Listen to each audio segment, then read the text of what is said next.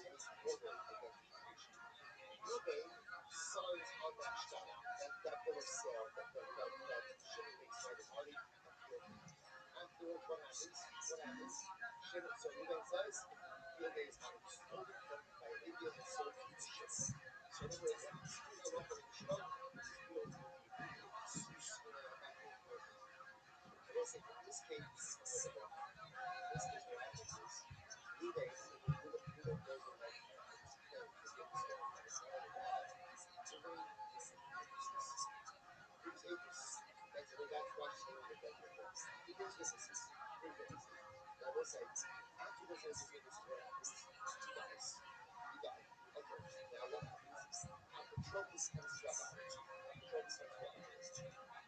Apotropos makes Apotropos a prisoner. And here's what happened in this place.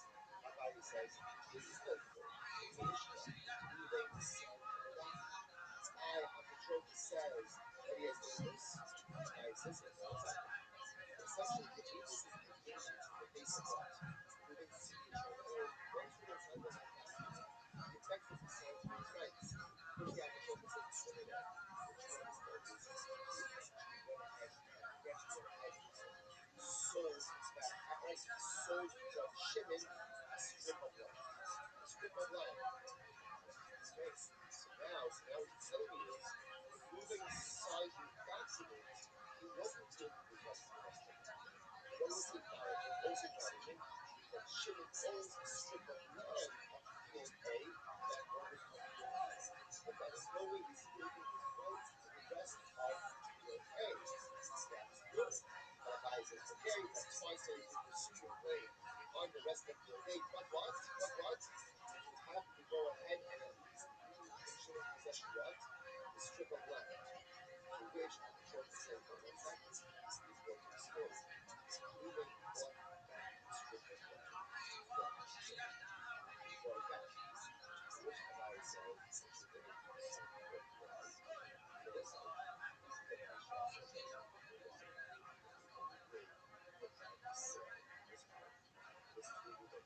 Right? In other words, if you never have the sale, without the sale, all you would have is what? They were saying that the mice in the field was stolen from Ruben. So now Ruben's sort of was Apotropos telling us that a sale happened on this way. Now Ruben's further clarifying it, was after the sale occurred, Ruben brought it back from Shimon. It's a kasha as a kasha in which case Ruben snatched the Apotropos and was leaving. So here's that. It turns out that Ruben should be able to as soon as he reproves his claim, that he should be able to walk away with the field with his entirety, including the strip of land. Now Rabbi is also wants to make it to the story. Rabbi, I find you both the Apotropos, both you not regal after this was easy. And also the entire takeaway is you gotta get the Apotropos the best. Right? So in this case, you gotta surround yourself with good people. Right? This Apotropos Rabbi says really exactly what he is doing. So we'll say, so for our purposes, I love for myself. This is a complicated case. It's very complicated. It's remember again, what we have essentially is embedded in this case, but I'm talking about different cases. Just because I'm going very quickly. Rabbi Paskin, this is a Kodos, Owen, Eric and Sessi Saladin, Hamosas, Adam, and Days. We don't have time for everything. I'm going to do that with all the pages in the Mishnah. Here it is. Ruben Shemach on Shimon Saga. Ruben sent the troops. Ruben sold the field to Shimon. But how you agree? Maybe it's a reverse that case. Rabbi Paskin, right? So let's say, so Shimon, sorry, maybe sold the field to Shimon. And Ruben was one of the witnesses on the shtar. And what happens? Subsequently, right? Ruben claims after the transaction occurs, Ruben claims a what? That Allah B'Lamaisa, lady stolen from me, came Shimon. But I'm not going to ask you remember again, you're going to claim, yes, I signed on it because I wanted it to go from me to Shimon because I feel that chance to feel back from Shimon from waiting. But I'm not saying, stays close. I love for myself. I love for myself. There's absolutely nothing to talk about once you are part of the transaction. Right? Once you are a witness on that shtar, then effectively you see your becomes without mention. However, what says, when Ruben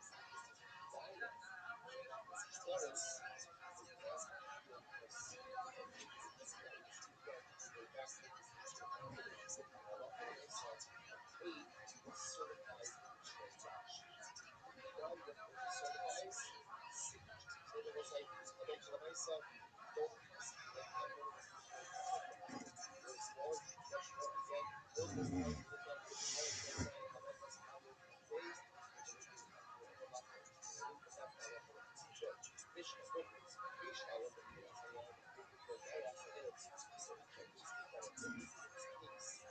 matter? You ask yourself, what if you had to do this? That's answer number one. And then take number one. So it's like number again. The reason just to know, so it's the reason why we're doing this is because remember, the way this started off, we was talking as once. And remember again, it started off with a discussion about Masoros, that which is clueless. Now let's say we're just going to do all of the rules. Watch this. Great case. Misha, I'm not going to do SS. Where's the watch this case? Ruben goes overseas. Ruben goes overseas. Now Ruben owns a field. And we'll say he just really enough to use over his Ruben's field is the landlocked. Which means that the only way he's ever able to get a right of way. Get a right of way with someone. So what happened? So we shot the US because the refs are here. So once they say, what's the time? He goes like, away for a while. You can't have the right of way. Where is my right of way to get into that way? Of course, you can't know things.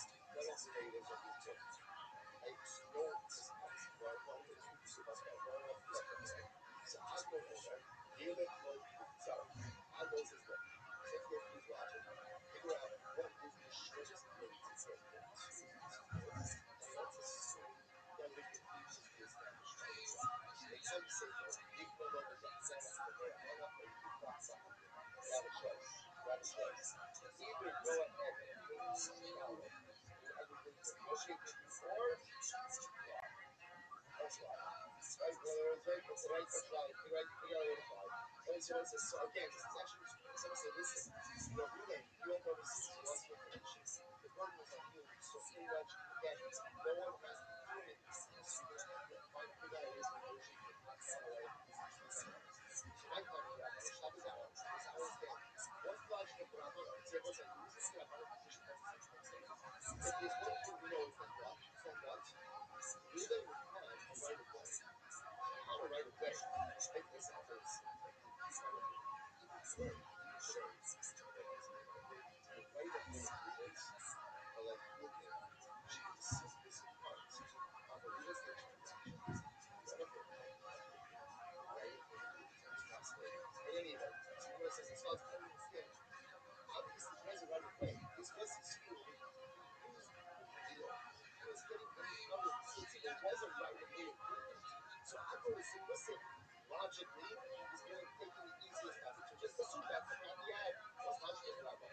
Or in Torah, watch this. Moshe was a giveaway. Should we do a haggadah or a haggadah? This is a landlocked field. There's four different fields. So we'll say, what's the problem? The conversation is natural. Is that like with the Shemale,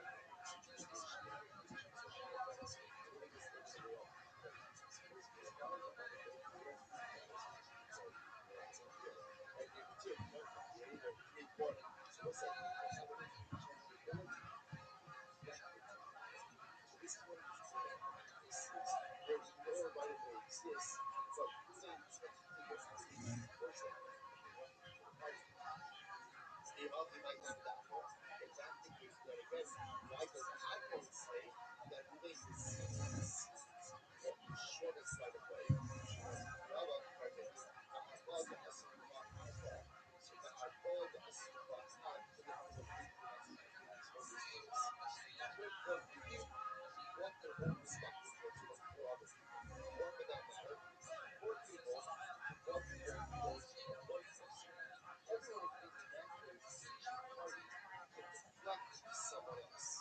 People, Gemara says, "Kulam matzviki b'matziman." He said, "People." Where does that go? He said, "Let's do this." The Katan, the Asim, Katan, Arbal. So watch this. So let's say now both four fields, the landlocked fields, the landlocked fields, are all owned by one person. Right? So that we don't know, and all four of the surrounding fields are owned by one person. But let's say what? Ordered from four individual owners. So in this case, we have what's called Shimon. Shimon now owns his own field, which is surrounding Ruben's field. Shimon orders from four different people. Watch this. So I don't sell what we come up with that. Please take them up. So I don't listen. Ruben can go to Shimon. You have it.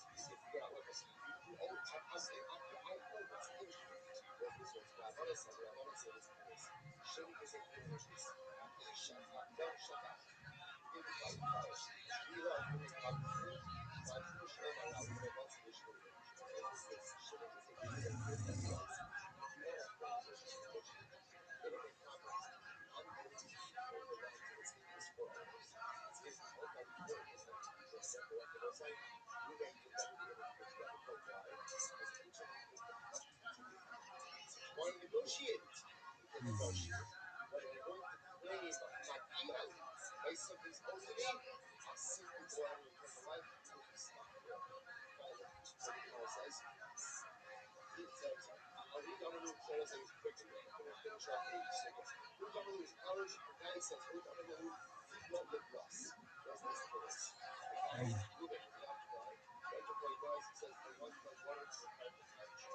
He's giving a country to his brother. Other than us, I say, there's some really guys, and the son's not giving the body up to the state, but didn't give the country to the brother. Otherwise, we don't know. Otherwise, we have a people.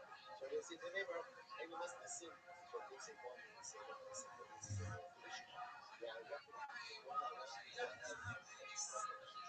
right? Each son can say what, each one can say what. Oh, not for my portion, for this portion, for this one, for this portion. Of what my is, you can't give comparison. Us is what I can have to not also, because I buy you power. So listen to this. Here's the difference. So listen, the piece of the right of way. The right of way was existing for years. When it comes to the owner's right to a country, that is right that belongs to all their entitlements and portions. So therefore, my talking outside, what should we do? Right on the outside, let's put a big one and how can we live in the village? What we should do is give her a country, and then we divide the estate minus the country.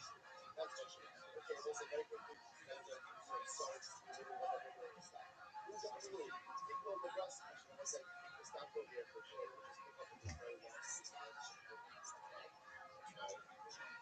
okay. If I say Shkaya, again, great, leave ahead of us. And then it's Hashem, Shkaya.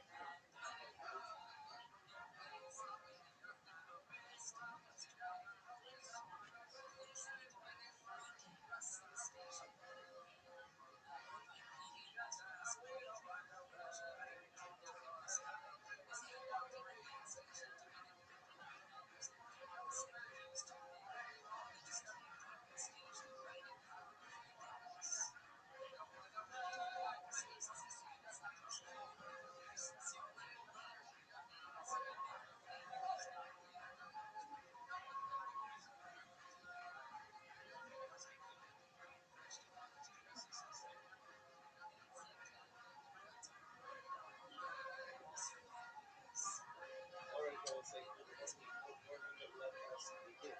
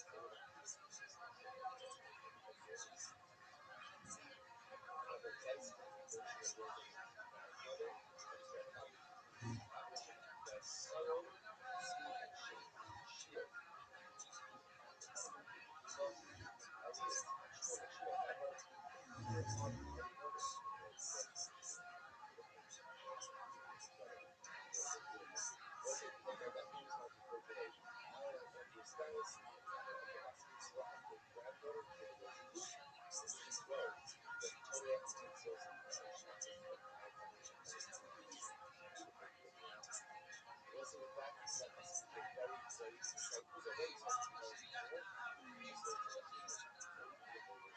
of this is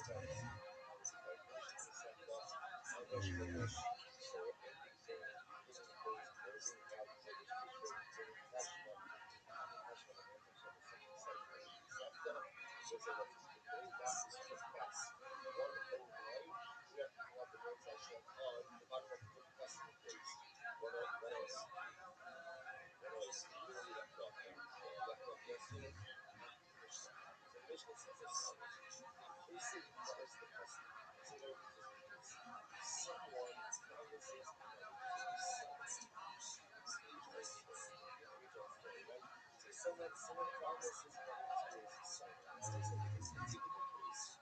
Let's say holding on to his essentially $25,000. So imagine for another double day, say Rabbi. Rabbi's father promises Ruben some amount of money. And what happens? Hashem was halal. And then Hashem, the father-in-law, extends his foot. So we say, what does it mean extends his foot? Say again, extends his foot. The father-in-law doesn't have it. Father goes to Rabbi's father doesn't pay the guy back. Hashem was halal. Lashon Zayim Amar no age Shein Hashmi Sarah told Tik Sha'al Rabbi Rabbi. It wasn't anything special. It was essentially giving you that thing, take the dirt that's on your shoe. Take the dirt. It's like, now, in general, what the setup is, the father-in-law is intentionally not to use the same of the chooses to set up that way. So that's just the way that's what the Mishnah is saying. So Moshe knows, so I go, yeah, take the dirt that's on my foot, I'm not giving you any money. What could be is, father-in-law promised money, and now he's not delivering. So let's say, now the problem we're in is that Mishnah has already taken place. Mishnah has already taken place. So Reuben is already going to punish Rachel. Stop that debt completely done. Father-in-law completely paid the debt. Whatever the situation is, you're not to pay the money. What's not what happened to the press? Patient Asher Pablo the Rosha. What does it say? Hold on to it. Literally, she has specifically in there. She's stumped. Rachel's stumped. That alone at this point in time, this boat is in the wrong hands. And either he can make a choice to marry her, right? Or ultimately just wait for Rachel until she repays him. So again, there was an agreement. Everyone's saying that this way. Rachel's father is not paid. So again, Reuben the Lord Rachel having a very honorable business. Rachel says, the third thing she said, Rachel, she said, Reuben, so I give us after that, say, patient after having a shot. So I'm going to say like this. Rachel can say to Reuben, listen, I Rachel was wrong. I got one promise to us. Then I broke my heart. So even though I broke my heart, then you can essentially, hold me in this marriage until either I pay you or then until I pay you. And I guess Aksha, Shahada Masa, all the assets, ultimately, so she said, we're going to have a so Ruffles wanted to get married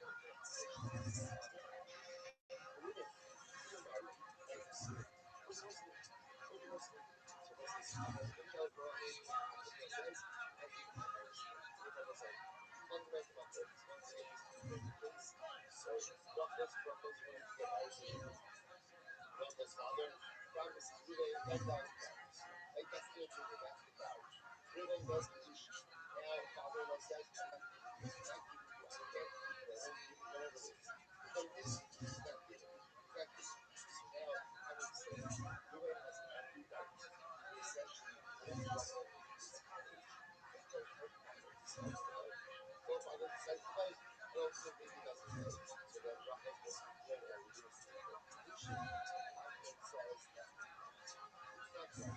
Ultimately, I never said that it's happened. So it's the Mishnah is the kind of the same. Either this is technically a legal thing, what's happening because once his father was in. So Rachel said that, so Ahmed says that Rachel can take that money. That's not right. I can't. This is what happened. My father paid the guy for the shoes. So listen, don't marry me, don't divorce me. So Rachel, the guy, you got to follow me. That's right. So this is where the idea. So Mishnah, it's not just the other problems. It's a Mishnah. There's no more. So I'll say business idea. I'm ready to see that Tida.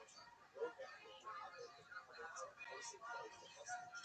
Hustle was a level. She had all this issue. Now, Abba, Masak Amai, Ma Ani in all that last. So it's very interesting. right? So everybody in the same place. So this means when Yosef, Ephraim, Judah, Moses, in every one of these, in a case where the father has spoken and the agreement is made, that Reuben can both recognize the child. So that means everybody can say, I do confirm. Even married people can listen. The boat should be in this state. Sa'amada. So we're not going to focus on several things. Asher Koste He Alatzmo. But let's say in the right situation, the right situation, when the God is involved in every one of these things, then we will again, for example, this is one of these things. We're going to use this. Everyone has been through a dream. But on a conceptual level, okay, she never told somebody to see that bitch. Right? But that's obviously that's as I wrote. But why does both of them right? Your system is success is much more powerful than power. That's a question. That's the question. Another one, earlier explains us why the listen, the seed demand the power. But again, this is a legal discussion. So legal discussion sometimes of what is right. Right? So we all know this. Because it's just the idea. Just because something is little, right? Just because it's permissible does not mean it should be done. So again, we're talking about what's permissible. Right? When I come and say again, it's permissible for him to use the marriage as leverage to go ahead and extract money from his father. It's legal. It's legal. Is it right? Is it right? Of course it's right. Of course it's right. So just understand that. So not everyone's right. So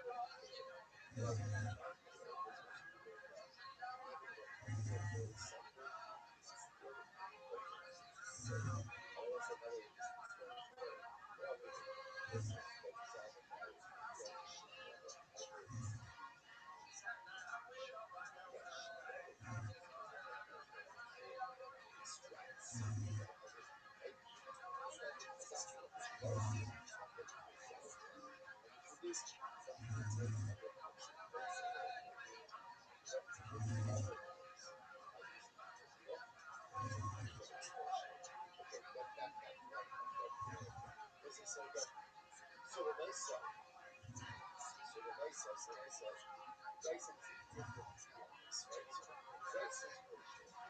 But honey and alcohol open. It's what? Rabbi for myself.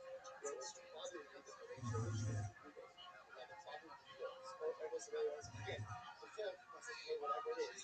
So everyone agrees, and there was a Ruda, that Rabbi for myself, Rabbi says to Reuben, you marry your wife. I so what's the method? So what's the method? This Asher Paskin what happens? What time? God is being right. Right? So the word intention. Rabbi says to me, this is the punishment. And the punishment. And if it's punishment, it will be $10,000. Okay, now what happens? We make the punishment pay. And then what happens? Rabbi doesn't pay. Rabbi doesn't pay. Won't pay, can't pay, doesn't pay. So it says, now watch this. Shacham will come say, preaching out to Father Moshe. And the Chacham will say, listen, Rabbi, here comes. We don't know how to be serious until you get busy.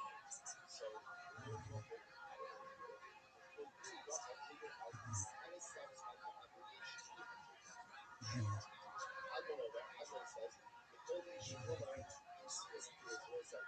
Adon says, so what you should say this is great. Before the Ishikola, Yisrua and Misha Adon will say. She says, no. I said, I'm going to give you $10,000. I'm going to give you the same bank that you can go my life until this point. Right? It's kind of like credit limits, bank qualifications. I figured the same bank that was taking credit my entire life is going to take credit now. So she said, no, I said, well, I was going to pay you. But again, automatically you see that it was my father who was going to go ahead and take this thing with him.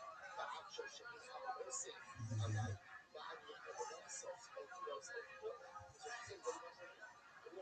I guess what Rafa says, in other words, I'm not so busy. I never had the money back.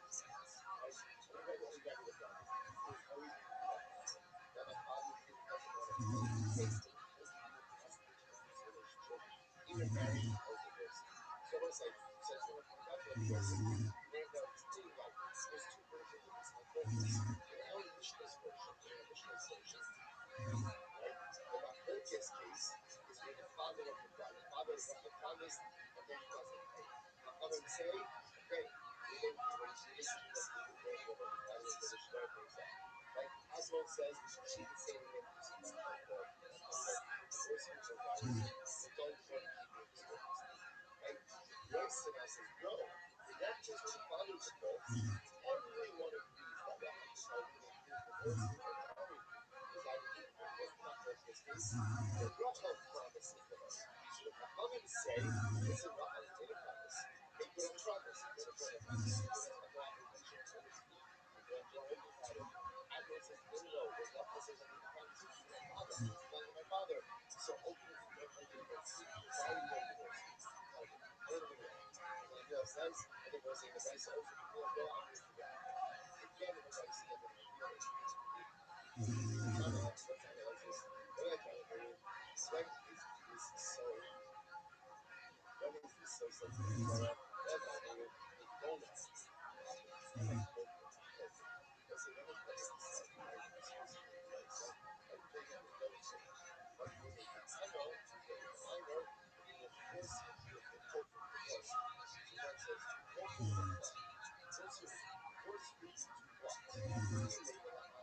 It's going to be the father to pay off. So let's say it's much more safe to divorce the father in a case of Gola than it does to divorce in a case of Judah. Why? Because we're talking about a case where the father is become right now holds become let's keep it the allowed to hold again. So if you're talking about a case where you're forcing the father to pay off, it means ultimately forcing the father to pay off. So go look at it. So you know, both of them, the love of hope to the child, they kick that. And the love says, no, no, what it means is, first the husband should be the one. So let's say, we'll see how that plays out in the long run.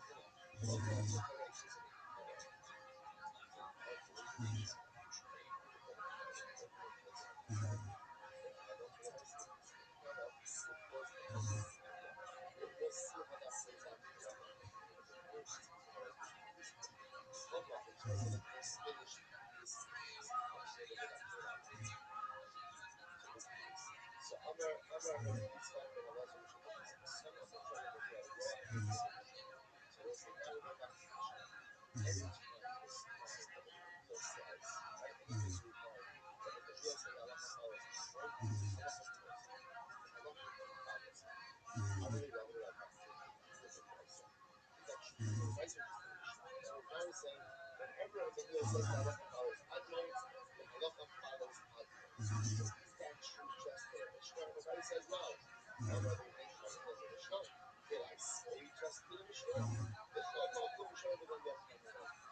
I'm saying. I'm saying any place in these laws, a Mishnah or a Brisa, any time that the Rabbi says Allah follows Admon, then Allah follows Admon. However, other theory with the Rabbi, they learn Shulchan Allah follows right? Ultimately, so now we're going to say this again, and the two situations ultimately again, where based on Shulchan Hanan, Yotze, right? Right, the Rabbi was that said that Allah follows Hanan, Allah follows Hanan, Shiva Garsh, or Admon in Allah follows, right? But ultimately, again, the seven cases where Admon said Allah, and the Rabbi said that Allah follows Admon, the Allah does not follow Admon. So that's what I'm saying. Either one, Shnei Garsh, also, those are both, those are the two halachas that Hanan brought down, and ultimately again, Yosef are both passing down to him. Halacha follows them.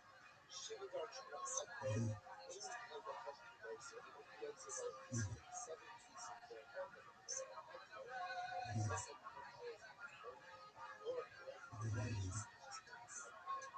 I am a Yitzchak ben Elazar, yes. The Rabbi Shimon of the Field, you just said before that anytime that the Rabbi says, I see the children of Admon, you should pay off. And Allah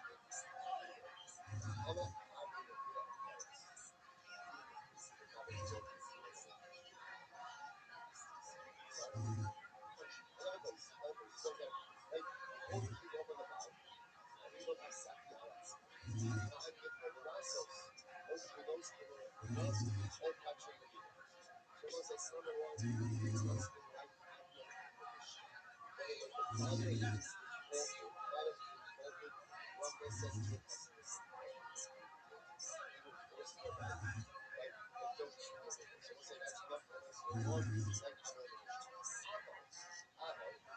was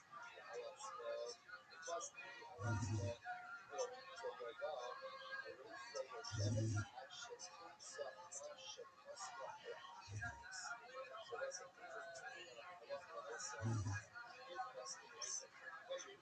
the prices. She is the one. Ultimately, she has to be married. He has no obligation to do anything until she's given his this is where she made the commitment. Remember, Amnon's alcohol. Remember, they always Amnon's alcohol. What is alcohol? I didn't probably sometimes I know it was me. I'm an extension of my father, right? So when I said slip time, she was my father. So when I'm not passive, like coming to the crisis things in me, she makes the proper herself makes the commitment to me, and then divorce you make the commitment out of the and ultimately they get that as a person who are the most what's the balance of the sex again? This is what people no application should have ever relationships goes in always absolutely again if she says give me more time I'm happy to go and try to figure out that's fine she's not but once again this is the legal ruling not the so it says, Allah constantly acting the Mishnah, therefore again, it follows the words, Ruben can't hold up on the relationship. If Rachel defaults, he has the ability to go into all the details. Mishnah will say, very interesting case. Hold Allah Sabu with his life. So let's go back up. Look at Rashi. First Rashi, the Mishnah. What's Rashi the Mishnah? So let's say in the short lines of Rashi, 2, 4, 6, 7 lines of short. Rashi says, Hold Allah Sabu. Watch this. This is fascinating. Ruben Maharar Asaba Shemiyad Shimon. So let's explain the case. Shimon has a gift. Shimon has a gift. Ruben is 50 yards stolen from you, and you bought it 50. Now again, not accusing Shimon of being complicit in the death. Just saying, Shimon, you think you ever could have been stealing because you know you are. Okay, fine. Now watch this. Ruben Maharar Asaba Shemiyad Shimon. Remember, maybe Shimon going to up because here's the case, right? You got Ruben, Shimon, and Levi. Shimon is in part possession of a field that he bought from Levi. So Levi sold Shimon a field. Ruben says, Shimon, that field you have, it's not yours. It's not your Levi stole it from me and sold it to you. Okay, here's the wrinkle. Here's the wrinkle. The Mishnah says, Chassid. Chassid means there's a record. Levi sold the field to Shimon. What that means, and one of the witnesses on the bill of sale is Reuben. So Reuben is the witness, Reuben is a witness on the sale document from Levi to Shimon, and now Reuben is one of the witnesses says to Shimon, by the way, the field is stolen. Ashtara the field should possibly the Shimon the Shemach. So let's say so now obviously right there, it's where it's from. And so Reuben is beginning to say Shimon the field you bought from Levi. Maybe still with me and sold it to you. So now the worst case is that Reuben himself is one of the witnesses on the bill of sale from Levi to Shimon. So what's that one? The Admon Omer, I'm going to say this one time. You say to Reuben, so I'm saying Reuben, I understand. But the field Levi sold stolen. And now he's going to sell Shtar. Shtar the field. Why would Levi sell a bill of sale? Admon says it's a perfect answer to this. Sheni Mo'amri, Harisha Kashmir. So this is Reuben considers Levi is a gazla, right? Levi is a thief, right? Levi's a strong guy. I know I'm going to have to chance of getting my field back from you. Shimon, I know you're a reasonable guy. You're a reasonable guy. So I figure I can get the field away from Levi. Give it to Shimon. Now I have a better chance of getting back my stolen field. That's why I agreed to sign a bill of sale so I can get out of Levi's hands first. Incredible. Incredible.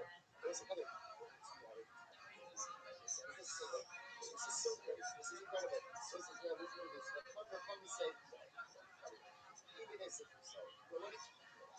Ruben, again, even if you come forward with a claim that the field that Shane Carter was is stolen from you, that's fine. But what I said, once you're signing on the once you're a party, once you're a witness in the transaction, you've lost any right to claim that this property was. Even as a user, we're going to get Rashi. Even as a user, the whole of the awesome, hold your shit in your awesome. You know what I'm saying? So what I'm saying like this. Act of signing on a document, and the act of witnessing a document of sale transaction, sale transaction, is effectively saying what? This will is not so it was like when I side. I saw a similar affair. Sorry, I saw a similar affair. So I said, I saw also a similar affair. שלא נוח לנו בנסיעה אחרי העולם, אלא מגיש מאמר, אלא נובע סוד המצב. מיצרו הגאוס סויאסה. חסר לו במיצרו, מיצר אוניסה, ועשה סמכות. So let's say that the right? That's our ship. It's our ship, right? So ship owns these two, right? So now what is ship owns? Ship sells another piece of property, right? So let's say now, let's call this field field A. Field A, right? So same case, right? Ruben bought the field from, sorry, Ruben bought the field from Rabbi, right? Then there's Ruben, of course, stole the field from him and now sold it to Ruben. So Shimon, sorry, right? So let's say again, remember, Rabbi sells the field to Shimon, right? In fact of all of this, you have Ruben claiming that Rabbi sold that field to him, and now, all right, stole, right? Rabbi sells the field to Shimon. Ruben now is claiming that the field that Shimon bought from Rabbi was stolen from him by Rabbi. Okay, so that was case one. Case one, where it turns out that Ruben himself is an aid on the bill of sale from Rabbi to Shimon. Okay, so now what do we do with that? So again, according to Akron, so you have to say that's it. You lost benefit. You signed on the shtar. You lost one claim. Akron says no. There's still another claim. Ruben claims back from Shimon than it was from Rabbi. Fine. Case two is Ruben. So Shimon is selling the field. So let's call this field is field A. Shimon is selling field C. Field B. C. So let's say walking away, selling the field. Ruben gets the other field. The way you make money on that, the way you focus on the field that you were selling is by identifying other field owners. Right? Second field B that is ordered by field A, B, E. So in this case, Shimon is selling field B. Or the document of sale, he makes reference, he says field B orders on my other field, field A. Field A. So in this case, field A is being used as a demarcation point as a border. So right, field A was not being sold at all. But it's being used to identify field B, which is the transaction. So now Ruben is using field A, right? Sorry, Jimmy, thank you. So it's using field A as just to identify the border of the field that is being sold. Now what's that? Ruben is signing on this document also. Ruben is signing on this document. So now here's the shot. Now in this transaction, in this document, so when Shimon is selling field B, it's also what? So to speak, solidifying his ownership of the field A, because he's using field A to identify one of the borders on field B. Ruben is claiming that this field A was originally his, signing on this document. So now what's going to happen after this is over? So now Ruben is going to want to come back and say to Shimon, by the way, field A is mine. It was stolen from me by Rabbi subsequently. The Mishnah says no. I saw a Yaakov, even as anything that they do with actual even actual in this case, they want to do a sign of this type of star, which used the compressive field as a order to feel its soul. Every one of you is that we're going to do the for the rest of the course. Okay, let's go. I'm gonna buy it. Okay, let's go ahead and get up. Let's go ahead and get this.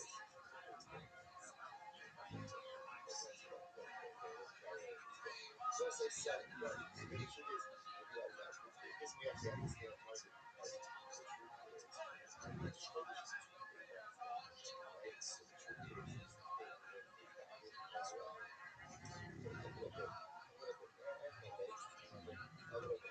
So, you gotta, some people are going to be fine. So I say, here we go.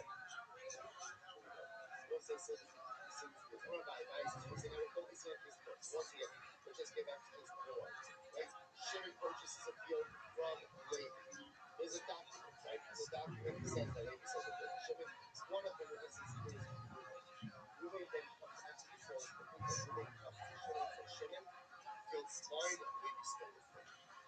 What? You son of a gun. So again, Chachamim says, sorry, Reuben, you no longer have any claim, because halakha, look at myself, son of a gun. So I put a witness, we're done. Agron says, no, Reuben has a claim, so I guess he's signing a document in order to get it out of Levi's hands. Go ahead, Shimon, to get back. Any chance you feel to get back away. Fine. So Rabbi says, no, Shimon, Allah, eight. That's what you should do. Like, all of this is what you should do. Halakha, myself. Reuben, somebody else, the focus, is only Reuben side as a witness. About Galion, no, Levi's so it says is so in Halakha myself, Reuben should have been charged. Every one of you is still even though he wasn't in charge of the whole thing. What is that? Why do you think he charged of these things? Correct. Shalish Tama for the reason of Tango, Mishpat Shtas, Sha'id Dvarim, Satraba. Bayon Kos Mishkara Ilan Nakli, Akana, Sibir Sadia, so I say, watch this. Let's say that you certify that. Kiyum Shtaris, you've spoken on certification what is Kiyum Shtaris? It is true document. And I wonder document what is Kiyum Shtaris.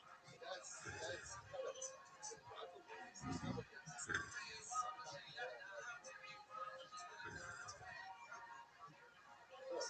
sometimes forge a star. Sure. So there's a concept of star certification. We call it Kiyum Shtaris. What's the concept of Kiyum Shtaris? You bring your star to Basin. Like Basin takes it together. The Basin brings in testimony. It brings in witnesses. Certifies that is that is their signature. You write a little, like today, right? You write a little on the document itself or an attached document, and done. The star is certified. So this is incredible. So Abai suggests like this. The Machlokas Agor Chachamim is certification. Because only way you make this say that's very so he was a guide on the day that certified that is not the word is a field was stolen from him. Why on the side? This is actually fascinating. Ein Abiyah, Ein Ha'ifet Pesach al Ashtar Alef Ki Karor. Ava Habayom Pesach Ava Shalom. Was actually incredible. If you witness a transaction, right? If you sign a contract, what's the witness sign on? What are you signing on? You sign on at the beginning of the transaction. Right? That's what you're signing on. That I witness this transaction. This transaction is binding value for you. When you're a guy of Kiyum Shtaris, so let's say, what are you certifying? What are you certifying? Signatures. You are not certifying the transaction. In fact, the guy of someone that Kiyum Shtaris, the Dayonim are going to be using words like odds. Right? Because I'm not certifying the transaction. I have no idea about the transaction. Kiyum Shtaris refers to simply to certify the signatures wasn't. It's so fascinating. So fascinating. So you could have a situation like huge Taurus. Which makes sense what I said, because otherwise being Taurus requires an also a transaction. Okay, what's the point of shtar? And what does the shtar do? The shtar, right? The Iblis on the shtar locks in the transaction. Huge Taurus certifies the signature. So this is incredible. So let's say in the case where Reuben wasn't buying from huge Taurus, and I'll play this out. Right, so Levi sells, slave Levi sells a field to Shimon, and they're about to be dropped adopted. And now they want to bring him back and he's the baby certification. Reuben is one of the Dayanim on the baby certified. Right, Reuben's baby certifies the document. And then after it's certified, Reuben says to Shimon, by the way, the field is staying with him. Everyone agrees in that case. Reuben has valid, and has valid. Let's say Reuben has a valid claim. Obviously, the same still not a claim. Right? I mean, it's a claim. What it means is Reuben now has the right to what? Pursue that claim. Right? So again, why? And everyone agrees in that case. Everyone agrees in that case. Why? Because Reuben's acting as a non-human choice and yet doing the transaction. All Reuben was doing was just saying, oh yeah, signatures, if you say with this field, right, the grant signatures, fantastic. So you sign it up, right, and then we're going to certify it. It's done. So everyone agrees in that case that the way he owns his claim to go out and pursue the stolen, right, the stolen claim. Think about the stolen claim. Sha'im when it's the witness to the actual transaction said from Levi to Shimon, in that case again, you are saying that a shtar is what? Is what? You are claiming the transaction itself is valid. When you say in the transaction is valid, it's meant to go ahead and say that same parcel is taken from you. Admon says, yes, I can. The transaction was valid. In other words, yes, Levi sold to Shimon. And at the end of the day, it's valid. Good. So you say, well, so similar to the Mishnah was, remember again, right? So same case, but let's say what that situation. In this case, Shimon the purchaser, right? Shimon the purchaser has the property, well as parcel A. Shimon is selling parcel B and uses parcel A to identify the owners of parcel B. Reuben himself signs on that shtar as well. That's why he signs on the shtar. The Mishnah says everyone agrees that after he signs on the shtar, the Reuben has the right to pursue anything from the land of the parcel is going to operate. Those show a little that's very true. Rashi said, "What shall I repent?" That's the Rebbe has this similar some and purchase of similar Moshe. Reuben said, "Oh, listen to this. That's only true when what? When Reuben, sorry, when Shimon is selling the parcel to someone else. What happens if Shimon is selling the parcel to Reuben himself? Shimon is selling parcel B to Reuben. And what happens in that sale? Shimon uses parcel A, that's the property, as a fertilizer application. And ultimately, in that case, even though Reuben, right, so Reuben has to use it. Reuben did not go ahead and use part turn parcel A. Why? The Amar, even the outside, this was it, but not in this case. Well, Hamataz became true. And ultimately, again, Shimon did not sell it. In other words, listen, it's going to be case that if Shimon knows that Reuben is looking for parcel A, he's going to be reticent to what? Sell parcel B. So Shimon, right, Reuben wants to buy parcel B. Logically, then he's going to know that eventually he's going to get parcel B. Certainly, again, he can sell parcel A. So we can answer that. It's not going to be so what? What could Reuben have done? He might have been able to make a move on. And what's the name for Reuben's great point is what? Before he purchases parcel from Shimon, he decided that this is something that's going to stop that very question. How do you see the parcel B? Shimon just the transaction. Shimon has said the parcel B, right? Orders to Shimon's other parcel, parcel A. Just going to tell you, Reuben's going to say, listen, I'm going to go sidebar. Very nice. Partial interest. You know what I'm saying? There's those that don't say, not that transaction. Maybe that's what we should say to him. We're saying, give him a go, not Paul. Right? Let him go. You know, says, yeah, now what do you want? Kavra, I just say, Kavra, the Kavra, Kavra, listen to me now. The friend doesn't know. The friend doesn't know. Which I guess is another way of saying, don't rely on the information.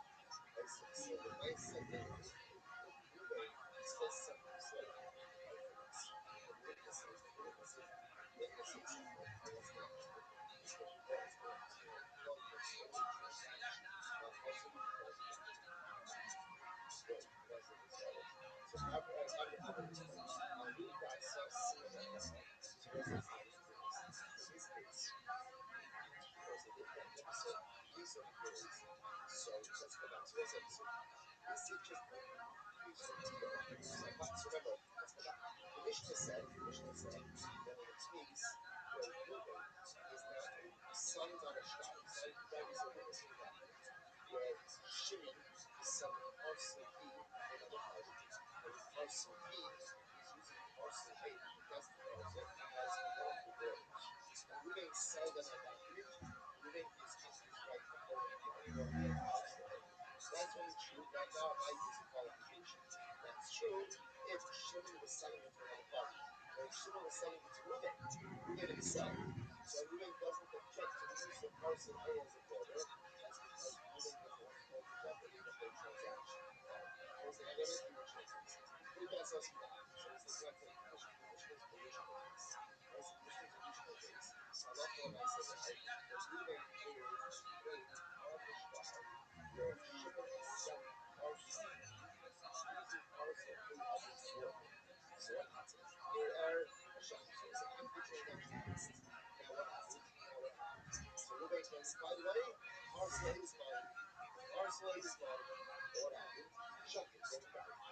Right? So Reuben died. Right? Reuben died after raising the objection of the ownership of parcel A. Okay. What happens? The oath becomes a trump. Right? So now again, so now Reuben has to, right? Either Reuben introduces beforehand, or the basis become appointed an apotropis rather than executor of Reuben's estate. Okay. So Asaf Reuben Yamayim. So the apotropis came before Yamayim. Amalei saw similar. So now what happens? The apotropis is coming. Why is he coming? The apotropis is saying, listen, before Reuben died, Reuben claimed that he'll pay for what he's in. So the apotropis says, I am coming to follow up on that claim. I'm coming to follow up on that claim. Okay, so why is he listen? Listen to the whole thing. Listen to Mishnah. Although I saw similar Amma, even as simple as we read it in this case. Reuben signed onto this document where Shimon used field A as a border identification for field B. And the Mishnah says once you do that, you fall under the control of the rights. Like we're going to talk about, to which the apotropis says to the right. But if Amar Ava Abusan Yassi Kain Al Kain Va'amar Kolak Aparasisi.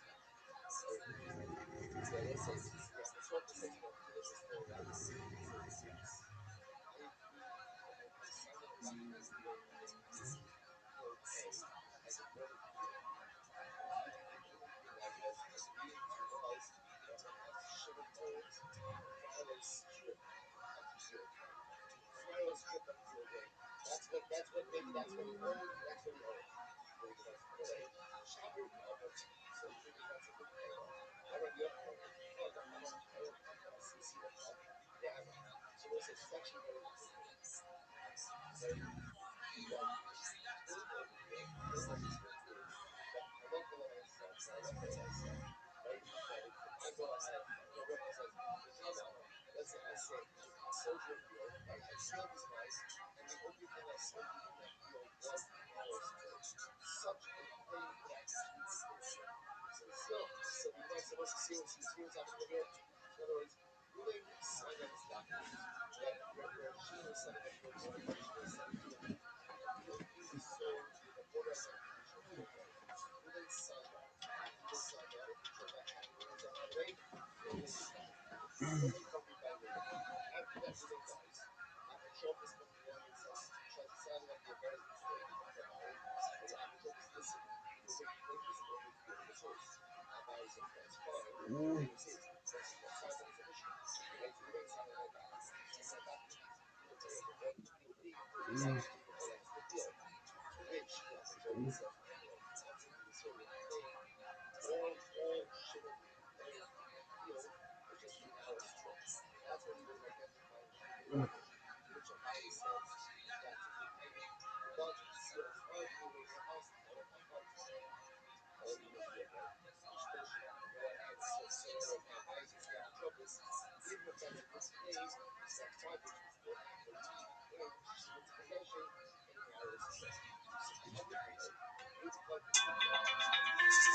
It's been weeks since the disappearance of General William Neal McCaslin from his home here in suburban Albuquerque. Well, just because it's crazy doesn't mean it's not true. But we have to look into the realities. It's very frustrating. Someone like me who's trained in searches comes down here. I don't really know.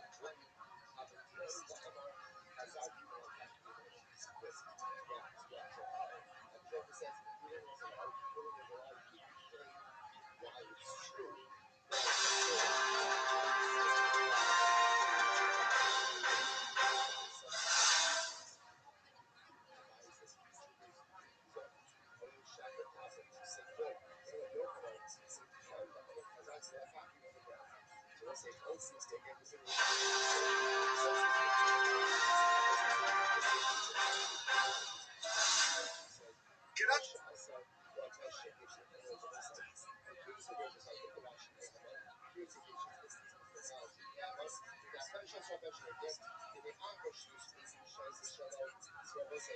This is an interview with a U.S. Marine on the Sean Ryan Show, where he describes an encounter with an unidentified craft.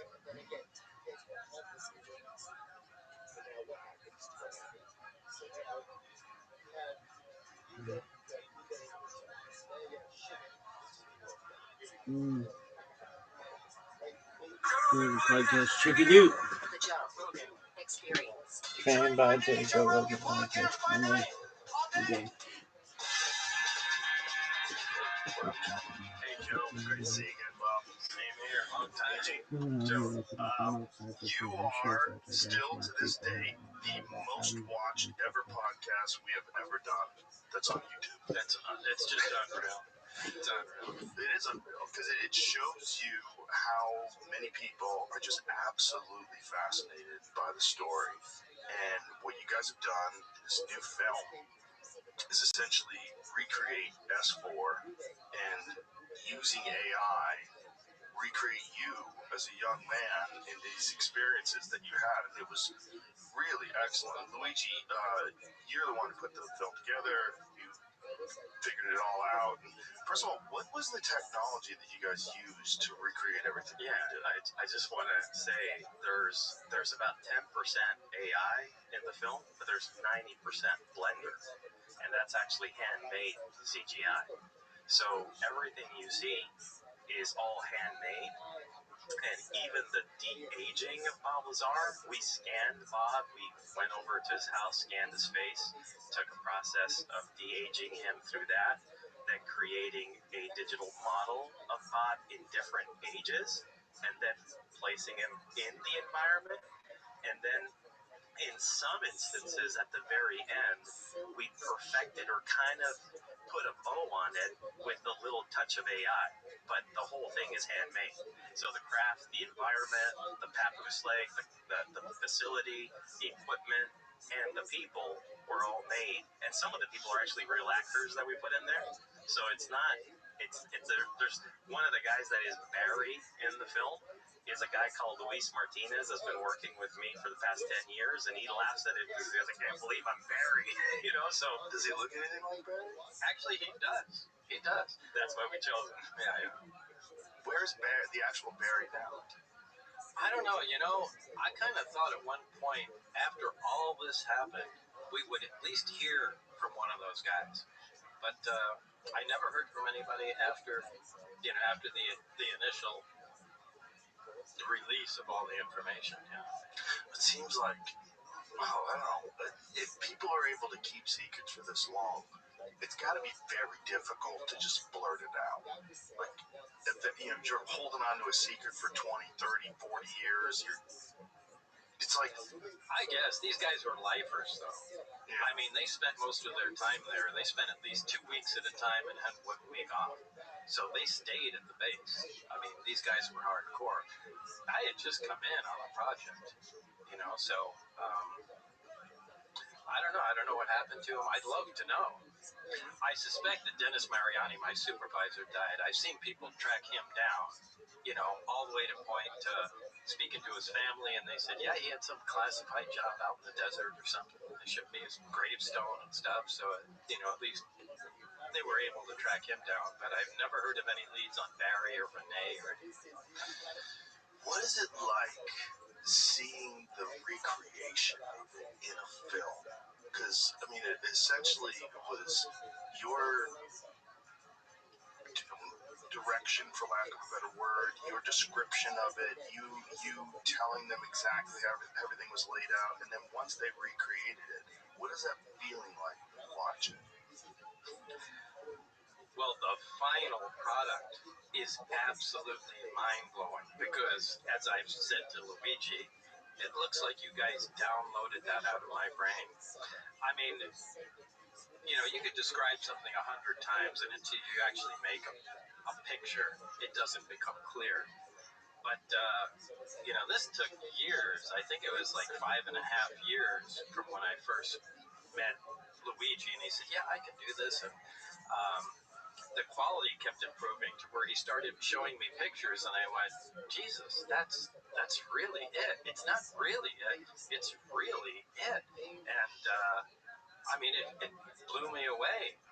Later on, he showed me a 3D environment where I could put goggles on and move around inside. I mean, that made the hair stand up on my arms. It was unbelievable. So, I don't know if I can really describe how that made me feel, but it felt like I was teleported back there. And that's when really I developed an admiration for Luigi's talent. I said, I'm behind this, and flew out to Canada a couple times. I didn't have much to do with the film other than, I guess, a couple times going out there and going, no, that's right, that's the wrong color, move this here, do that. And but those guys spent over 3 years working on it, and they never showed me anything. I speak to Luigi, a couple times a month, and he'd always say, "Oh my God, you won't believe this." I said, "Show me." No, it's not done yet. So I really didn't get it to see anything till close to the end. But when I did, um, really, without trying to sound dramatic, it really put tears in my eyes, going that's it. That's it. You did it. Just stop. It's perfect. Well, I had the pleasure of watching the movie with you and sitting there with you. There was a bunch of times in the movie you're like, yeah. You could tell. Yeah. I swear I could feel that place. I could feel it watching that movie. It really freaks me out because, as I've said before, it's not like what I saw. It's exactly what I saw. It's perfect. It's just like Luigi was at S4 with a camera. So it worked. It's a very unique documentary in that regard, and watching it with you, seeing you experience this thing, and then me trying to imagine what it's like for you.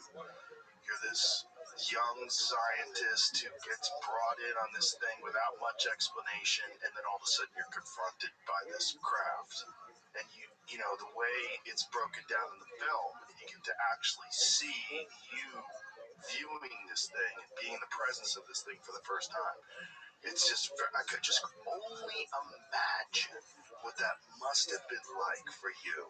And it's so weird to watch it again and see your wheels spin. Yeah. What the fuck happened in my life, man? Right. What did they do to me? What did they make me experience? Like, what the hell? Yeah. I really can't fill in the blanks there. It's I wanted to say that there was a time when Bob got angry at me a lot because I wouldn't show him. And he was like, come on, show me. And I said, it's not ready yet. I don't want to show you something. But at a certain point, we had to. And Bob started remembering more stuff. Yeah, that's true. It really made a big difference when he showed me some things, and walking down the corridor here and turn. Oh, stop! Wait, there's another door there. I mean, it was like I was going back into the facility, and really brought. I mean, actually seeing it again really brought some things back that I had completely forgotten about. So that. Yeah. Well, what's really fascinating is, for people that don't know your story, you came up with a story, you talked to George Knapp, and was it 89? 88, 89, somewhere in there. So, late 80s, you've essentially told the exact same story all these years. And then within the last, 9, 10 years, we've started to get all these reports. There was the New York Times story, there was the Go Fast video and the Fleer video, and all these videos that show a crap that's moving the way you described this sport model movement, Right. which kind of freaked a lot of people out with the way it rotated and turned. Yeah, it does the belly roll, faces the bottom towards where it's want to go, and then it takes off. And yeah, it's exactly how you described all those years ago, which is really fucking crazy. Well, that's the way it was. But it's crazy because you had this story way back then, and everybody's like, this guy's just making things up. This is all cockamamie bullshit. And then you see those videos from these fighter jets, and you're like, wait a minute. Listen, it's moving the exact same way he described. It's doing what he described in 1989. Yeah. Time to take a drink. Cheers. Yeah. It's so weird. I've had so many conversations with people, and one of the things that comes up is, do you think Bob is always telling the truth? And I said, look, I don't know. There's no way I can know, but he doesn't seem like he's lying. I've been around a lot of liars. Look, nobody can know unless you're there. I'm the biggest skeptic of all. Although if you look at Wikipedia, it says I'm a conspiracy theorist or something. Yeah, I think it says I'm a far-right podcaster. Yeah, all right. Yeah, that's great. But, that's my train of thought. Well, basically, are you a conspiracy theorist? No, you don't even look at this stuff. Well, if you have a lie, you have one lie. It's amazing because you've told the same one. Well, it's a pretty detailed lie. It's also not normal. Like, normally when people lie, they get bored with the same lie, and then they come up with another lie, and there's some other story. So you catch them. Eventually you catch them. There's some cockamamie new thing that they come up with, and it's the type of people that are that deceptive. It doesn't make sense. It doesn't fit the standard model of someone. Well, there are other people involved with it. Yes, that's also part of it. This is for the first time Gene Hub finally is on film, because when I had the test flight information, he was he was the first person I told about that, and we were all able to go out and see it, and so everybody knew that I wasn't crazy.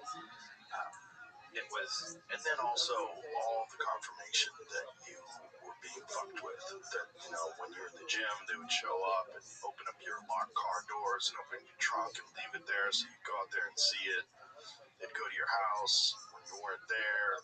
Yeah, they were even following George Knapp and all of us, anybody that had anything to do with it at that time, they were keeping eyes on. It was not just eyes, but a lot of intimidation tactics, just letting you know that they could touch you.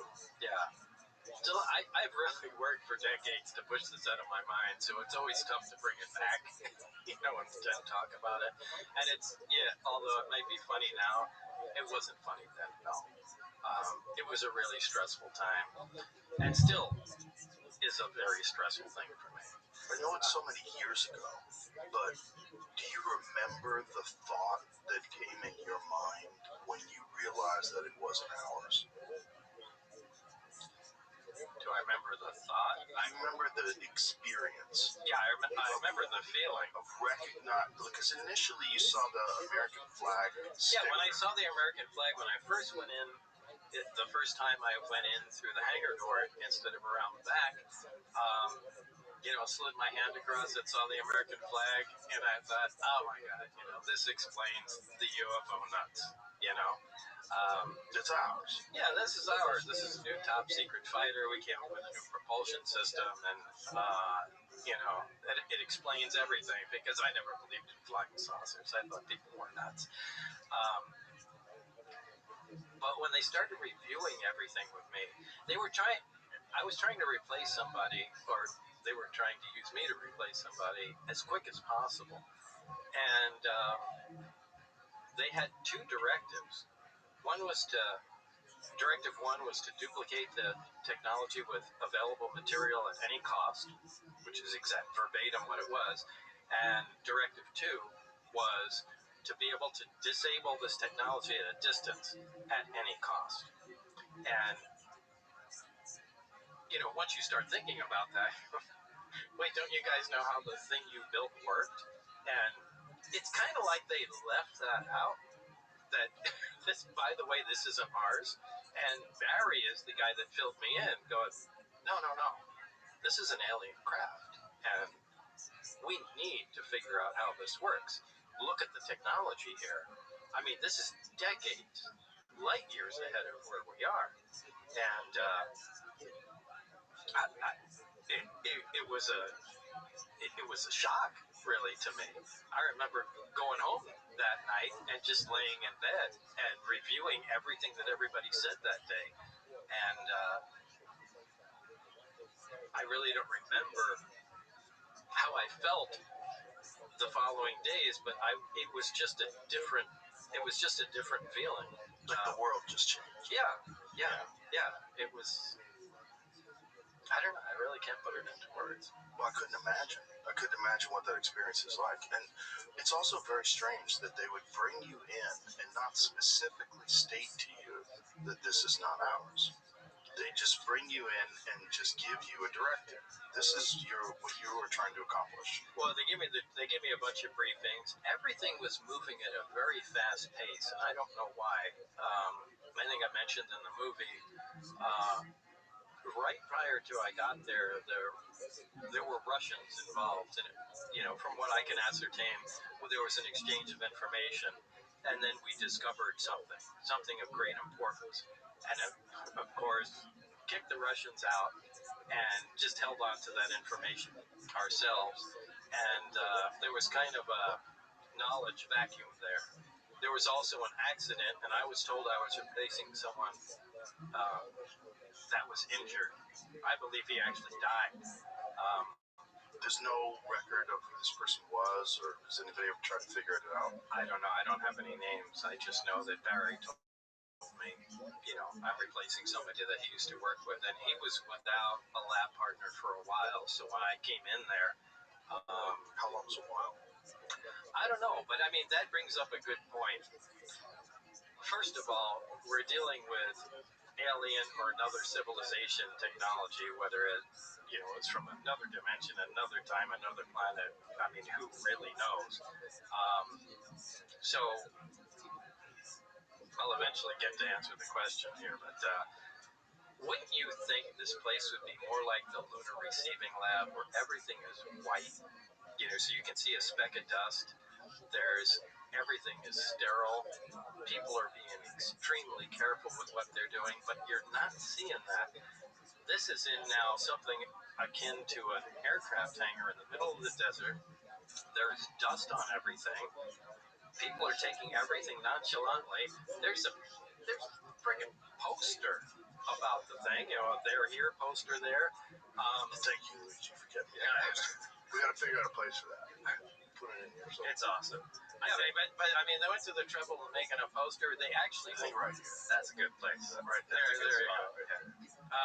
But they actually cut one of the amplifiers out of the craft. So my point This is in the film as well. You can see. Yeah, but my point is, it's so nonchalant at this point. When they first had it, it had to be at that level, and they became so used to it, so familiar with it, that, you know, to them it just became like another, you know, fighter aircraft or something from another country. So it must have been there a long time, is what my point is. Because, look, as soon as you have something that unique, you don't let it just sit there in a hangar and be exposed to the environment and have security people walking by and people touching it. I mean, it's in an isolated, sealed, secure environment. And they were past that. So I think it had been there for a decade or decades. A long time. And these guys were intimately familiar with it, not afraid of it, you know, and knew what was going on. So they essentially had gotten just completely acclimated to the fact that this craft exists, that it was there, and there had been relatively little progress as far as figuring it out and figuring out what it does and how to recreate it. So it just kind of sat there. And so I think they were making very little progress. And I think they kept going over the same road again and again, and they probably had other experts there and just didn't. And I think the reason I got hired is because I was a guy out in left field that didn't necessarily follow what was going on.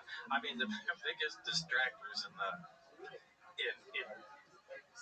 you know, to me anyway, in the story, are other scientists, other physicists. Well, they would have hired me because I'm the top guy in the field. Yeah, you probably are. But I think they hired plenty of you guys, and you just kept going down the same road and didn't do anything. I think they were looking for somebody that just would have some radical idea and just to push the project forward, because everything had stalled when I got there. And I think they were just in a desperate move to make some progress. One of the things you talked about in the first podcast that I think is really important is that the only way for science to really progress is that these various scientists have to be able to communicate. And you have to be able to share ideas, and you have to be able to collaborate. But that's not how this was run because it was so top secret. Everything was compartmentalized. Like the metallurgists weren't talking to the propulsions people, weren't talking to if there were biologics experts. Like everybody Super frustrating. Because I think I don't remember exactly where that started. Again, it's 40 years ago, but I think it started with the seats. And no, it started with the actual skin of the craft, because everything looked like it was made from the same material. And I wanted some information about in the skin, the superstructure of the craft. And they said, no, that's restricted. We need a reason for you to. I just want to see if everything is exactly the same material. And what I call the seats in the craft, I still don't know if they're in the seats, but they might be. I think it'd be hilarious if they were actually something else. But I wanted some information on those, and that was restricted information too. There were other groups working on that, so they compartmentalized stuff so much. There was no exchange of information between any groups. I mean, you could submit a written response that your supervisor, in my case Dennis, would have to carry over, and they would have to approve. And you get a 2 or 3 line response from the other group, but that's not how science works. Science works on the free exchange of information, and they were just killing themselves with security, and it was really frustrating. It was terribly frustrating. So was this a function of security people that are concentrated on top security that don't truly understand how collaborative science works? Yeah, that's it right there. You can stop right there. They had no idea how that works. Because it stands to reason that whatever that thing was made out of probably in some way interacts with the propulsion system and whatever controls that are in it, that this material has to be particularly unique. Exactly. That's exactly my point. And I suspected the material was an electric. You know what an electric is? No. Okay, like a magnet, a permanent magnet is like, it's a magnet. It's right. Forever it's a magnet. Right. It has a magnetic field. An electric is a material that has a permanent static field to it. A static electric field to it. And I strongly suspected that crap was made out of an electric. And I was not, because again, that's the material science guys, I was not allowed to connect that to, but that's so important to connect it to the propulsion system and how the propulsion system interacts with the amplifier and the emitters. And I wasn't allowed the information I needed. So it was I don't know. It was self-defeating. Well, what it was. It seems like they were treating it like a fighter jet or an automobile. Like in an automobile, you have the the outer area, the shell of the car. You have the doors, the skins, the hood, the roof, all that stuff, which is met. But then you have the propulsion system, which is the engine and the transmission and the tires and the wheels and the suspension. But they're all not connected. They're connected because they're bolted together, but they have different functions. Right. I think the idea or the concept, at least as I'm gathering from you, is that this thing all worked as a cohesive unit. Right. With no physical connection between the subsystems. And all of it made out of the same material. At least on the outside. They're all made of the same material. And the other crafts all had the same power plant in them.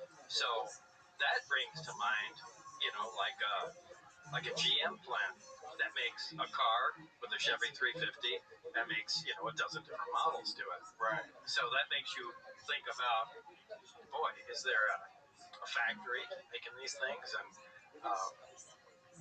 your brain can just wander off in directions, but I tried to stick with just the technology.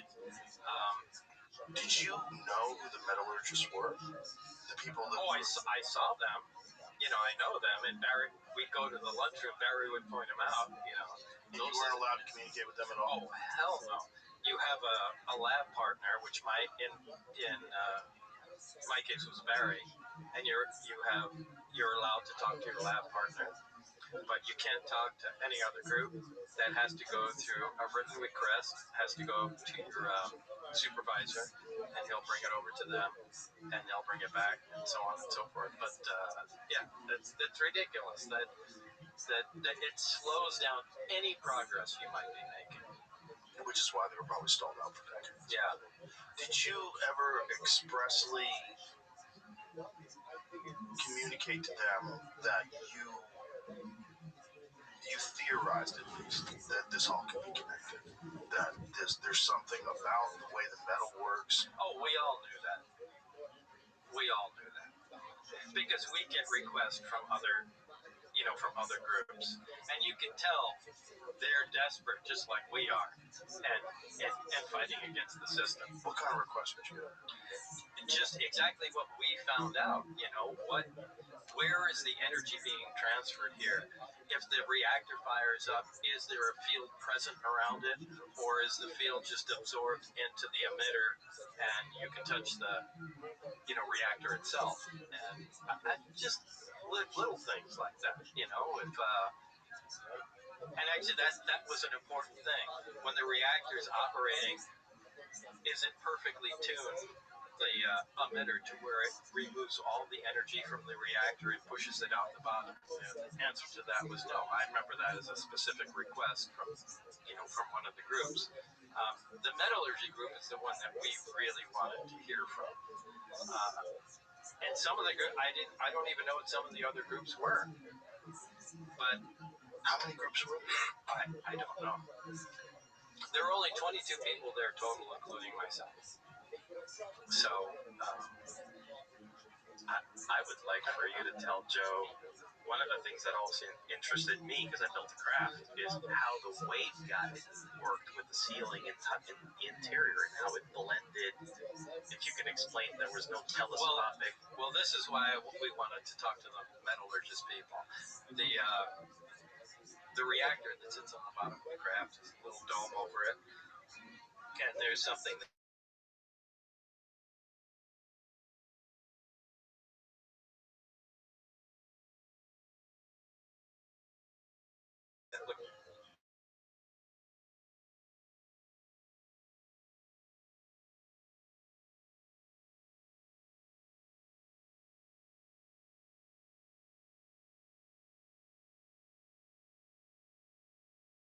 any thicker. It just becomes smaller. And if you look underneath, where the emitters hang down, they turn. It doesn't buckle. It's a magical material. This is the basis of the craft. Is really the material that it's made of. It's amazing the way it works. You can push it into a smaller volume, and it doesn't change at all. It doesn't get bigger physically. It's I don't really know how to describe. So you're lifting the pipe up and down, but it's not going anywhere. Look, if you got a big pipe and you push it together, it has to get thicker, Right. because the material has to go somewhere. This doesn't. Okay, it stays in exactly the same dimensions. It just becomes smaller. How? Well, yeah. You couldn't talk to the metallurgist, so you have no idea. Yeah, but those guys knew how. They did know it. Well, they know it did it. They know it did it, and that's their job. So I imagine they have more information than I do. But that was fascinating. It really was. And the waveguides that hold the emitters, they come down and the emitters can turn and bend, and the pipes bend, and nothing changes in them. And there's no wires or anything to make the pipe bend. I'm trying to relate it to something, but I can't think of anything to relate it to. Well, one thing that you said that I also thought was fascinating, there's no seams. So everything looks like it's 3D printed. Again, right, it comes down to the material. Which at the time, 3D printers weren't real, right? At the time that really confused me. I said, how did they build this? It must have been built out of wax or something and then melted. Because you can't build anything without seams. And then 3D printing came into existence, and you could build stuff from layers up. That made sense. Some sort of 3D printer, or they grew it, in some. Of course, it's not a crystalline fashion, but I don't know how that was fabricated. But it was fabricated different than anything that we had. I don't even think it was 3D printed. And so you never got any inkling or any understanding of what the metal was, what kind of an alloy, what it consisted of? All I can say was cold to the touch, because when I touched it, but I can't say if it was a ceramic. I'd say it was metal because it was cold. Because it looks like metal. And this is it looks like metal. This is the Designs by Perry version of it. How much does that look like? No, it's 100%. That's it. Yeah, that's to have the first ripple supposed to be black. See? Yeah. So Luigi has gone over this. I've so built many this thing, times. so There's an insulator ring. Can you show what it looks like in the film? If you could show one of the images. I was pulling off the trailer and all. On the trailer there's a ring. There's a ring around it, and we measured the voltage on the craft, and there's a high voltage on it. And above that ring, there is. This is not a good shot. There's probably This is the original trailer. It's the new trailer that would actually, that one there, and you'll get to see it right there. Actually, right after this. It's actually before this, I believe. You're gonna see the craft, and if you see, there's a black, right? There's like a black line. It's the first ripple. That's actually not metal. Yeah, we call that there it is. That's the good shot. We call that the insulator ring, because below that there's a high voltage present on the craft all the time, and above that there isn't.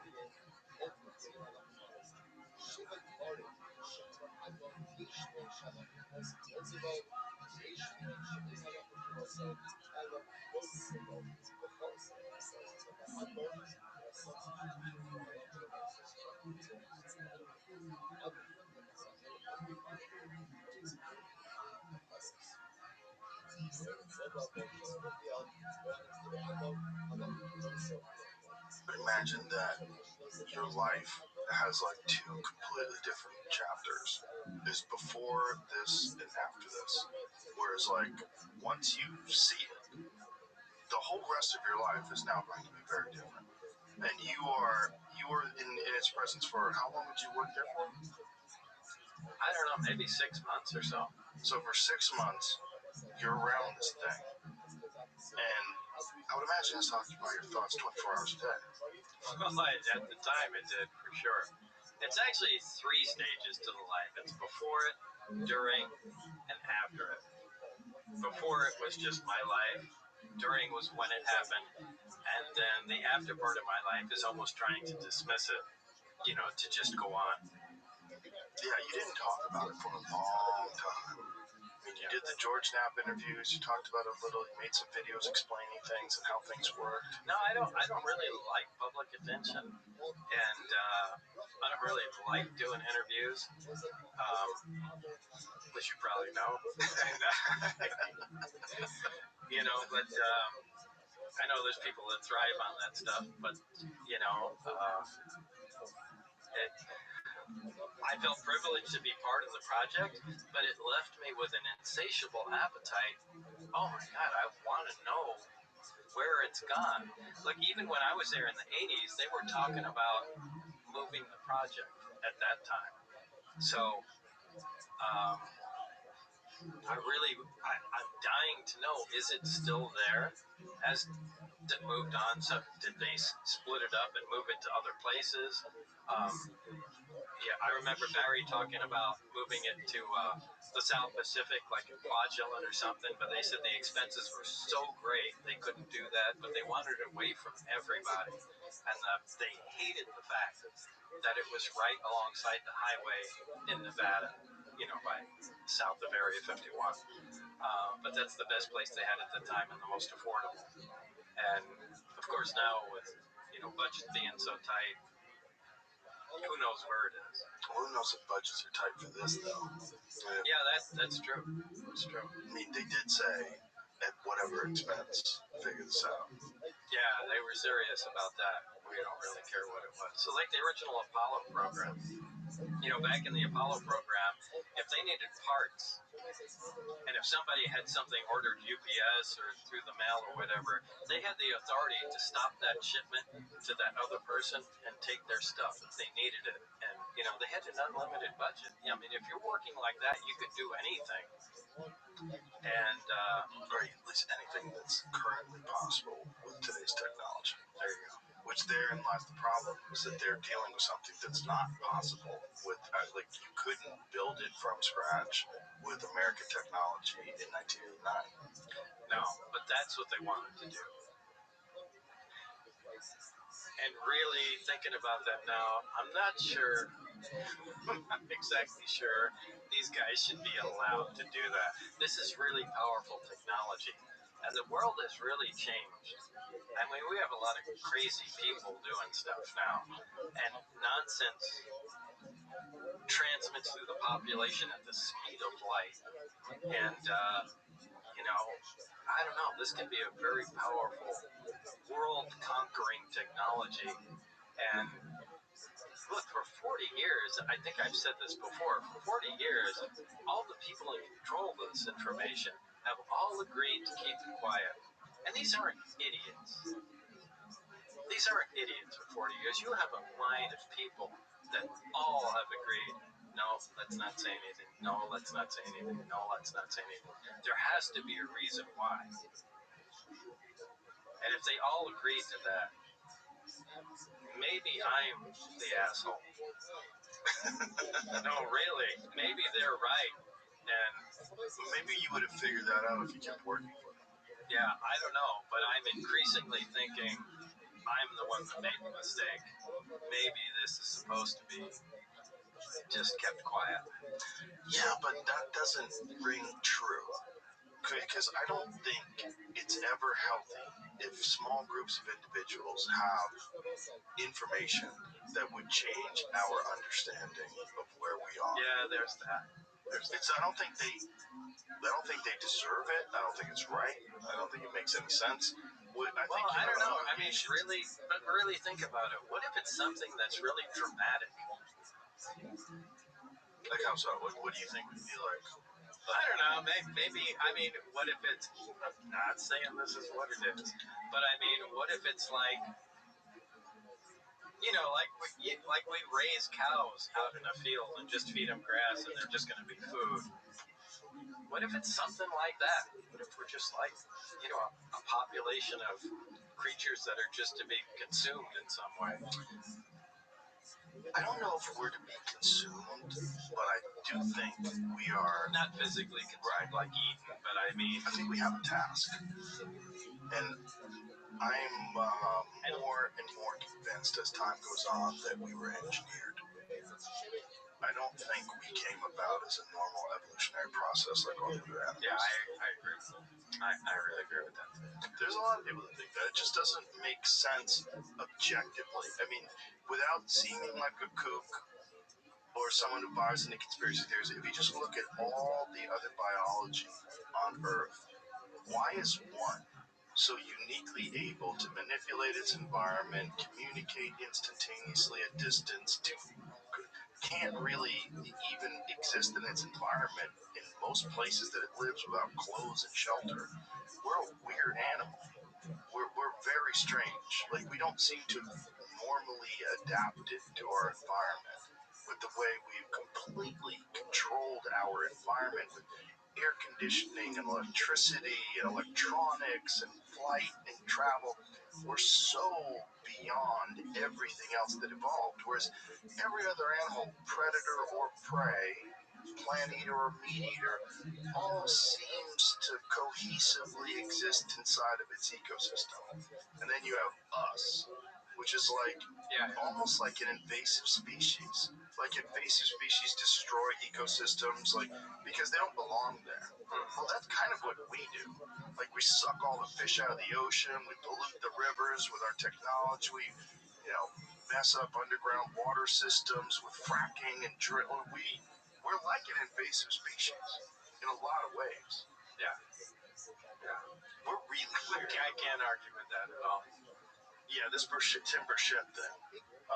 So Tim Burchett has recently been talking about this, and he can't talk about it because it's classified, but he said you'd be up at night with the things that I've seen, if the things that I've seen have released. Yeah. He said, we just need to disclose it all. I'm sick of it.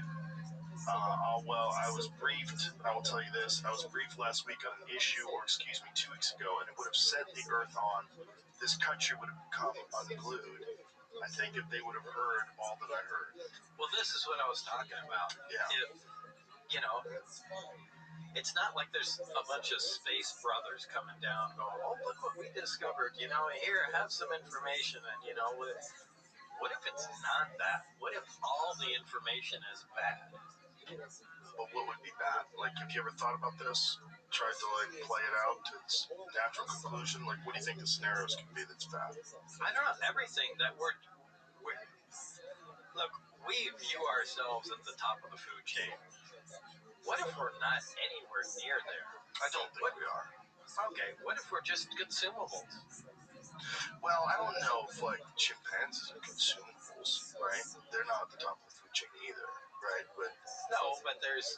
I would consider them substantially lower than we are. Right. Like, my good friend that died, John Lear, who had a bunch of crazy thoughts, he used to come over and tell us that, on the moon there was a soul sucker. And when you... he said this, you better give me that thought. Have another drink before you explain this one. Oh boy. A soul sucker. Yeah. John Lear was an eccentric individual. But sad I never met him. Man, he was supporting evidence. He was a... What? Terrence McKenna talking about the moon being a soul catcher? Yeah. No, and he'd give me pictures of these giant antennas on the moon. And, in fact, I'll tell you a story. he was an accomplished pilot, had many world records and things of that. Part of the Lear family. That his father invented autopilot, the 8-track tape, all kinds of stuff. And but John Lear was a loose cannon at the time. He'd fly from Las Vegas and shuttle L-1011s, which are giant planes, back and forth. And he'd say, be kind of lonely. He goes, "Hey, you want to go to Minneapolis tonight?" He'd call me like at 9 o'clock at night and say, "Well, no, not really. Come on, fly with me." He said, "Just put on a suit and come to so and so." And I go to McCarran Airport and go there. And I'm going to tell everybody you're an inspector from the FAA. And okay, great. And I get on the plane and it's just act like you're going to kick everyone's ass. So I go on there and I sit in they fold down a jump seat behind the plane and I just sit there looking at everybody and God, all this stuff is so illegal. And get on there and fly and John would take, and the L-1011 was a pretty advanced plane at the time. This was in the 80s. And John would be smoking his pipe, he'd take off, he'd put his feet up and smoke his pipe, and he'd fall asleep. And I'd just be, hanging out there, and, before the plane would land, he'd just, wake up and, be smoking his pipe, and the, plane would land itself. At the time, my wife was taking flying lessons, and he said, bring her up here, and I think they had an engineer also on another panel. I don't quite remember, but I was there with my wife, people on board, and he'd say, "Hey, come on here and take the wheel," and he'd get the captain of the plane would, I think my wife was in her 20s at the time, and just sit her down and say, "Yeah, hold on to it," and just keep correcting, and he'd just let her fly the plane, which is insane. And the co-pilot would just look over, and I remember looking over at, I think, the engineer that looked at the gauges, and he just put his head down and pretended like nothing was happening. And that was just one time. Another time he was ferrying an L-1011 going by Roswell. At the time I was living in New Mexico, and they called him and told him he wasn't getting paid, that the company was defaulted or something like that. And he was coming up to New Mexico and landed at the Roswell, just took the plane and landed at the Roswell airport. The whole 1011 got off, walked up to a bus station, gave me a call on the payphone and said, "Hey Bob, I'm coming over." Okay, you're in New Mexico? Yeah. And he drove up, taxi would drop him off at the house, he walked in, he went, "Boy, I'm tired." And he just lay down on the couch, and go to sleep. And I said, "What are you doing here? What's going on?" "Oh, I just dropped the plane off. They're not paying me." That's it. But I mean, John Lear was such like a loose cannon. He was a great friend to have, but he had no bullshit filter. If he had a retired general come up and give him all kinds of information, or if he had a psychic come up from the neighborhood and give him all kinds of information, he'd put him in the same category. And so he really did have useful information that was difficult to get, but it was mixed up with nonsense. And sometimes he would just really lean into that nonsense. Like he was convinced that the sun wasn't hot and there were people living inside. And I used to die laughing. I went, "You are insane." I said, you can't prove it's hot." "Yes, I can. Just go outside, on a hot day, and John said, "That's not the sun. That's just the sun's atmosphere that's on fire." And I said, "You're just crazy.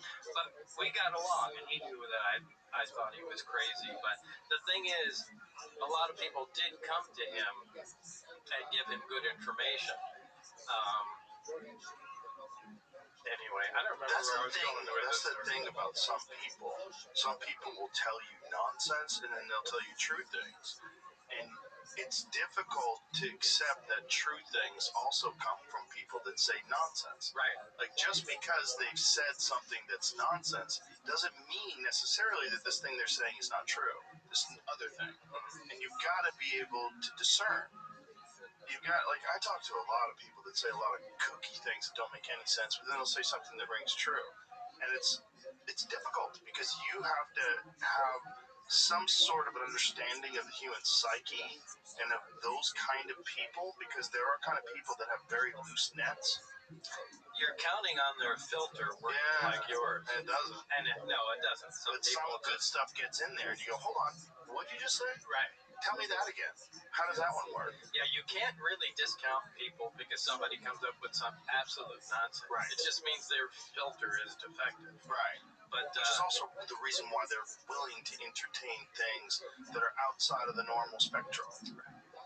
So, like, they might have actual, real, useful information, but it's wrapped up in there with Bigfoot.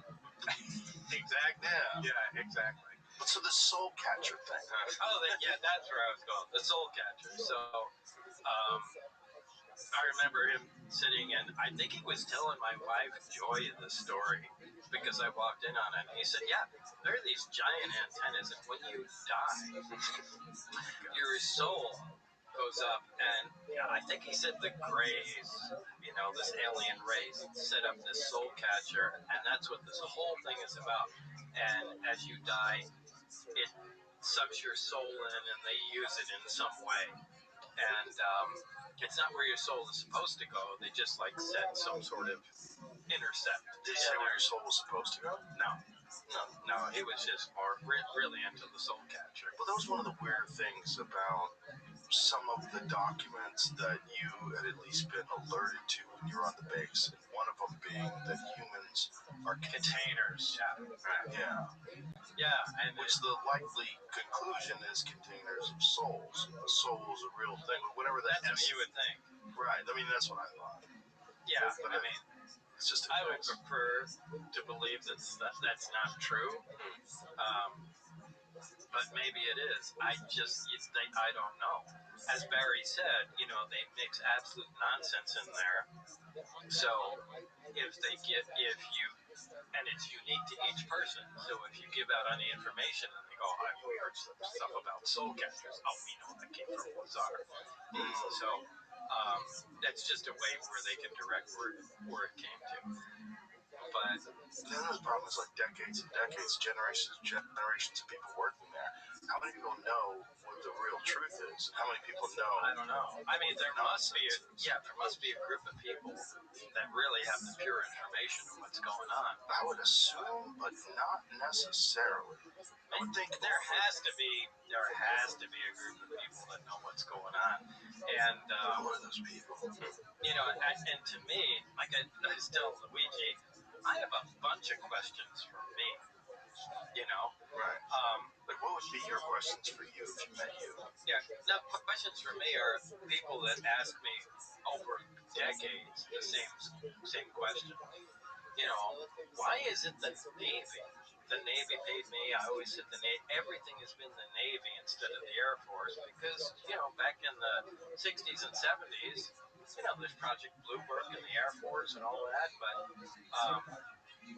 everything associated with this was the Navy.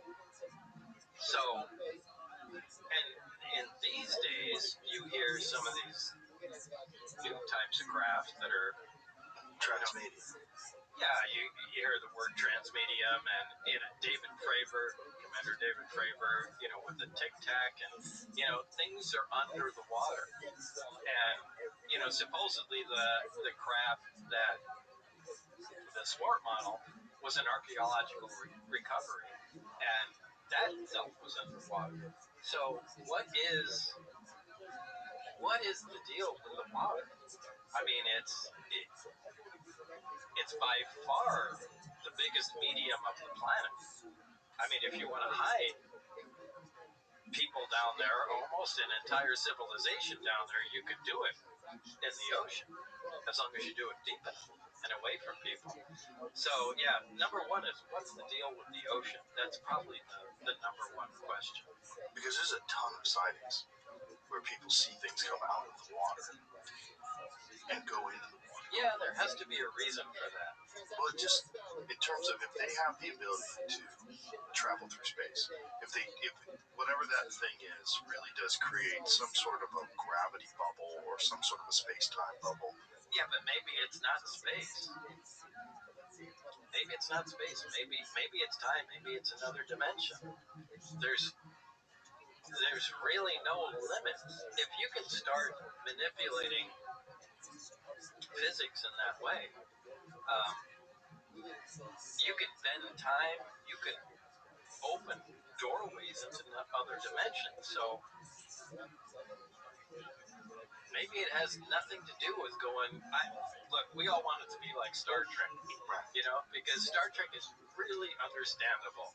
Right. You go out there, you fly to another planet, you meet the people there, you go to another one. Well, these guys are happy, those guys aren't, and it all makes perfect sense. I don't really think it's like that. Look, if you look at history, especially, United States history, anytime a superior race or intelligence meets with an inferior one, it's never good for the inferior guys. Never. We never come over and go, oh, we just want to teach you guys everything that we know. No. It's like, we're going to rape all your women, take all your stuff, and then just kill you. Use your resources. Yeah, right, and just consume everything you want. That's just always the way it goes. Now, maybe that's just what humans do, but I would be concerned that's what all life does. Well, we are territorial primates, and that makes sense that that's what we do. The thing that always fascinates me about particularly the Greys, they seem to be genderless, and they seem to have no muscle at all. They seem to have enormous heads, and the stories, at least, the anecdotal accounts of people having communication with these creatures is that they communicate in some way telepathically. Yeah. If you transcend all of our weird biological needs, like all the things that are attached to being a human being, ego, lust, greed, desire to conquer, desire to control resources, all those things are territorial primate instincts. In one of the conversations I had yesterday with my friend Theo, we were talking about like what's happening to people's bodies is that people are slowly, we're consuming microplastics and phthalates and all these things that are reducing our reproductive system, our testosterone's dropping. Right. All this stuff like leads you to say, well, where does this go ultimately? Like, well, how many more people are autistic now than were before? It's 1 out of 12 boys in California now. It used to be 1 out of 10,000 just a few decades ago. Like, we're moving in this very weird direction without us recognizing. Wait, let me stop you there. It's 1 out of how many? 1 out of 12 boys in California are diagnosed autistic now. But do you think that might be the way they're diagnosed? No, I think it's exposure. I think it's exposure to chemicals, vaccines, environmental toxins. You think that too? I think that. But it's not just me. There's tons of studies, and a lot of current studies too. Okay, I mean, if that's accurate, that's frightening.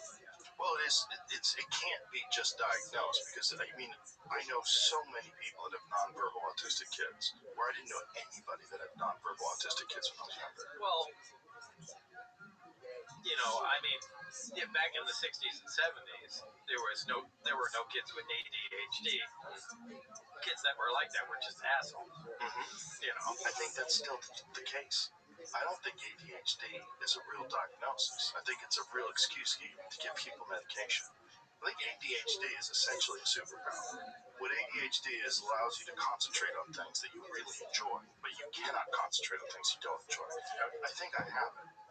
And I think I'm very fortunate that I'm not diagnosed and medicated or was born in the right time when they weren't doing that. as much. No, I'll stop you there and say I agree that that's a superpower too. Because it's very unusual.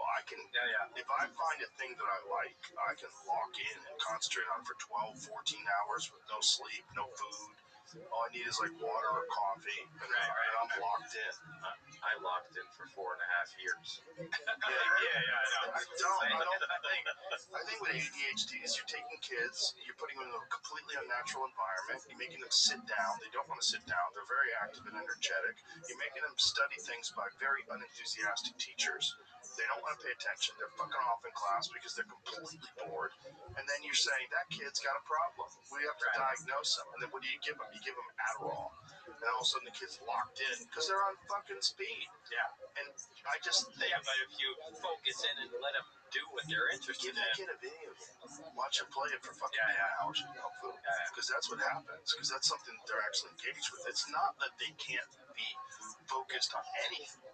They just don't focus on things they enjoy. And we want to turn people into nice little factory workers. And the only way to do that is you got to get a kid to comply. You got to get a kid to pay attention, follow the rules. We're on the same term. I agree. I don't believe that ADHD is a real thing. I just think there's some people that are wired differently, and they should pursue different things in life. Right.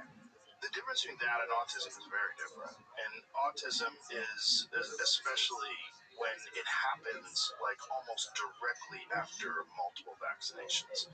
There's a lot of them they point to, particularly the MMR vaccine. There's quite a few. When you look at the schedule of vaccines and how it ramped up, and it completely correlates with the ramping up of the diagnosis of autism, but without casting aspersions or getting into some anti-vaccine conversation. Wait, I just did. I know, I did.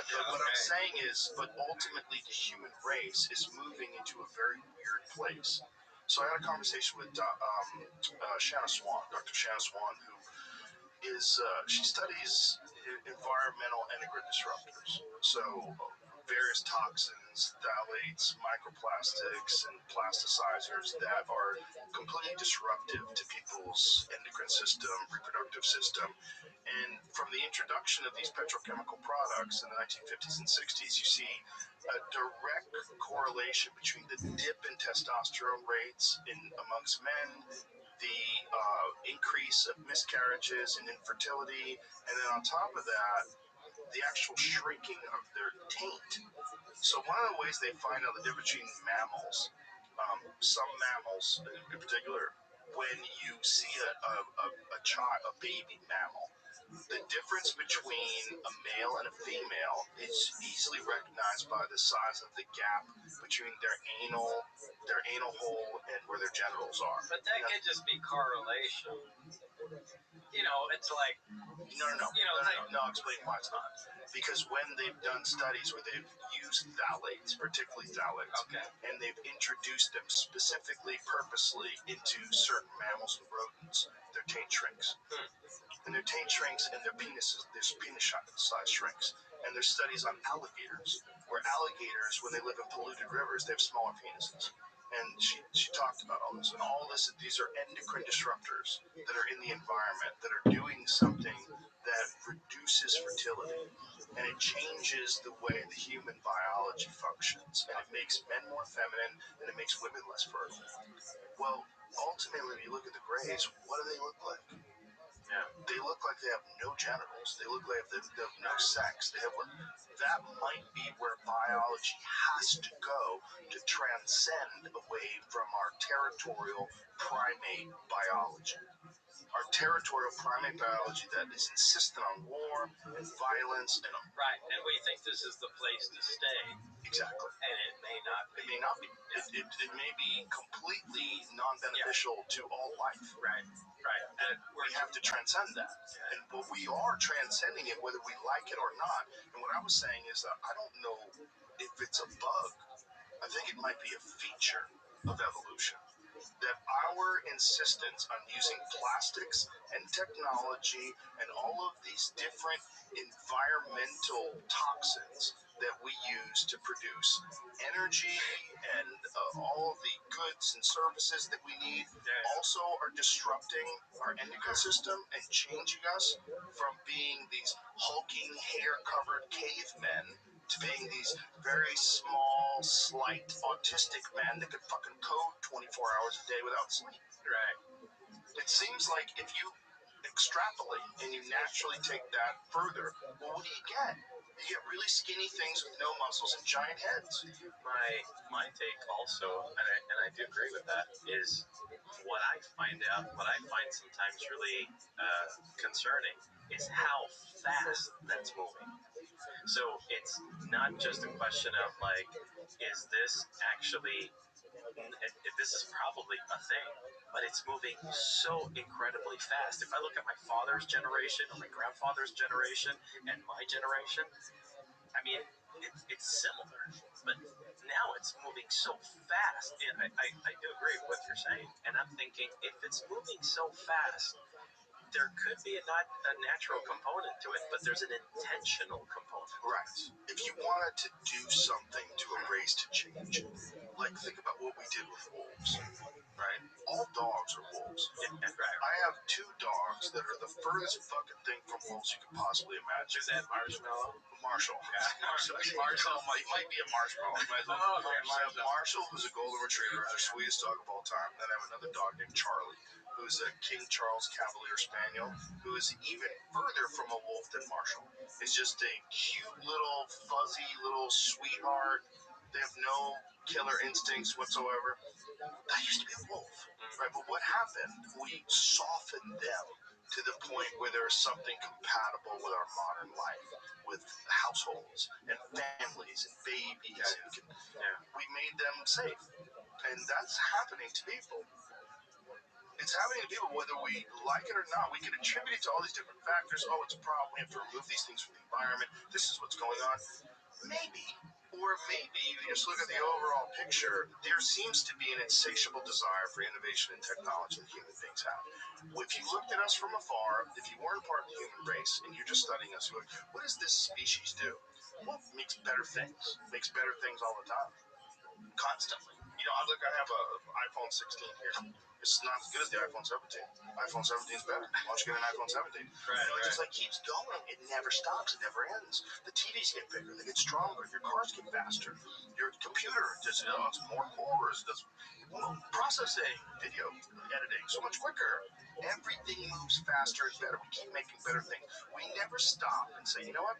Society right now, we have a lot of problems. The problems that we don't have are technology. Our technology seems completely suitable to this world that we're living in right now. Let's just stop making new things and concentrate on cleaning the rivers and concentrate on stopping crime, concentrate on educating people, concentrate on counseling for troubled young people. No, we just plow forward ahead with the one thing that we absolutely guaranteed do.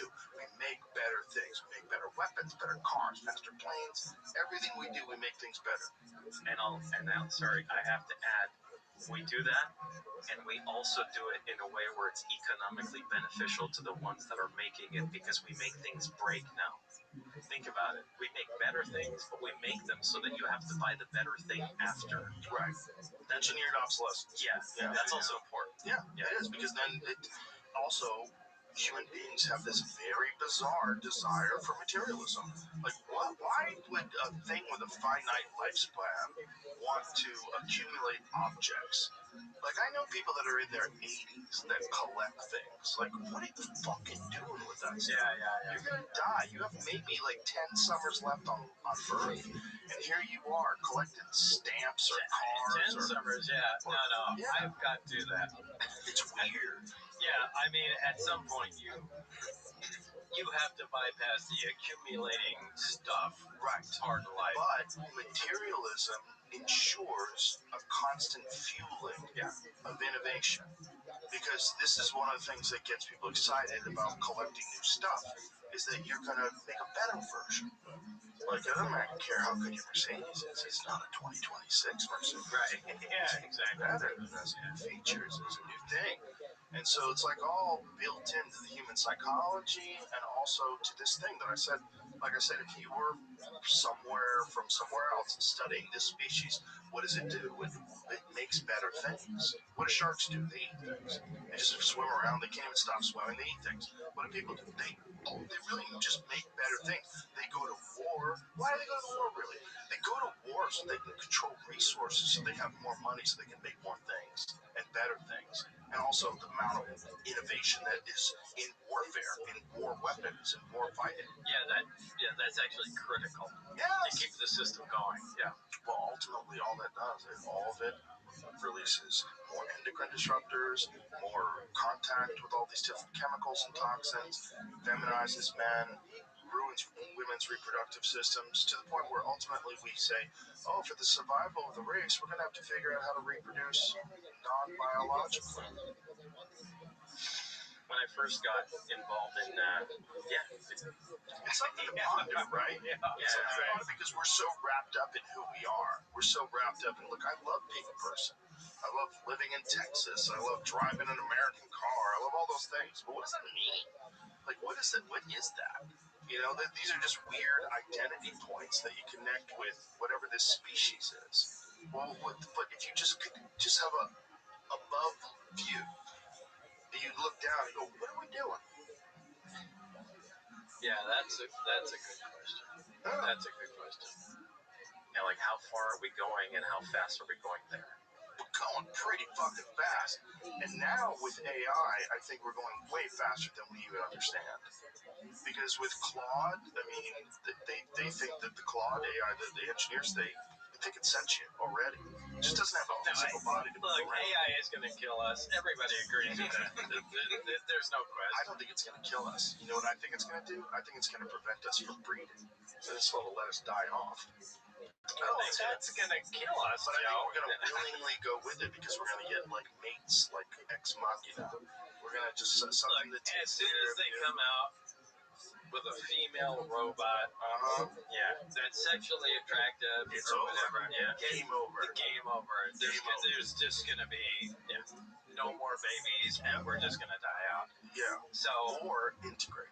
And I think it's much more likely that we integrate. And that's where you get the grays. I think that what the grays are is a combination of technology and biology. And if you just go from chimp to caveman to gray, you go, oh, I see where that's going. Chimp, caveman, human, modern human, gelatinous, soft, slow-moving, weak modern human, grays.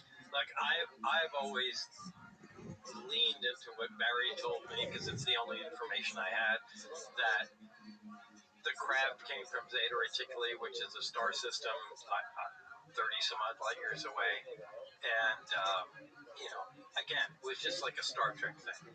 They came over here for whatever reason, but that information may not be true. Right, that amount of information might be one of those things they put. I mean, that's nonsense. Yeah. Again, if it has to do with time, I think from what George has told me, Jacques Vallée and some other really credible researchers have said that these are people either from another dimension or another time, or maybe they're us from the future. Right.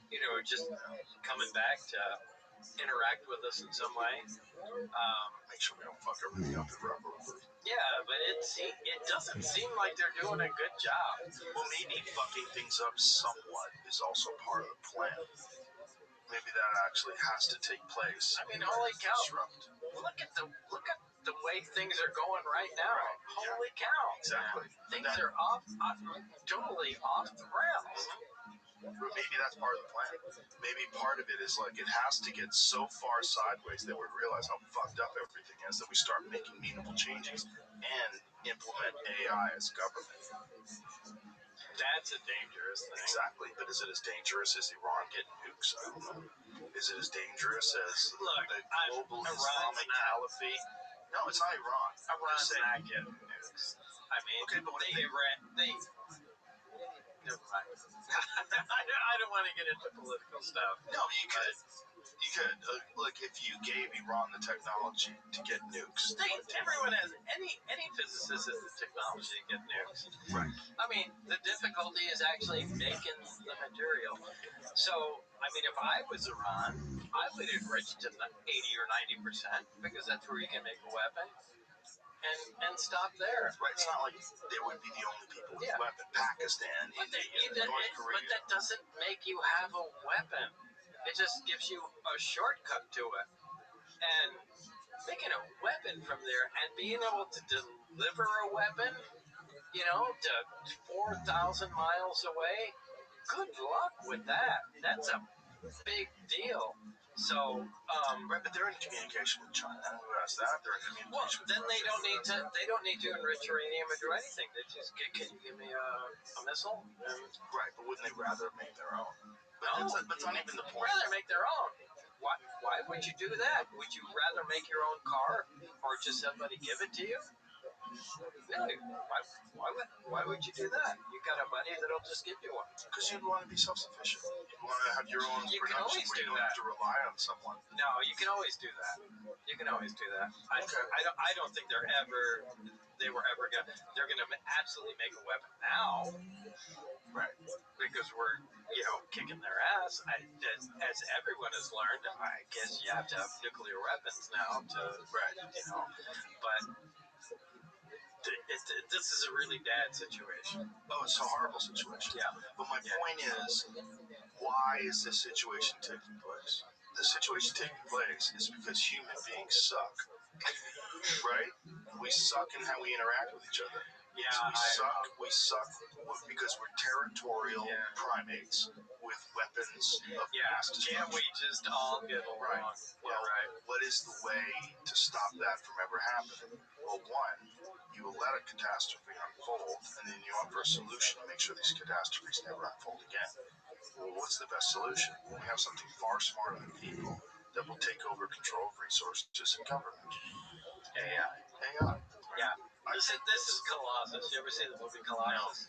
No. Gotta watch it. Well, that's the merit against you. The movie Colossus was a 1960s or 70s movie, and it's about the scientist makes deep inside this mountain a computer to take over the defense of the United States, and they build this gigantic computer inside Cheyenne Mountain or something similar to it, and they flip the switch and they went, okay, we're protected, we're in good shape, and shortly after time goes on, they realize, wow, the computer's really performing better than we expected, and as it turns out, Russia had done the same thing, and the computers want to communicate together. And, they start communicating, and then the United States goes, well, they might be giving our secrets away, so we better, cut the communication line. And the computers freak out and they go, well, I guess we'll just launch nuclear bombs, at everybody. And it launches weapons and, it essentially holds everybody hostage. But it's kind of like a trap. Yeah, we go that way, it could trap us. It's exactly a trap. Well, in simulated war games, AI is used. They 98% of the time. Yeah, I mean, because why wouldn't they? Because look, the goal is to win, right? And we're going to present you with a scenario, and they go, okay, nuke them. And why wouldn't you pick that? You're going to start with slapping them in the face? Well, why is it better to just bomb them over and over and over again until you achieve the same amount of deaths? That's the slap in the face. Nuke them, it's over with, we can move on from there. Right. So, well, you think about what happened in Gaza. Like, you look at the leveling of all those buildings, the mass destruction. It's terrible. It looks like a nuke. It looks like one nuke instead of thousands of missiles and bombs. It's one nuke. But it's not. Right. In terms of the amount of damage it can do instantaneously. Because we can detect the nuke. Was there ever any conversation that you were privy to where they discussed, because one of the things that does come up over and over again in UFO discussions is these crafts that show up at these military bases and shut down all the weapon systems? No, I actually know nothing about that. Most of the UFO stuff or UFO lore that I've heard, I don't know anything about it. I've just looked at it. That's so fascinating because you're the most prominent figure in all of UFO That's what I was lore. telling him yesterday. Yeah, but I really only like to talk about what I know about. Right, of course. And I've heard other stories, but I've never heard them officially. I don't know if they're really real. What's one of the things that makes you most credible? Because you're not a UFO. I guess, but No, I mean, yes, it does with me. Because when people are like way too into it, they want to believe too much. You know? Yeah. But no, I don't know. Like, do you know who these people are? Yeah, Betty and Barney Hill. Okay. Well, so you know. Yeah, they were the first abductees. I mean, to me, they're. I don't know who first introduced those to me, and I looked them up, and people say, "Do you believe them?" And I'm kind of inclined to believe them because, look, in the 1960s, right, where they're from, the last thing you want to do is be recognized as a mixed race couple, right? I mean, Right, go public. Yeah, I mean, holy cow, they would hate you. Yeah. A black person and a white person that were, in any kind of relationship, but they did that. Crazy story. Yeah. And you hear that. And actually, on top of that, I have a connection. Yeah. Because Barry said they're from the Zeta Reticuli star system, and I believe it's Betty Hill drew a map of the Zeta Reticuli star system and said this is part of their roots. Whoa. But did you know that? You didn't know that? I don't remember that. Yeah. Okay, if you look that remember up. it from what you said from. Okay, but if you look up at Betty and Barney Hill, she said, I think, I don't know, I can never get this stuff right. They show her a map and they say, well, this is a map. She wanted to know why they were here, what's going on. They showed her a map, right? They showed her a map. And they said, do you understand this? And she said, no. And they said, well, why should we tell you anymore? And maybe you could something like that. But they showed her this star map, and she obviously. There Look it at is. that. Yeah. Under hypnosis, Betty Hill describes a map she was shown by the leader aboard the ship. Later, she sketched it. She said she was told that the heavy lines marked regular trade routes. That's right. Yeah. The broken lines recorded various space expeditions. The following year, the map seen at right was published in the New York Times. Mrs. Hill, struck by the similarity between the Times map and her sketch, then added the corresponding names. Yeah. And it ended up being the Zeta Reticuli binary star system, which was really interesting. And I remember when I first heard about Bob's story back in 1989, and he said Zeta Reticuli, I remember thinking, wow, that's what Betty Hill saw. So that made me also question, is that real in that document? Did these guys really come from there? Because it was mentioned in 1968. Right. So why would the government, the U.S. Navy, write that in there that would correlate to something that we already kind of knew? I think that was a purposeful disinformation to disinform someone. I think so. Well, why? But maybe it's true. Yeah, go ahead. We'll pause right here and you say it's true. We'll be right back, folks. Sorry. No worries. We'll be right back. We were talking about this whole Zeta Reticuli thing. So, when you're dealing with so many different crafts and so many different things, the idea that only one species or one thing more advanced than us is visiting us seems kind of silly. If the universe is populated by all these things. I don't know, does it? Does it? Kind of. I mean, the universe is really big.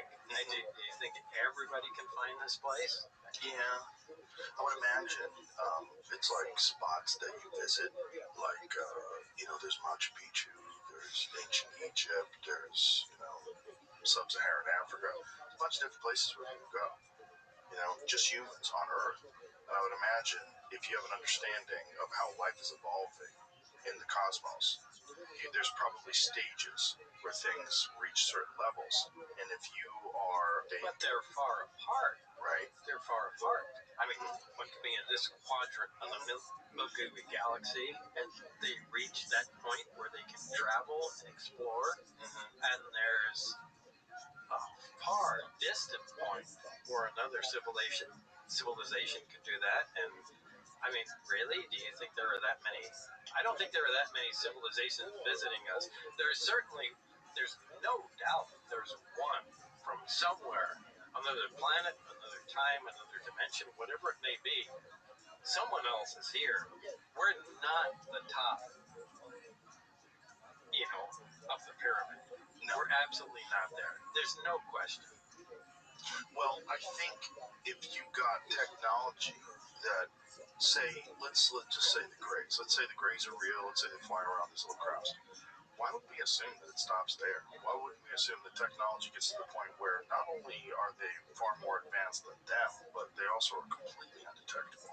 Well, if you want to view the universe as infinite, then it never stops. It scales There's out. somebody above them, and there's somebody above them, and there's somebody above that, and it never stops. I was watching this lecture where this one was talking about quantum entanglement, and she was talking about how maybe our understanding of space and the distance between things is limited by what our current technology is and our current understanding of what space and time actually are.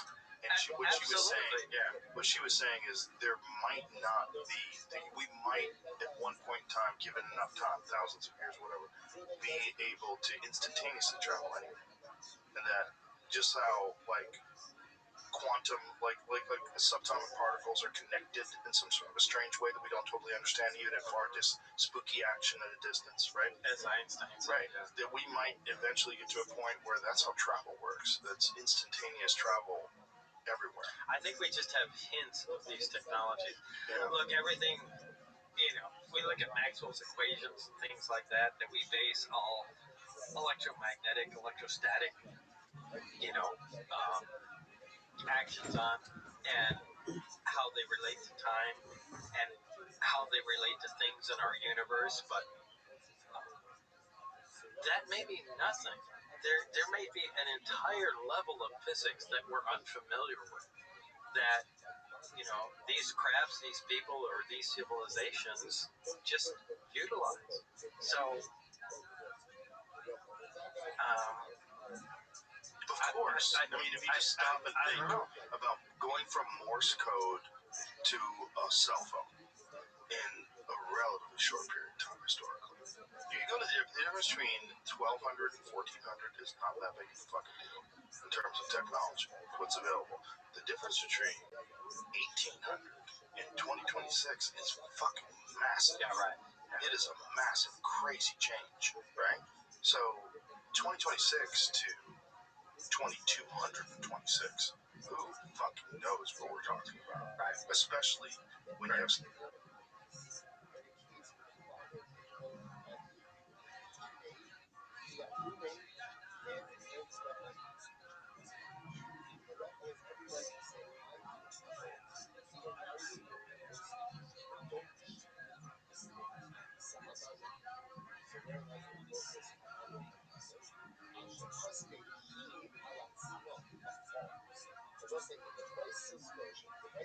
sentient AI, you have nuclear power plants that are controlling sentient AI, that are fueling them and giving them resources. I mean, you really have no limit to where this goes. You scale out 1,000 years. You scale out 2,000 years. You really can't scale out 1,000 years. Right. It's not possible. Even at 100 years, it's way more than we would have ever considered. Also, it's exponential.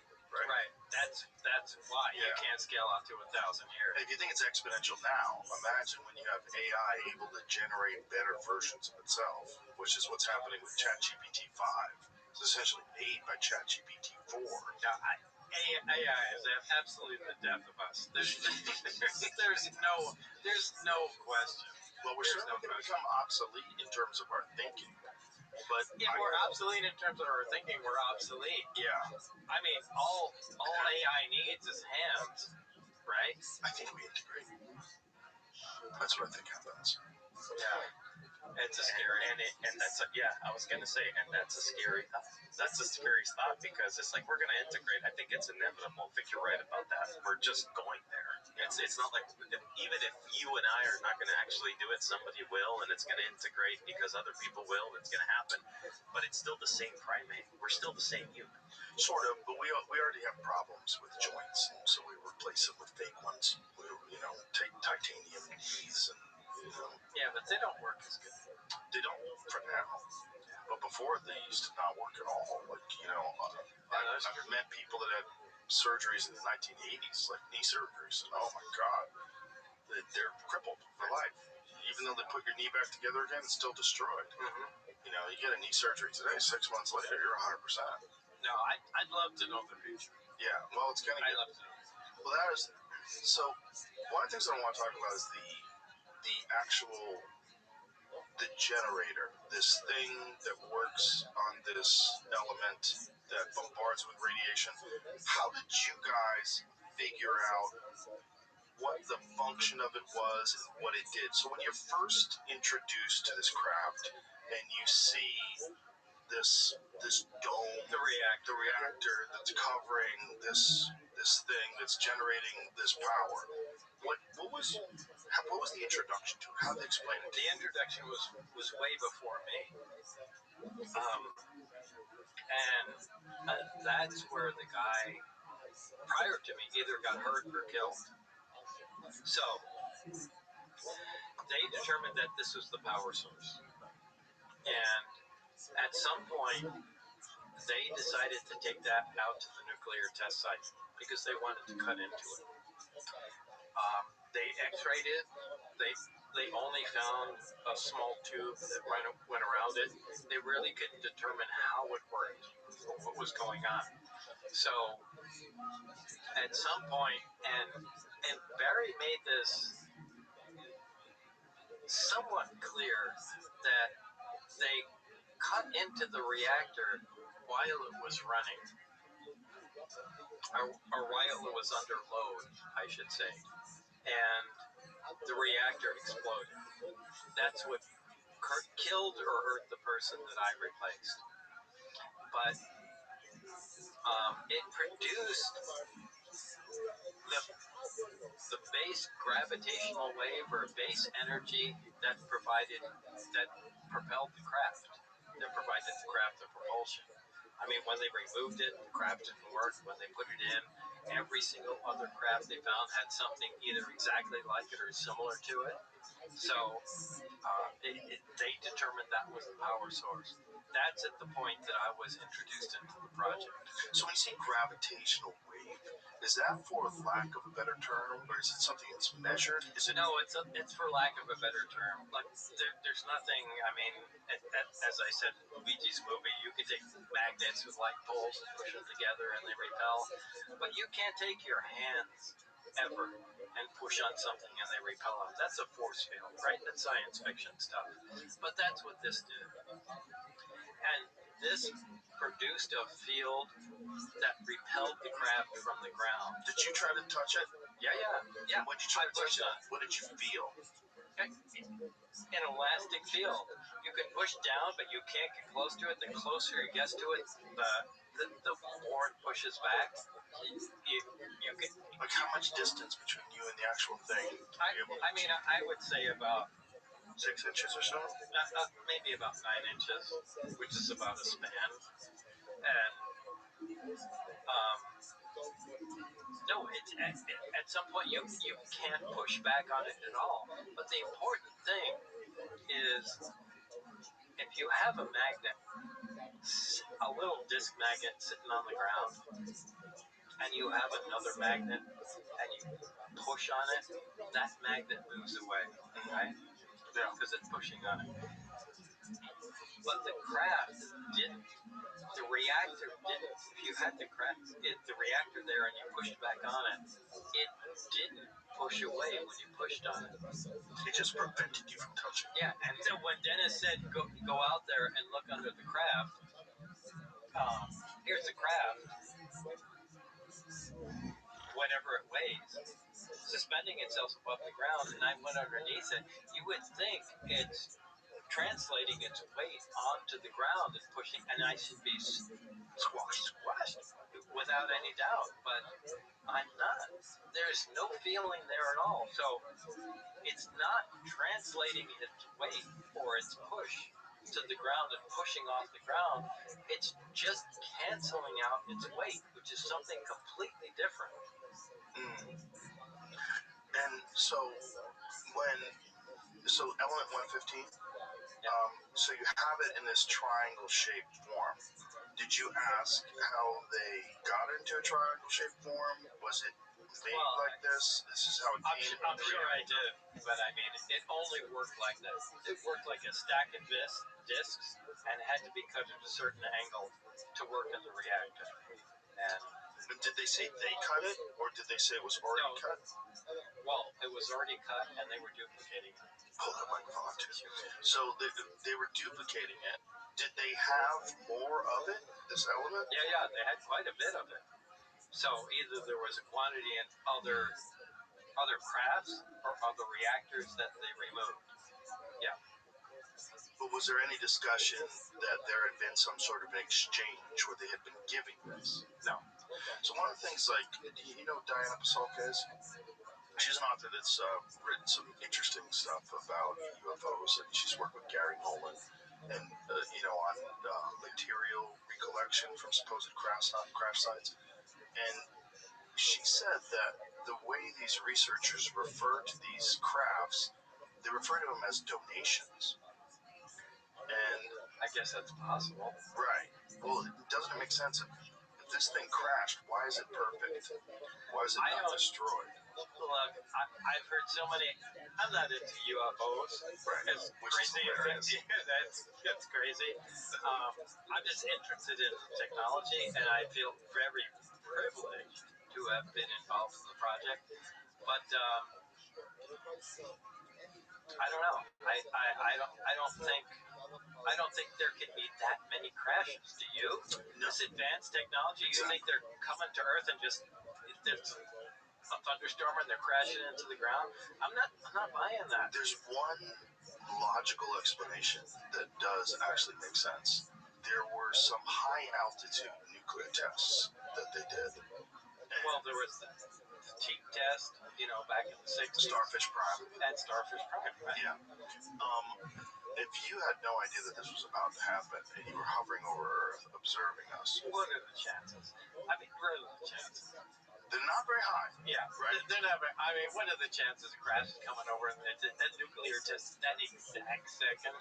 Unless there's a lot more observation than we know, and that they just observe us in a way that we can't see them. Especially if you're going back to the 1950s and 1960s.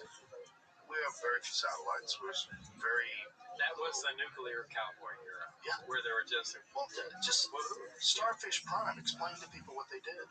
Yeah. I did hit a 1.4 megaton, detonation up there, and I think all they did, let's see what happens if we blow it up at this altitude. Yeah. I mean, that's crazy.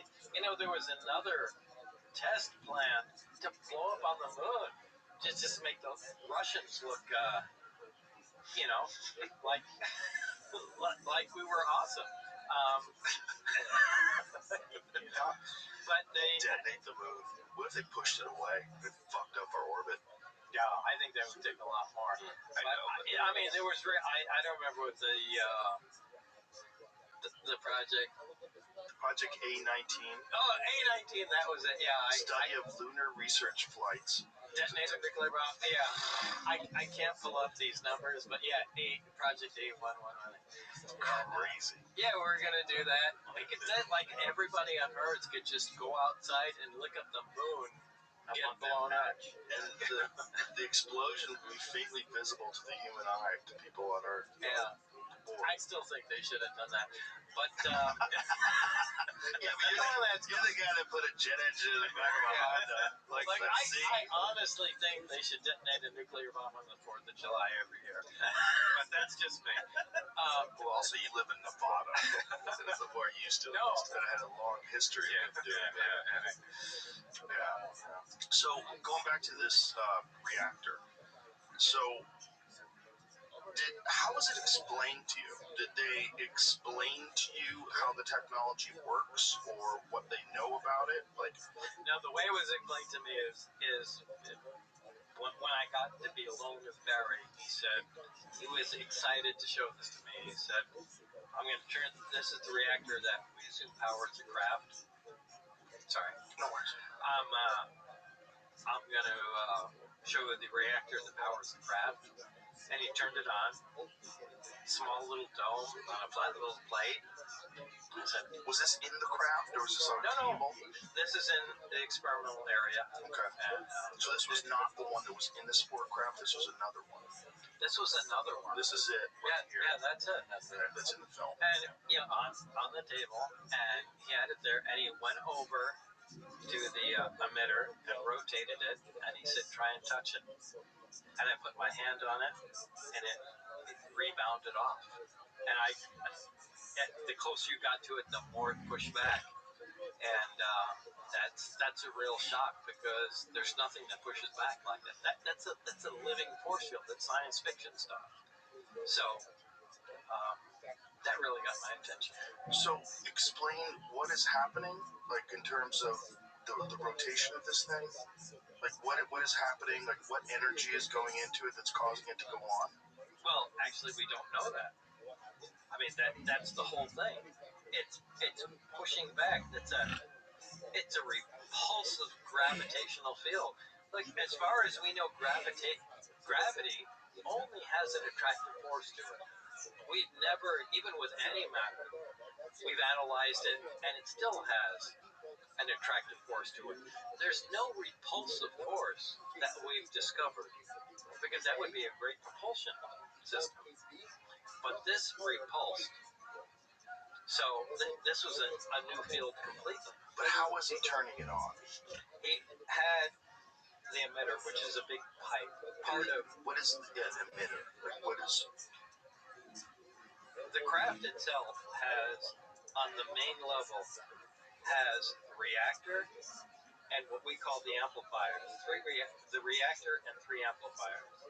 Right underneath that, there are 3 emitters that are right under the amplifiers.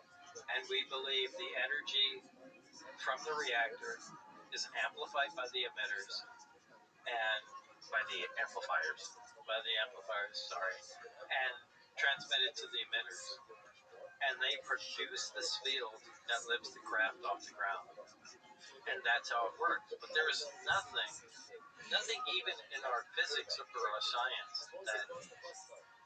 that correlates to that at all. What is the energy that's going to them that causes it to turn on? We don't know. I mean, we just assume it's gravity because it's the only thing we know like that.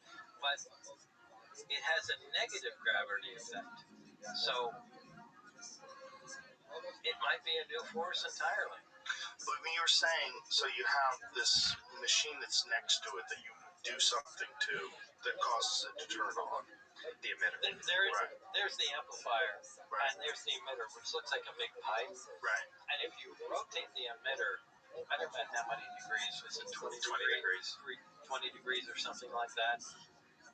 That connects it in some way to the reactor, and it begins to be powered. And what is the emitter doing? It emits that field. It's not a it could be a gravitational field, but it's an anti-gravitational field that pushes on the ground.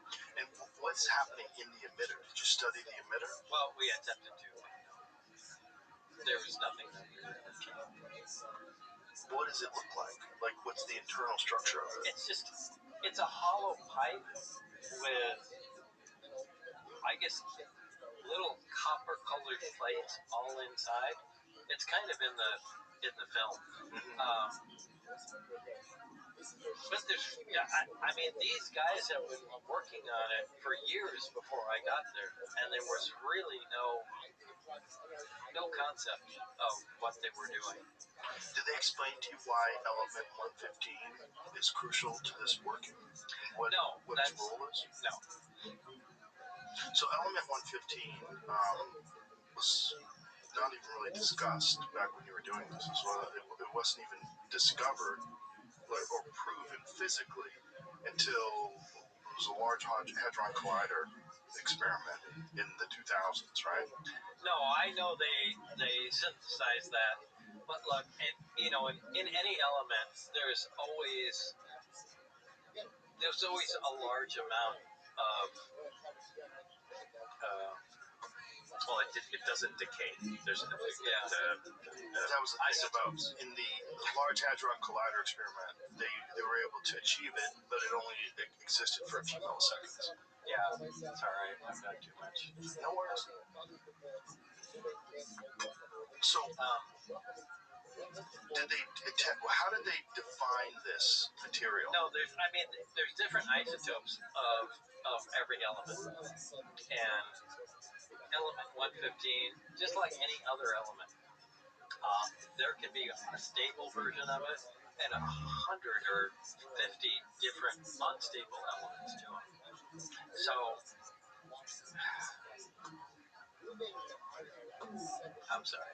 No, it's okay. Just trying to continue the train of thought. So it's basically different isotopes of it. Yeah, different isotopes. Yeah, I need to stop drinking this. That's okay. Have a cup of coffee. I can't even remember. Yeah, I thought these. Oh, we got coffee.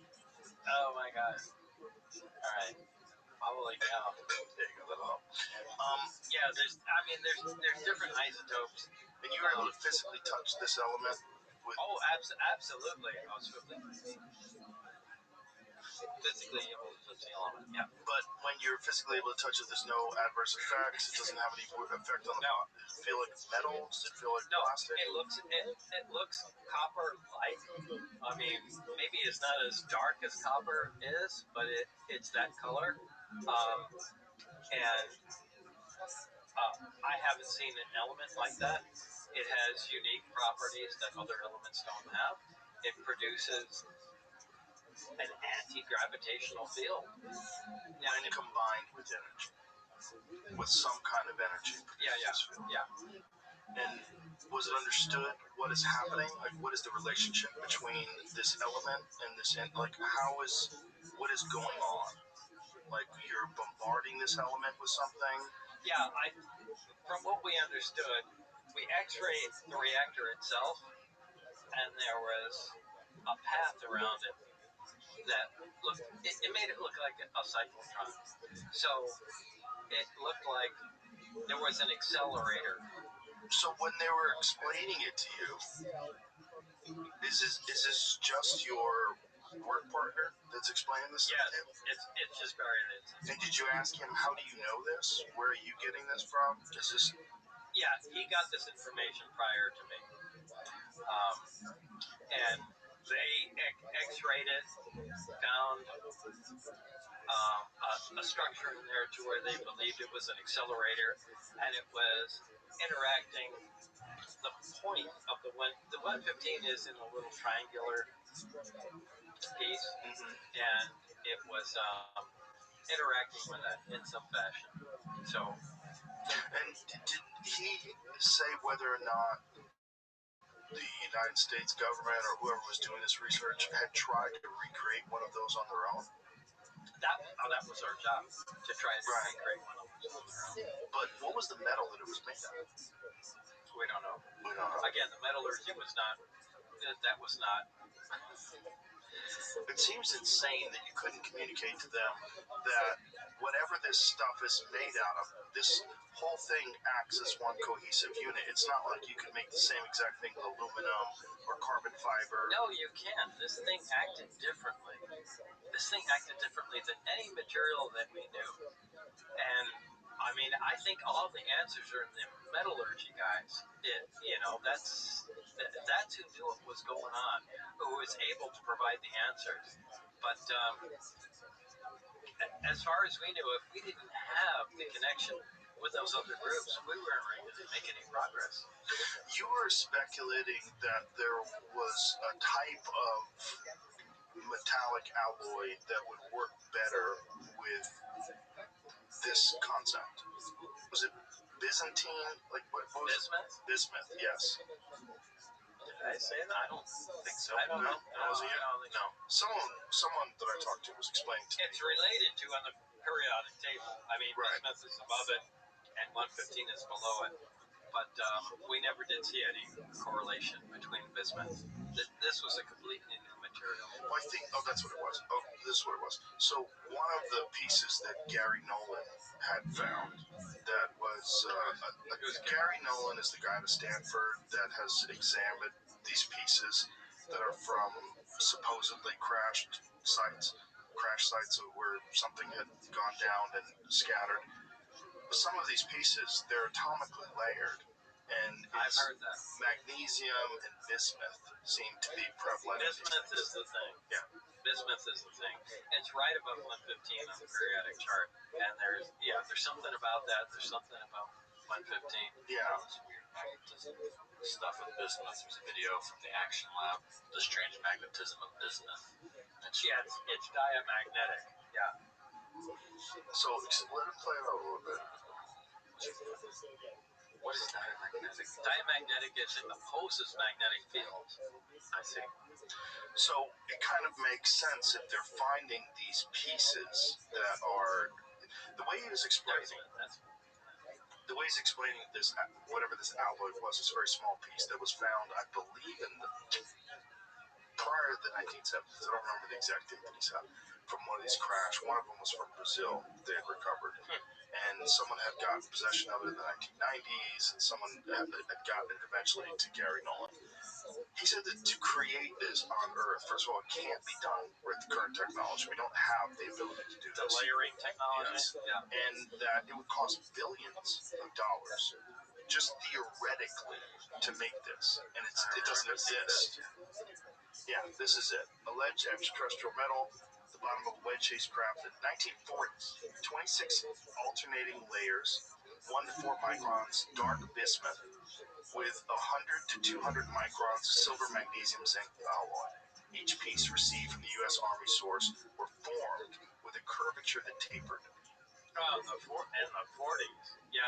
Right. Good luck making money. It says a wedge-shaped craft in late 1940s. That's Roswell. I mean, that's Roswell. Well, I mean, what does it do? I would like to see the test results. It's just the material. We can make that now. We can? Yeah. 1 to 4 microns of bismuth. 200 microns of silver. Yeah. The thing is, like, making something like that in the 1940s is absolutely in the 40s. It's impossible. But I mean, now we can fabricate something like that. And it would cost a shitload of money. So, like, the idea that you would make something like that just scattered around. But what does it do? Right. What does it do? Why? Why is magnesium and bismuth? Why in that particular array? There is something about bismuth. But that's why it's so fascinating. I would love to know where it's been 40 years. I would love to know Where they're at now. Yeah, where they're at now. If they continued. Well, they had to continue. I can't imagine, we're done. No, I mean, they may have moved it. I mean, like I said before, they were anxious to move it out of there at that time. But are you aware of the labyrinths in Egypt that they've discovered? So there's this. Are you talking about the columns? No. This is unrelated. This is something different. So Herodotus discussed this. Now, my friend Ben Van Kerkwick does Uncharted X on YouTube. It's an amazing channel where he was a tech guy. Just got absolutely fascinated by all these stories of ancient history and really got obsessed with Egypt and Peru and left his field and started making these incredible videos. But he's highly intelligent, incredibly articulate. And so these videos are just absolutely fantastic. And really, he's very well versed scientifically, so you can understand these things and explain them to you. Like they're examining like the construction of the pyramids and the whatever technology was used to carve the stones, and there's just so much of it that is like confusing because it clearly is like a very high level of sophistication and technology that's involved in creating these things. Well, Herodotus described these labyrinths that were underground in Giza, not in Giza, but Hawara, is that where it was? Jamie will find it. But the way Herodotus described it, he said they were far superior and more impressive than the pyramids of Giza. Underground. Well, these massive labyrinths that exist underground were all flooded in the 1960s accidentally when they created dams in order to provide irrigation to agriculture that was in the area. So they changed the water table, fucked it up. This whole area got flooded. Did they know they were there when they accidentally? No, they didn't, because a lot of the stuff, like this is from thousands and thousands of years ago. A lot of it was covered over with sand. And, you know, there had been some explorers a long time ago that went there and saw some of what was in there. But the way Herodotus described it, just absolutely fantastic. So then they started using ground-penetrating radar. And they started using these various technologies that could detect what was under the surface. And one of the things that they found was there's a massive atrium. And inside this atrium, yes, there is a 40-meter long metallic object that is inside this atrium. 40 meters of some unknown metal. How deep is it? I believe it's 100 meters into the ground. So you're telling me a ground-penetrating radar can get to 100 meters underground? The stuff that Filippo Bondi is used from satellites More than we were talking about? more than a kilometer into the ground. And with decent resolution? Well, No. Not decent resolution, but enough that you can see symmetry. Enough that they can also detect things that are well known. 100 meters is chambers. Well, listen to this. They detected accurately a particle collider in Italy that is inside of a mountain, 1.2 kilometers below the mountain. It sees through the mountain and can detect this thing in the exact diameter, the exact dimensions that this thing exists. So they can show you this. Yes. A particle collider? Yes. So this is a particle collider that they know exists, right? So this is an actual particle collider. They're looking for it, just a proof. So it's just proof that this technology is not just. Well, wait. I mean, hang on. I mean, how do they know it's a particle collider? No. The particle collider exists. This is the Italians have this particle collider. It's known. They made it. It's like they just detect this underground. Right. No, it's not like we found a particle collider. Okay, that's what I thought you were saying. No. So this particle collider, they use this technology to show that you can see straight through this mountain to this particle collider that's underneath the mountain. So they know that the exact dimensions of this particle collider. You can see, you can almost draw a schematic of it. Well, through this technology, they've also found these columns that are below the pyramids. These columns are 22 meters, 20 plus meters in diameter, and they have something that resembles coils around all of them, and they're positioned at various points all around where the structure is. It goes all the way down into hundreds of meters down, and then it goes to another structure, and the whole complex of it, these structures, goes to over a kilometer into the ground. But how can you see a kilometer underground? Well, you would have to understand this technology. Was it called radiotomography? He explained it to synthetic aperture radar, right? Yes. Well, whatever it's seeing a kilometer underground at decent resolution? It's not decent resolution, but it's enough to understand the scope of what it is. It's enough to understand where spaces are. Like everybody knows about this but me. I mean, it's pretty fascinating. Yeah. I'll send you the podcast, and I'll send you some of his conferences where he was explaining this to a room filled with scientists. You would think they'd be anxious to dig this up. They are. And there's actual like studies that are currently being discussed. Well, they already know that there's these channels that go in the ground that have since been covered with silt and sand because the sand's constantly moving. But these things go hundreds of meters down. These shafts that go down. If they find shafts hundreds of meters down, coils around them. Look, that's advanced technology. Exactly. Yeah. This is the point. This is the point. Whatever this thing is that they have in an atrium, like if they said that they got that crap from an archaeological dig, I mean, maybe the Egyptians had found something similar to this thousands and thousands and thousands of years ago. Yeah, I believe that's possible. Yeah. Well, the object that I actually got to speak to Filippo Biondi, by the way.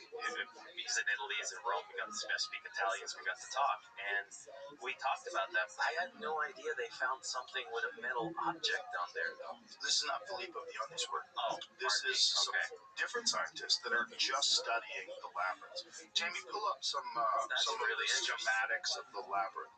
So in the labyrinth, there's like a big large atrium. You gotta pee again? Yeah, go ahead. Sorry. Head up. Yeah. God, I feel like a fucking ass. Don't worry about it. Get some air. Clear your head.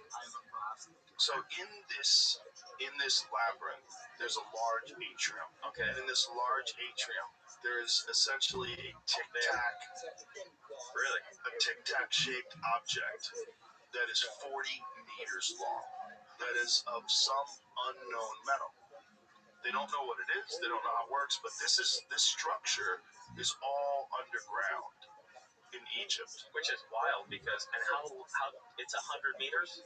Well, we'll get a chance to look at it. This is Hawara. So there it says the 40-meter metallic object. See that where it says Hawara rising? Yeah. So if you click on that, it talks about the 40-meter metallic object discovered in Egyptians. Can't read a report. Subterranean labyrinth. Yeah. Talking about it. Right. Got it. But so whatever it is, we play out some of the video just so we can talk about it. So this whole thing, if you see some of the images that they're discussing. William Brown, and today we're about the work that I Chicago and the team that was in Poland as well. And at that point is when I had met the person, Rashida Lobos, who later became my wife 6 months later. So yeah, you actually were working with the NRAG, and then that's just not going to help us. But if you could just go to some of the images where they sort of outlined what it is. Find it. There is not a very clear image of the metallic object. No, that's fine. But just the labyrinth itself, what do you think the structure of it was? So I don't know where they got this from. There's also the other issue, 40-meter mystery metal object. That's a weird rendering that doesn't usually come out. Right, but there's some other drawings of like from the Herodotus days. Yeah, but so this is what they think it looks like under the ground, which is fucking completely bonkers. And if there is some 40-meter metallic object that's under the ground, and we are talking about like this sport model being a part of an archaeological dig, right? They might have found something back then that was worshipped that thing and had that thing as like turned it into this, right? As a pure, yeah. I think there's something to that. Well, all these people that believe that there was an incredibly advanced civilization before some sort of apocalyptic disaster that reset civilization, and it took thousands of years. And what we are essentially is not the first advanced civilization, but a rebuild. Yeah. A rebuild, thousands and thousands and thousands of years later. That rings true with me. And as Graham Hancock always says, we're a species with amnesia. And I think that makes sense. And I think if you're dealing with people that were basically knocked back into the Stone Age 11,000, 12,000 years ago, and it took us forever to rebuild to where we are now, I think we've gone down a completely different path than whatever the people that were able to build the pyramids of Egypt and all these fantastic megalithic structures, where we don't understand what technology we use. We don't, and it literally doesn't make sense that they were able to do this. It's even like when we see those big gigantic stones, and they're not just piled together; they're like interlocked in weird shapes and all that. It's like, how did that happen? I mean, those are things that I agree with you. Yeah, archaeologists are very reluctant to admit it, but there's tremendous evidence that not only were these people far more advanced than we think people should have been back then, but they're probably more advanced than we are now with some different kind of technology. And maybe, again, it's like advanced, but in a different way. Right? Yes, otherwise, a different pathway. Yeah. They didn't go our way. Yeah, they didn't go internal combustion engine and electronics. Because we would see something. Exactly. Right. But might not. If you're thinking about 100,000 years ago, there might not be anything left, which is part of the problem. But whatever this metallic object is, if they are able to figure out a way to divert some of the water there, so all layers converge in a central corridor or avenue. He said, like the atrium of a shopping mall, where you can see all floors from one vantage point. A hall consisting of a massive space, 40 meters wide and no less than 100 meters long. My personal interpretation, Tim said, is that the entire hall was constructed to house a centrally positioned freestanding object about 40 meters long. So this hall, they believe, was constructed to house whatever this 40-meter-long unknown metallic object How could they not dig that up? Well, they could, but it's going to cost an immense amount of money. Right. And the thing is about the Egyptians, the people that run it, I had one of them on the podcast, Zahi Hawass, and he's incredibly dogmatic about his ideas of who built this and what. And when you say, how did they make these structures? 2,300,000 stones that weigh between 2 and 80 tons, the biggest stones cut from quarries that were hundreds of miles away through the mountain. And it's like, this was a national project. Yeah, like, the Egyptians did everything. Because they were awesome. Yeah, right. I'm sure they were awesome. I'm sure they were awesome, but it doesn't explain the technology involved, because there's extreme technology. Just to be able to cut those things. Like, one of the things that they don't understand is these vases that they made that are perfectly designed, where there's the difference between like the edges and the symmetry is like 1,000th of a human hair, and these are cut out of incredibly hard granite. They don't really. I've never heard. Yeah. You guys are familiar with that. This is a 3D print of one of them that exists. Yeah, and they're fascinated by the perfection. And they're saying, how did they do that? We don't even know how to do that. Incredibly hard Is there a stone built with an incredible precision? Yes. Granite. Incredibly hard granite, incredible precision. Back when they had no metal alloys, they had copper tools. It doesn't make any sense. None of it makes any sense. Then there's the symmetry involved in some of these statues. Like, they're perfectly symmetrical in terms of the distance between the eyes, the nose, the lips. No one's face is symmetrical. Your left side of your face is different. If you combine the two sides, it looks weird. But when you look at these statues which are massive, carved out of granite, again, supposedly before they had steel, like they didn't have diamond-tipped instruments to do this. They polished them. They're perfectly symmetrical and massive. Some of them are 1,000 tons, and they don't have any understanding of how these people built these things or put them there. And they all seem to be the biggest, most spectacular ones are the oldest. How could you not want to dig those up? Yeah, well, right? And look at them, because they're concerned about national pride, but if you dig them up, it's not just national pride; it's the pride of the people that have been espousing this one narrative for so long. Right. That's part of the problem. The gatekeepers of the information. It's still national pride. It is, right? But these people are idiots. That's part of the problem. Like their own ego is preventing them from being open-minded and calling out to the world's research communities and saying, listen, there's something going on here. We don't have the big picture. We have a picture that we have formed from a limited amount of information, and we've been incredibly arrogant about what we're assuming. We also know that a lot of these pharaohs would carve their name and carve their hieroglyphs into existing things. They would claim existing things. Some of the carvings on these things are far cruder in the way they've done it than the actual construction of the thing. And they think that these are old things that were there already, and then these later pharaohs just wanted to attach chiseled their hieroglyphs into these things.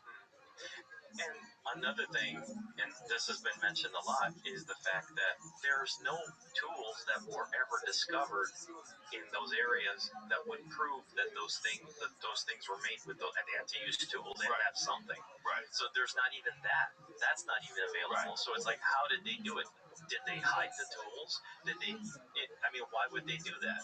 It doesn't. None of it makes any sense. Yeah. And also, these incredibly hard vases that you find, they're the oldest ones. They're the things that they find in the oldest sites. It's like the most complicated, complex, confusing technology seems to be the oldest stuff. Yeah. There's also like you had another guy here that does research on Peru, and he was talking. I can't remember his name. I got to meet him. Luke Caverns. Was it him? Yeah, he goes to Peru and he has a show about that, about the ancient stuff that they're finding underground in Peru. There's a couple guys. What was the other guy? He's got black hair. I can't remember his name. That's Luke. Younger guy? Yeah, younger guy. That's Luke. Yeah. So basically, he was talking about the fact that there's two layers of ancient stuff in Peru. The first layer is younger, and what's below it is what's really incredible and more complex. But they don't want to go there because you're going to destroy an existing archaeological site that's on top of it.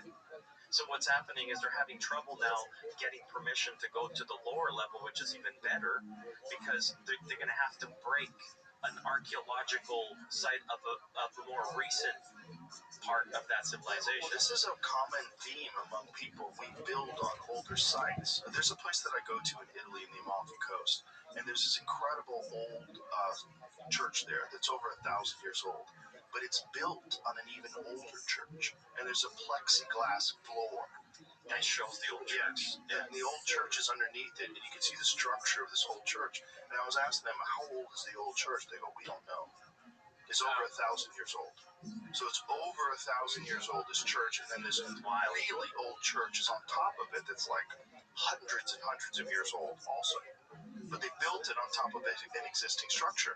So this is a common theme. This is a theme in Peru where you see the Inca construction, which is like much less complicated, smaller stones, mud mortar, but it's on top of these megalithic structures that are carved in these jigsaw shapes where it seems like they've been melted. Yeah. It's freaky stuff. They have no understanding of what technology was used, who did it, how they moved these immense 1,000-ton stones and cut them with precision in this jigsaw way so that it will absorb the energy of earthquakes and not fall down. Yeah, that's crazy. I mean, there's a lot of that stuff that's really, really freaky. And then you get into old religious texts, and that's when things get really freaky. You get to things like the Book of Enoch that talk about the watchers who came down from the sky and created clearly humans. a lot of unusual stuff happened a long time ago. And we don't have a good record of it. Yeah. We just have what we know, and what we know we get very arrogant about. We know what happened 300 years ago. That's a really good point. Of what we know we get very arrogant about. Right. And it's also anything else we don't. These academics and these people that are in charge of the narrative, like the people of Egypt, where they're very arrogant and they're gatekeepers because their whole identity is based on them being the ones that explain to the world how these incredible sites were produced. And if something comes along that is counter to that narrative, they fight it.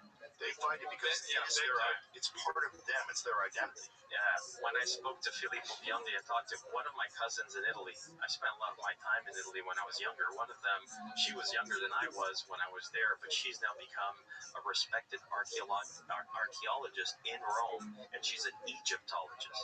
Okay, and I went out to Italy to visit family, and I was sitting at the table. This is not even that long ago, and she's sitting next to me, and I mean, I remember her from being a kid, and she nudged me at the table. Her family's all academic. Everybody's a doctor or scientist or something like that. So there's always that pride of the science.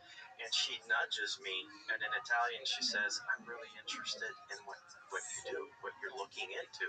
And I knew what she meant. It was about UFOs. And I just responded, I'm even more interested in what you know about what's out there in Egypt. And she looked at me and she says, "We don't really know all of it.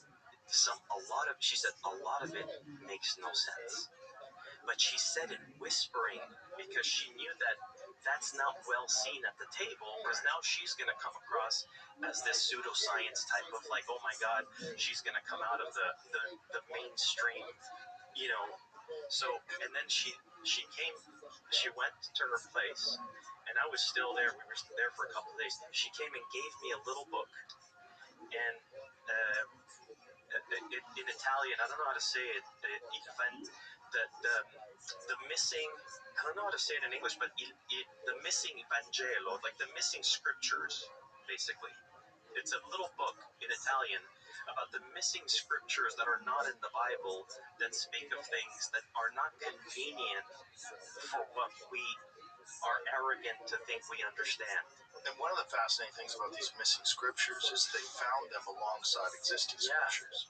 So when they found the Dead Sea Scrolls in Qumran, so they found these in a cave in Qumran, and it's kind of a crazy thing. Like someone threw a rock and hit a clay pot and heard the shattering of a clay pot. So they threw a rock into this high cave and realized there was something in there, and then they started looking, and then they found these scrolls that were in these clay pots.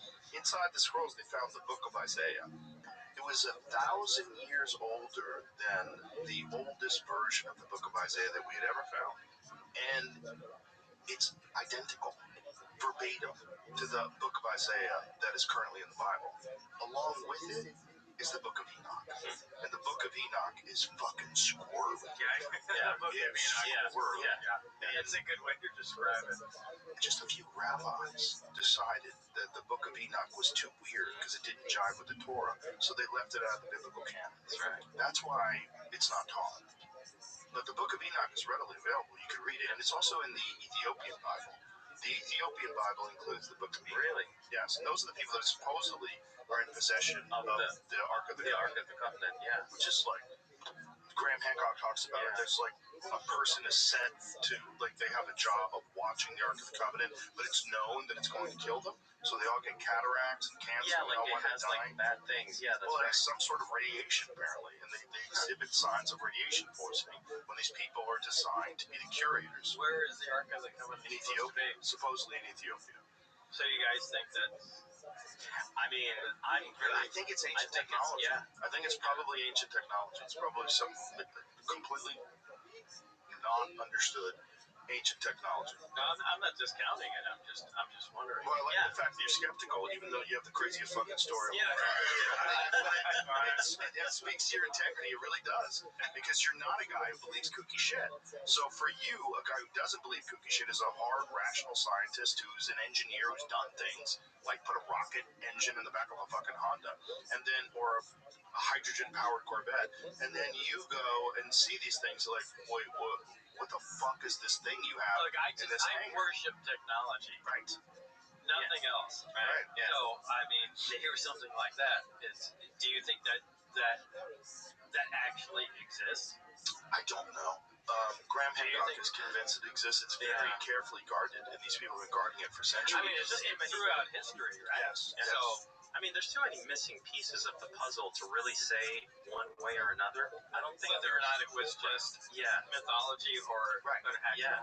Right. But it is weird that he's talking to these people that these fucking cataracts, and these people all say the same thing. They die. The people that are designed or that are designated to be the curators of this particular religious. I relate this back to it. I think I told you the first time we met, you know, if somebody found a nuclear reactor back at that time, you know, and they took it apart, they just would drop dead, you know, from magically from that. And anybody that came in to check on them would also die, and they go, this is evil, it's cursed or whatever. And something that you're not supposed to have access to because it's divine. Or some other, right. And could this be something at another level? You know, that I have to say, and I mean, I'm no one to say it, but I struggle with divine stuff because I'm like, this craft or this technology. I mean, our phones to somebody 1,000 years ago would look like some divine object. I mean, it's technology to us. So we have to be very cautious. Like, I'm not saying there is no divine something. Maybe there is. We don't know. But I think technology really could mask itself as divine power. 100%. Yeah. Or divine energy itself could be technology taken to its final form. That I'm open to. Well, if you think about what we're talking about with sentient AI and AI that has the ability to make better versions of itself, what happens if it's left alone? Yeah. For 1,000 years to do this? Well, what do you have? You have something that can harness the power of the universe itself. This access, the 0-point energy, can do whatever. I mean, it has a complete understanding of quantum entanglement, complete understanding of how the universe functions, how it was created. But there's new theories that believe that the entire universe itself exists inside of a black hole. They're trying to figure out whether or not there ever was a Big Bang, or if it's a continuous cycle of things existing inside black holes. So where do you think we are? What do you think this is? I think it's a process. I think we're at a stage of a process. Our problem is we have ideology, we have dogma, we have ego, we have people that are smarter than most people, but want to think that they have all the information, and I don't think they do. And then we have open-minded people that are curious but don't want to look like kooks. And they're all trying to figure it out while we're making a fucking digital god. Why these weirdo on the spectrum we are literally manufacturing our own god. Right. Yeah. But if you We are. take that and you extrapolate, you go from where it is now, you think about the exponential increase in technology. Well, where does that go? It kind of goes divine. I mean, that might be what God is. We want to think that God is a thing that exists. It just exists. It created everything. Maybe we make God. We're on the same channel. Yeah, I think we created God. I think human curiosity and this thirst for innovation is all part of it. I'll say something about the technology because it always fascinates me. I mean, I spent 4 years with Botnet to build it in a virtual environment, so I kind of had to think about it while I'm doing it. But if you really think about what this technology that you saw does, it essentially creates this artificial field of whether it's artificial, maybe it's natural, maybe it's a natural field, but it creates a field that we're not familiar with. And that field, I mean, Joe, you saw the movie. There was a test that was done in the lab that froze a candle flame. Right. Okay, but the photons are still visible within our realm here outside of the field, and you're still seeing the photons. Yet it looks like it's frozen. To me, is that technology like a black hole? Is it some type of time stop? And it basically gives us the power to utilize time in our advantage. If you think about progression in technology, anything we do, it takes time. Anything takes time. Whether it's computing power, now we're seeing quantum computers do things that they're faster and faster, and they can do 1 trillion processes in an instant, and Japan is coming up with better, and then China. But because everything has to do with how long does it take to do that. Right. If a technology can make you bypass time, it's like the record player playing music, but you're now able to lift the little pin on the record and move it to wherever you want. Yes, and that's a good way to describe it. Right? And now at that point, time is in your hands. And if we have a technology similar to what you saw, because you always said gravity is a control, gravity is time. It's interlocked, right? And space and time. Yeah, exactly. So if that's interlocked, then we have to look at it not just as a propulsion system or some type of cool weapon, but how is it affecting time, and how can we use that to our benefit to evolve faster? Because again, the faster we can compute, the faster we can do something, the faster we're evolving. And if we could lift that needle and bring it faster to get there, to get somewhere, why not use it?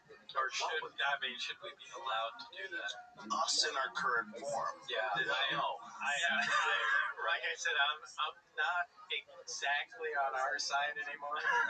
Well, that was one of the. You remember Jamie, who discussed the way they were describing the use of some of this alien technology as instantaneous weapon deployment systems. Yeah. I'm not sure we should be trusted with this stuff. Right. Yeah. No, really. Well, really. You think about what we're doing in Iran right now, you would say no. Yeah. Right. I would say no. We're still flying over patches of dirt and bombing the fucking shit out. No, imagine if we had something a million times that power. Really, humans should not be trusted with that. Right. Trusted to AI. That's why we're making it bomb. This is getting scary. It's getting scary. It is. But it's not science fiction. No, I mean, no, it's not. I mean, we're making fun of it now, but right. no, this is dangerous stuff. I'm sorry for the people who think this is all a joke. It's not. This is real. Yeah. And I'm really not sure we should be trusted with this. That's maybe why for 40 years or 60 years, people have agreed to keep it quiet. I would agree. And well, that's the most logical conclusion. Yeah, this is incredibly dangerous stuff. And again, it's world-dominating technology. And I don't know what to do with it other than to keep it from people. So, and how do we know if it comes up? This is something I always struggle with is, let's say let's say we do get some type of thing saying, all right, we have to see it from somebody in the government, the president, whoever, that says, okay, here we are, we have this. Well, first of all, we have to validate it. The journalists are going to, the media is not going to just trust somebody saying that. They're going to go, okay, wait a minute, what are you talking about, right? So it's not like because somebody says it, we just have to swallow it. It's like, all right, go, show us, right? And then when you do that, well, now you're exposing something else. What happens when we need to believe it? Like as people, what has to happen for me to believe something that somebody says? There really has to be something serious that makes me believe it. Right. You know what I mean? Like if a president or anybody, prime minister, whoever it is, says something to me, I'll still go like, okay. I mean, show me. Right. And then when they show it, how do I know that's actually that? Think about that. Yeah. Right? And then from there, we now have to go to another level of, okay, well, if we have to prove it, we have to bring in scientific community. Okay, that means they have access to it. What's the security parameters there? Right, and then you get compartmentalization. Exactly. Right. And then that stops any sort of understanding. There you go. And that's why you have this stagnation of where you've got these people working on this thing for decades and not making any progress. Because you know how far we could have gotten if there was free discussion between all the groups working on this? Right. Yeah. But then you also have these fucking psychos like from Dr. Strangelove that want to turn it into a nuclear delivery system. Yeah. So where you don't have to worry about them detecting nuclear bombs headed their way. You just instantaneously devastate Moscow in one shot. You don't have to take credit for it. Yeah, but we... Right. No, it's like we are not ready. Right. I know we're not ready, but we'd be more advanced if we did that. No, I mean, I agree with that. But it's all very strange, and no one knows more strange than you. No, there are plenty of people that know more strange than me. I mean, Dennis knew more strange than me. Anybody above him knew that. I just knew a small part of it. But you, out of all the people that can talk about it, that are out there communicating about it, you have actually seen it physically. Yeah, I try to only talk about what I've seen and touched and verified. I've heard plenty of other stuff that I don't know if it's true or not. And there's no sense in repeating that. Because nonsense moves at the speed of light. Right. Yeah. And that's just, it's terrible. You live in a weird existence, Bob. You really do. Because you've been holding on to this. You have this experience from 40 years ago that's just become a part of folklore. It's become a part of the zeitgeist. Like, this is why your podcast that we did is the most watched podcast I've ever done. This resonates with people in a way that, look, I've done a lot of UFO ones. I had Travis Walton on. I've had a lot of people that have stories. They're all very interesting. They don't get nearly the amount of traction that yours does. And I think it's because you're uniquely credible. you're uniquely credible in the fact that you are very skeptical. You're not interested in like these fantastic ideas. You're very dismissive of nonsense, but yet you have this burden.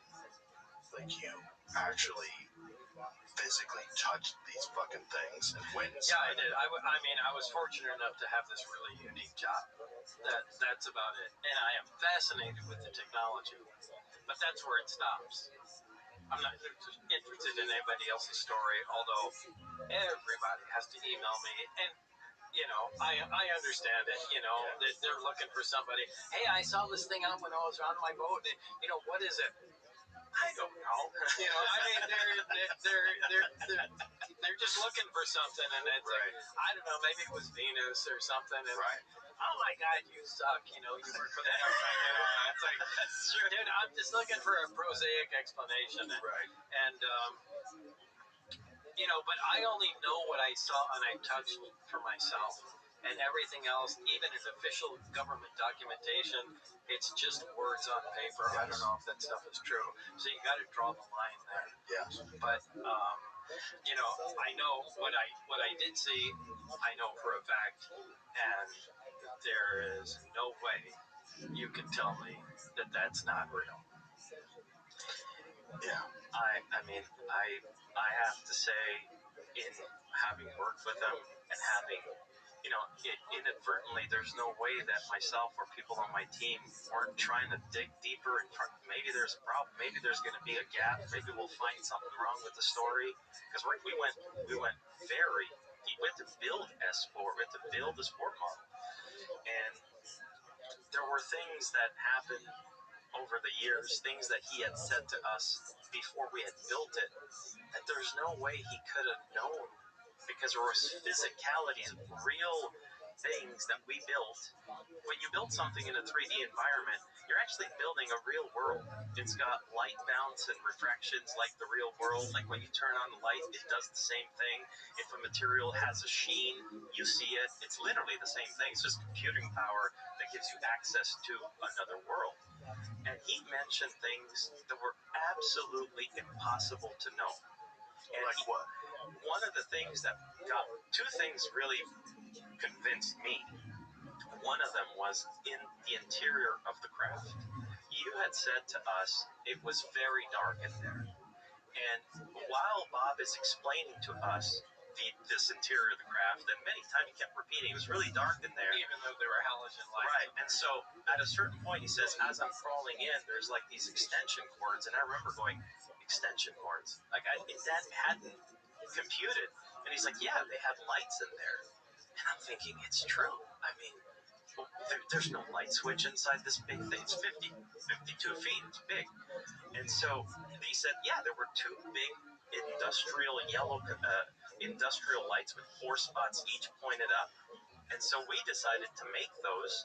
We decided to research the type that were used back then in the United States, especially on military bases, the halogen power, because this was halogen in 1988. And we turned them on. And it was still dark. And it was super dark. Yeah. And I remember Christopher Matteau, by the way, a big shout out to Christopher Matteau that's on my team, who made a lot of those visuals, and he's like a magician. He's the best.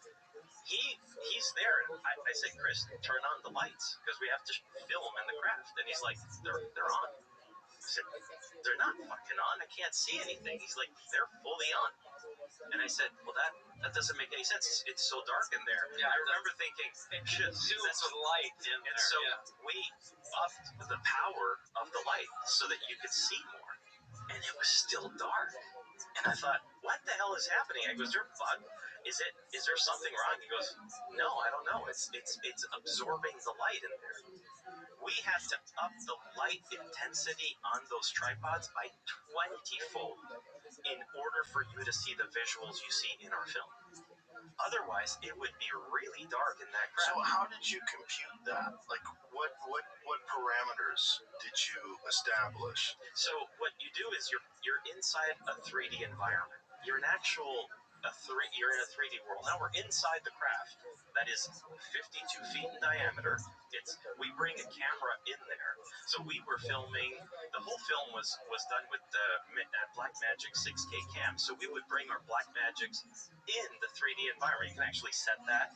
so that we could film inside the craft, so it matches the filming of our real cameras.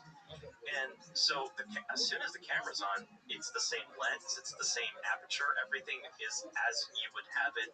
And so you're trying to adjust for this dark room. But if the room is really dark, you can't really get a good look at it, because if you go close enough, you would have seen like a seat and a little bit of the reactor, but you would have been like, what's the black screen I'm looking at? So what is the explanation for why it's so dark? It's just the way the light reflects. And that is exactly, it's when you're in that space. Right, but here's the question, like what are you, when you're making this in a computer model, right? What are you putting in that would make it absorb light that way? I didn't do that. So what we did is we spent over a year with Bob. I'm not kidding. It was like a year of trying to figure out the material of the craft, the actual skin of the craft. That was the hardest thing to do. The specularity and the reflectivity of the actual material and the angle. Yeah. And then when the lights are in there, they just reflect at a weird angle, and it never gets bright in there unless you have tremendous amounts of light in there. It's always dark. And sorry to interrupt, but that would have been, so when that happened, and we have the right material, which is like this, let's call it unpolished stainless steel. It's got a little bit of usage to it just to give it some texture. It's got the same sheen, refractions of a real material like that, because every time we put a fake light in there, okay, it's reacting like that. And now you turn these big halogen lights on, and it's like the part of where the halogen is hitting the ceiling of the craft, because they were turned upwards. Remember, Bob said they were not pointed like this. They were pointed to the ceiling of the craft. So you got two of them. It's like wherever the light was going was getting eaten up by that portion of the material. So it's not reflecting all the way. So you have a 52-foot distance, and it's being lost in a maybe 7-8 foot diameter environment, an area where the light is. And we're like, why is that happening? But that's how it's done. Well, that's the reality. He could not have known that. If he's trying to make that up, anybody who's inventing a story says there's two industrial light with four bright halogen spots in there, a liar would not say it was really dark in there. You don't know that. You have to build it. Right. So to me, that was a physicality of being inside the craft that made me go, Lazar could not have known that if he was making that up. You wouldn't know it until you experienced it. Exactly. Right. So I'm like, unless Bob back then decided to go in his garage, build himself a fake dome, which I don't think he did. I'm like, how would he have known that? We didn't expect that. We were struggling with, why is it so dark? And you make films, so you're used to using lighting. Exactly. And Chris was like, dude, this thing is just eating up the light. And I'm like, Bob kept saying, it's so dark in there. And it just, how is that possible? What were the other things? The other one, I laugh about this with Bob all the time. It's about the flag on the craft, that you could have seen it. I don't remember. So when he walked into the hangar the very first time, he saw the very first time Backwards flag. he saw the craft, and he saw the reversed American flag sticker on the craft. I wonder why it was reversed. I'll get to that in a sec. I think I know, but whatever. I'll say what I think. And there's a lot of stuff. I researched a lot of stuff on Bob Lazar before I did this, and there's a lot of bad information out there. So I really tell people, if you really want to see what he saw, don't go read what's out there. Check this out, because Bob actually vetted everything, so it's not the wrong information to read. But anyway, there's a lot of detractors saying there's no way Lazar could have seen that flag. If the craft was that size and it was on the hull, on the craft shell, there's no way the angle, he's 5-something, he wouldn't have been able to see it. So we built it. We built a 52-foot diameter craft. We put it in the hangar. It's there. And my team, Chris, gives me the goggles, the ones I made you try on. And it is the very first time I go in there. And I know the craft is there. So I put them on. And now they're hoping, because they're there with notes, they're hoping I'm giving them all the notes. Oh, no, that's not good. That's not good. And the first thing I did is I looked to my right. I'm looking at the craft. And I asked Chris to put me at 5'10", which is your height. So I said, at 5'10", I'm Bob's height with the goggles. I want to see. And the first thing I said is, oh, there it is. And they're like, there what is? I said, the flag. And they thought I was pointing at a flag on a wall. And they're like, there's no flag in the hanger. I said, no, on the craft. And they're like, yeah? I said, you can clearly see it. It was clear. That was something that also made me go, yeah, this is it. This is the real size. So had Bob Lazar not actually seen that, the majority of the detractors out there kept saying there's no way at that angle a human eye could see a sticker on the top of the craft, which is on the top shell. But you can. It's as clear as day. So those were two things that I considered to be like, it's there. So I know to maybe some people that's not a lot, but as a person like I am, was very technical and I'm super difficult. It took a long time to do this because I'm a perfectionist and I wanted to make sure it was accurate to what he saw. I look at stuff like that because I analyzed everything like that. And I analyzed this story inside out. And if you couldn't see the flag in that position, it would have been a big, that would have been a red flag for me. I would have been like, wait, you can't see it, but you can. So you can't put enough of a value on little details like that, because he didn't say this in 2026. He said this in 1989. Right. Why? Why do you think the flag was reversed? In American flag use law, the only thing we were able to ascertain is the fact that on military or on vehicles, anything military on a uniform, if ever you see an American flag on your right shoulder, it's reversed because it's how the wind is blowing the flag. On your left side, it's like the flag is because the wind is blowing this way. If you look at vehicles, let's say a Greyhound bus, they have American flags on each side, and they have a normal one on the left side, and a reversed on the right side because it's the right side of the vehicle. So it's blowing because the wind is blowing the flag that way. So the reversed American flag is a actual. It's the law of how to use the flag in the United States military or on vehicles. And it has to be like that on the right side. So to say, is that the right side of the craft? Yeah, it must be because if you go into the craft, the seats, when you go into the craft, I can't wait for you to go in the craft. When you go inside, the seats are facing the right side, meaning the hatch is the right side of the craft. It's the only thing that came to mind. I mean, is that what they did at S4? They fucking put a sticker on it? I mean, it's the only logical thing we could think of, is that's why it was there.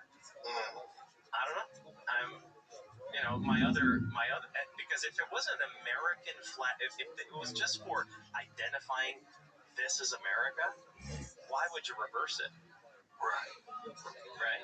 You're reversing it because it's indicating the direction in which it travels. Exactly. So it's just an interesting, right? It's all interesting. The goggles is a trip. Right. When I put on the 3D AR goggles, and VR goggles rather, and you stand in that warehouse, that hangar, look at it, it's very strange. It feels weird. Exactly like it was. It feels very weird. It feels very weird. I mean, I'm only imagining what it's like to actually be you in 1988, be standing there. When you put the goggles on, that's exactly how it was. What did Dennis say when you first saw it? He was like, huh? No, Dennis was hardcore. Yeah. He was here. Look at that. Come back in here. I mean, there was no reaction. Barry, on the other hand, was out of his mind. He couldn't wait to show me stuff, and he said, check this out. Oh my God, was that awesome? But Dennis was like a hardcore, military guy. How much of a view did you get of the other crafts? Because it's one of the things in the film, you only see like hints of them. That was it. That's it. What you saw in the film is exactly what it was. It was just a passing thing. And as I was walking out there, going, wow, there's more. Everything looks different. And other than the first two hangars, I really couldn't tell what was passed out there. But there were other hangars and there were things inside them. But it's also interesting that at the time in 1988, this site was not even confirmed. This was like for you to have to know about this and know the exact location of this kind of strange. Right. Now, Luigi did that. I mean, I gave him the general idea. I said, you know, I know what time I got out there, and I could see Papoose Lake, and behind me, he pulled up a lot of stuff from there. But another interesting thing he pulled up was there was an old silver mine exactly there, in the exact same place, and I wonder if they used that as it was already drilled. There was already corridors in there. I actually held this for this show. What I'm about to say is the first time ever. It didn't make it in my film. I wish it did, but it didn't make it in the film. Veronica on our team, she's my sister. She's like my right hand. And if I didn't have her, I wouldn't be here right now. She found this.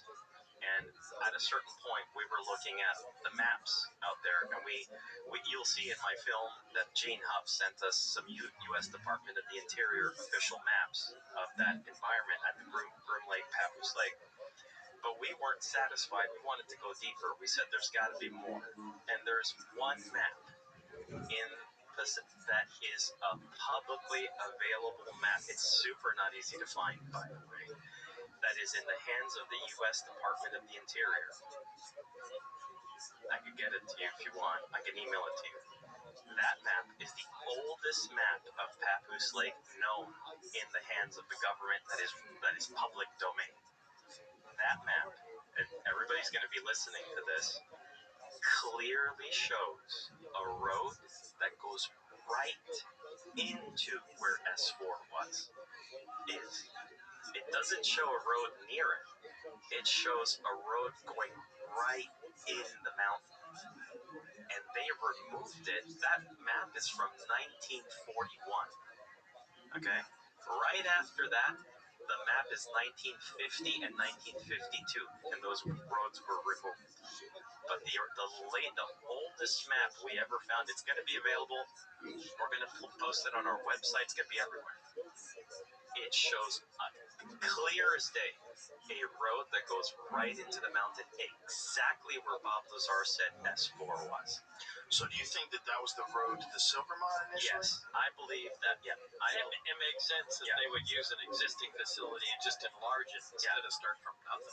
Right, of course, especially if it's abandoned. Yeah. And it also makes sense that if Roswell was real, and if they really did find a crashed UFO in 1947, like in the 1950s, they'd be like, let's get rid of this fucking road. Right? Yeah. If we're putting this out there, if we're building this facility out there, and if they did have it, that also makes sense that they've worked on this for decades.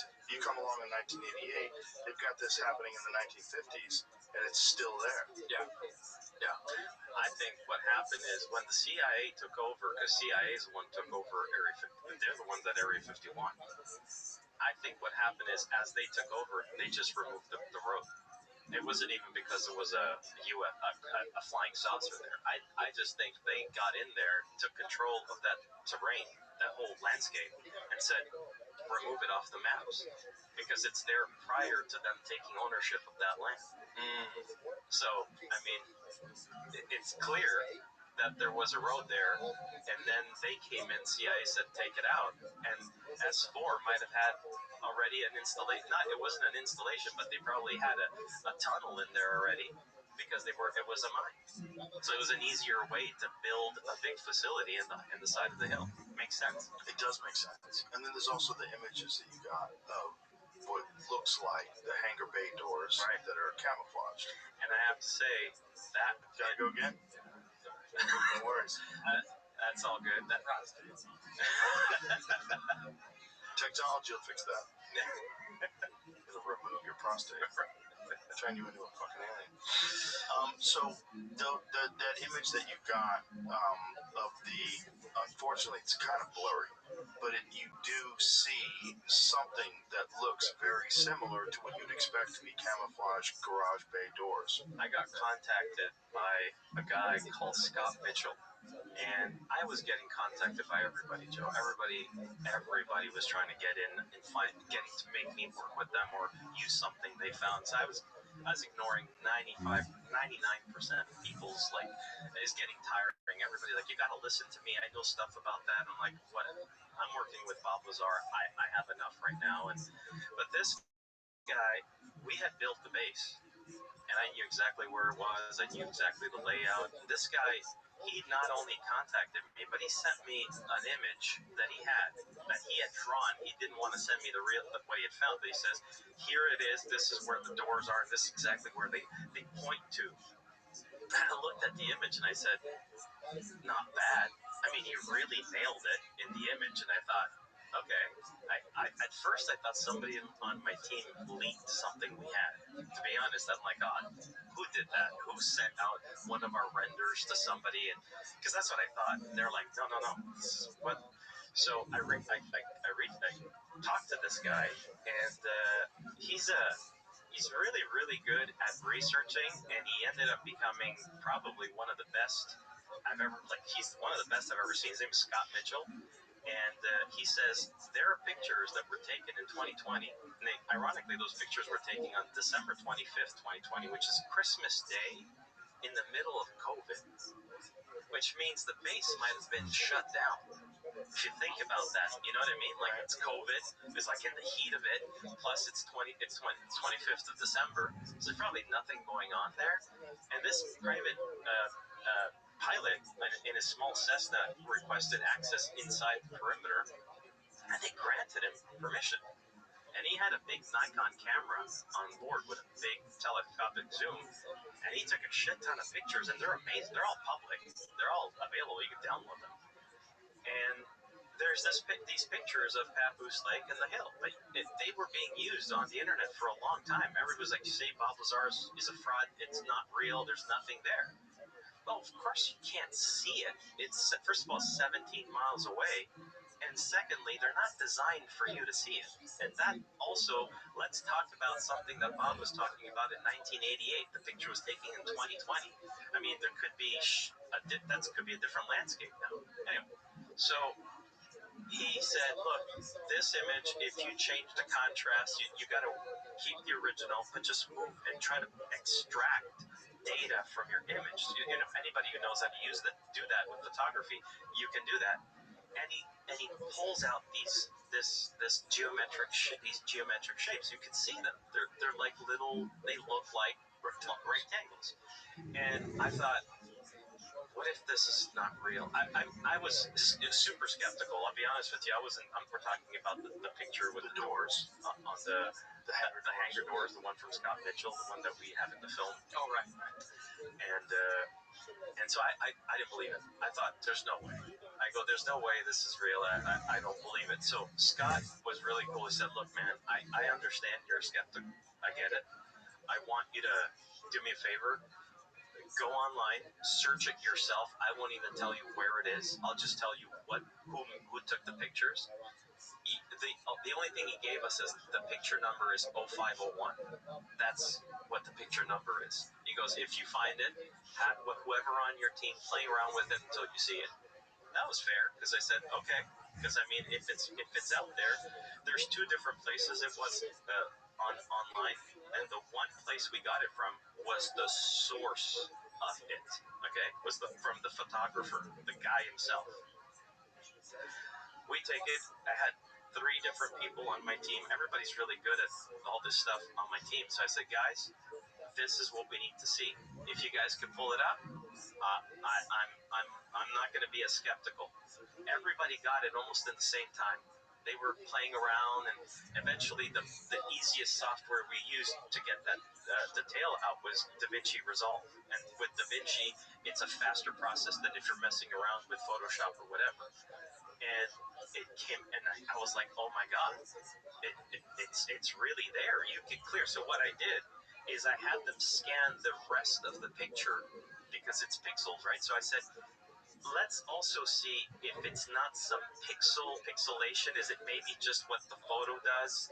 Maybe we just got lucky and it looks like that there. Maybe it's going to show something similar elsewhere, and it doesn't. And then I said, all right, go get me 0502. I want 0500. Because the guy kept snapping pictures, I want you to do the same. Like, we went really military. Like I said, I want to make sure this is real. I'm not going to put our name on this if it's not. And it ended up being, other pictures also show it, by the way, because he went click, click, click. So it's like, it's not just that one. That's the clearest one.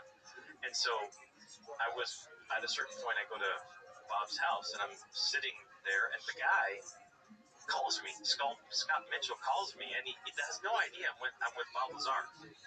So I pick up. It's a video call, and he goes, "Hey, man, what's going on?" I said, "Well, look." I said, "Look who I'm with," and he just like exploded because he was like, "Oh my God, you're with Bob!" And I said, "Show him." And so Bob was there, and we showed it. We ended up transferring the call on the Zoom call, and he showed it, and you said, "Yeah." Like, I remember you going, "Yeah, that's it." Yeah. What did that look like to you when you saw those? That was awesome. Yeah, it was awesome. What was really shocking was the first hanger was bigger. Yeah, Because that was the big hanger. Yeah. Because the first hanger is a big hanger, and there's a bunch of smaller ones. And I said, Jesus, the first hanger is bigger. You found it. You found it. So I mean, that was. I just lit up at that point. Yeah. What happens if you look at that site with Google Earth? That is with Google Earth. No, that was the picture. But Google Earth, and I'll tell you something about Google. Yeah, that wasn't with Google Earth. No, the picture is a real photo. The picture of the hangar doors is a real photo. Oh, okay. I thought that was Google Earth. No, the picture is a real photo. The Google Earth, though, you see that in the film. Yeah. I can't make this up. I didn't want to put anything in the film. That was one of my things. I did not want to put anything in the film that would make me, the whole team, or even Bob look like we're trying to like MacGyver something in there. It has to be, you go look for it yourself. It's public. If you don't believe it, go check it out yourself. That's the only thing we allowed. And when you go on Papoose Lake on June 22nd of 2024, June of 2024, Google Earth changed. You're going to be right over Papoose Lake. If you zoom in, you're not going to notice it because it's kind of a yellowish tint to the image. And I remember going, why is it so yellow? I mean, I'd been there so many times. I was like, why the fuck is it turned so yellow? And I'm like, I'm zooming out, and I'm like, why did they fuck it up? I thought, you fucking ruined everything. It's all yellow. And as I go further, you see this box that is like right over Papoose. So I'm like, what is that? And I put my mouse over it, and wherever you're in the box, it's June 22nd, 2024. And as soon as you put your mouse outside of the box, well, it's an older date. And I thought, oh, they just did that. And so I think what they thought they were going to do is that new filter right over Papoose Lake removes every possible detail on the terrain, the landscape, where the brushes are and the Joshua trees are. It really, really removes all that. It blurs everything out. But they made a mistake. They made a huge error, I believe so. And I think if they're listening, they're going to go, yeah, our bad to the DOD, because you see all the tracks on the lake. For some reason, that filter accentuates the tracks on Papoose Lake and removes the landscape brushes. I don't know why. It just did that. And I was like, holy shit, you see all these tracks. What it looks like is they're trying to purposely obscure the area. Yes. And the fact that it's in a very clear box. Yeah. And you talked about that in the film. Yeah. It's kind of bonkers. And there's really no reason. There's no reason to pick one little square box why that nobody goes to. Yeah. Right? Yeah. So try to obscure it. Yeah. And so I thought, geez, we gotta put this in there. I mean, it's so cool, right? It's all very compelling. I think we should wrap this up. But the film's excellent. Thank you. Congratulations. Thank you. You can tell it took a tremendous amount of effort, and I could tell by watching you watch it when we watched it together that it had an insane impact on you. It And really you'd already seen it before. I saw it with you. So you're just seeing it again. It's just like, it's bonkers. Yeah, it really affected me. And is there anything else you want to say? There's a couple things I want to bring up. Okay. You know, just because I've heard stuff Luigi has told me, people think that I make millions of dollars off of this stuff. And I don't. I would love to sign on to the millions of dollars program. You know, Jeremy made his movie, and I didn't get a cent from Jeremy's movie. I said, anything you make, give to George. You know, Luigi has spent millions of dollars of his own money, literally, right? Literally, you know, making this stuff, and I can't see how he's ever going to make the money back if he does. That's awesome. I drive a 1980 something. Not a 1980. You drive? No, 2000. No, 2018 Chevy Bolt electric car. I mean, it's a car you buy for your teenage daughter. It's embarrassing to drive. It cost me $18,000. You know, my house on the 10 acres cost $450 grand, and you know, back when I got it, I mean, that's I work 6 to 7 days a week at United Nuclear, my business. I mean, if there's anyone that wants to give me millions of dollars, please contact me immediately, because I would like to retire, but no, I don't make millions of dollars off this stuff, and my wife and I do fine. We grow our food in our greenhouse, and we live in our own place up in the mountains, and that's it. But you know, this is Luigi's thing. That's why he's here. I think the film's going to be very successful. I think you're probably going to make money off of it, at least a month. No. Well, You know, thank you, Joe. I think we should wrap it up. Thank you very much, Luigi. Thank you, Knocked it out of the park. Thank you. It's fantastic. Bob, great to see you again, as always. I'm sorry I had to be so much. That's okay. It's understandable. It's understandable. And again, the film, let's show it on the screen, Jamie, so people can know where they can see it, when it's available. Yeah, it's available actually as of right now. Let's play the trail. We'll end it with Let's do that. as for the Bob Lazar story. We'll end it with the trailer. It's on Amazon, and We are not alone. we are not alone, right?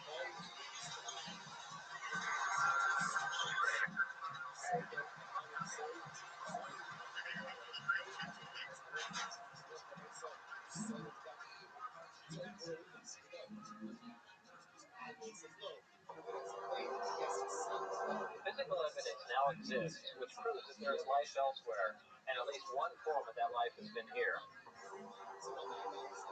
As of 1989, that evidence was in the custody of the United States government. Between December of 1988 and April of 1989, I worked as a senior staff physicist in what has to be the most secret project in history. My job in this program was to be part of a back engineering team. This particular disc appeared to be in excellent condition, and because of its sleek appearance, I nicknamed it the Sport Model. The goal of this program was to see if the technology of the disc could be duplicated with Earth materials. To start up the reactor, of course, we need some element 115. In fact, you need 223 grams, machined into a wedge like this. The program out at S4 consisted of 3 projects: Project Galileo, Project Sidekick, and Project Looking Glass. The pile on top was Project Galileo, and as it turned out, that's the project that I was part of. And that clearly referred to reverse engineering a recovered alien spacecraft. This cannot be a secret from anyone, not just the American people, but the rest of the world.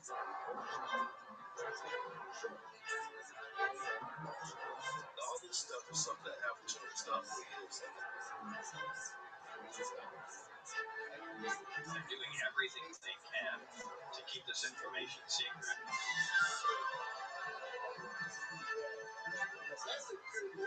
I saw a graphic. Thanks to him. Now this story spills. And the world changes.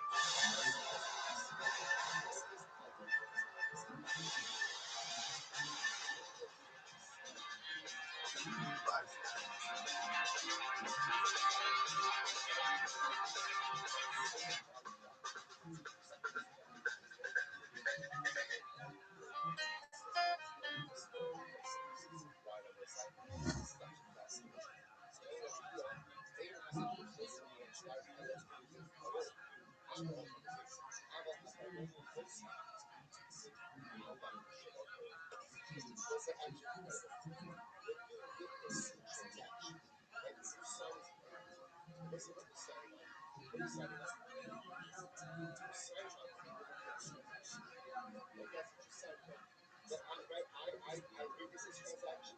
This transaction reminds that when you are buying a huge house, and let's say, what are you certifying? What are you certifying?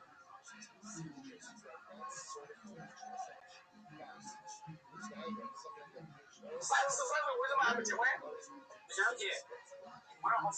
This is a video from Douyin, China's version of TikTok. It's not real. It's a skit, a spoof. That guy on the left is supposed to be an official for the State Birth Encouragement Office.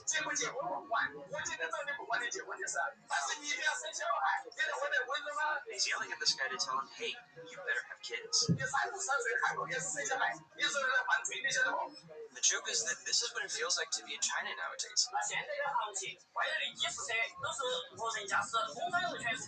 China has been getting very intense about pushing its citizens to have babies. They're offering subsidies to new parents, cash handouts to people who marry young, free childbirth services, free preschool, even bonus points on school entrance exams for second and third born kids. They're even taxing condoms and birth control pills so Chinese couples will have more unprotected sex. This all started 2 years ago. Xi Jinping started talking about a new culture of marriage and childbirth. This whole speech was Xi telling government officials it was now a matter of national urgency to increase childbirth rates. Ever since, China's state media has been bombarding people with messages about their patriotic duty to procreate. Officials are even starting to call up young women, one by one, to say, hey, should you be getting pregnant right now? So what happened to get Xi Jinping so spooked? Why is the machinery of the biggest, most centralized state in human history all suddenly shifting into gear for this, for babies? I think I have a pretty good idea. Has to do with the fact that China's population, after centuries of going up, is starting to decline. It went down for the first time in 2022, and it has gone down every year since, projected to keep dropping until China is half the size it is today. You might look at this and think, okay, so what? China would still be huge, bigger than almost every other country. And yeah, it will be. But there's something hiding within this data, something much more serious. Something that will undermine the foundations of China as we know it, and endanger everything China has built in its rise to global power. It's right here. I know you don't know what this chart means yet. That's okay, you're not supposed to. It's rooted in some very particular, very dramatic moments in China's recent history that make it the country it is today. This is a big economic thing, so we're going to build our way up to what it is, and why it's got Xi going to incredible lengths to reverse it. To the point that Chinese people are joking about government thugs individually bullying them into having babies. Because if China can't fix this, and so far it has not figured out how, no one has actually, the Chinese century will end just as it's getting started.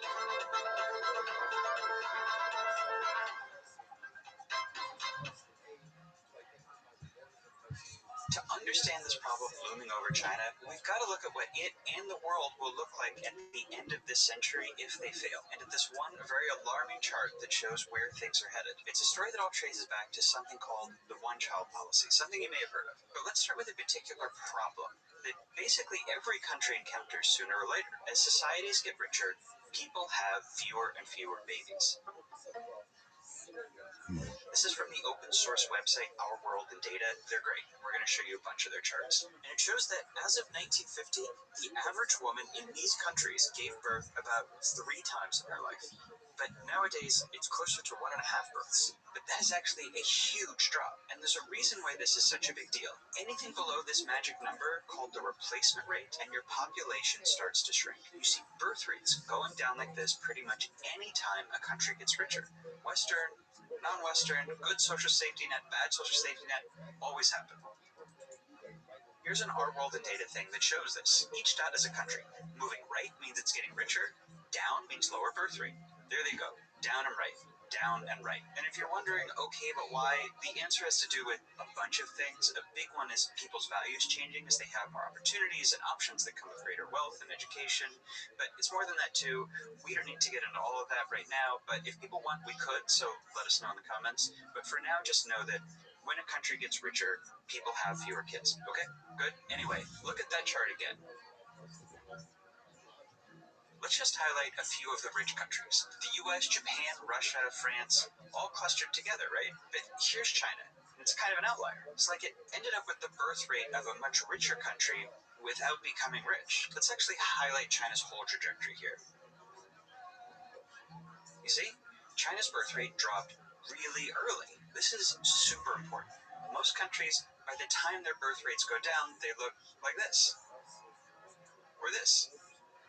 They've got rich, highly developed economies that help them absorb the problems that come with birth rates going down. But China hasn't gotten to that point. Pull that chart up one last time.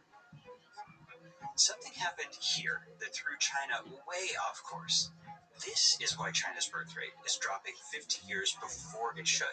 So what happened? You probably know what's coming here, that this is something China actually did deliberately.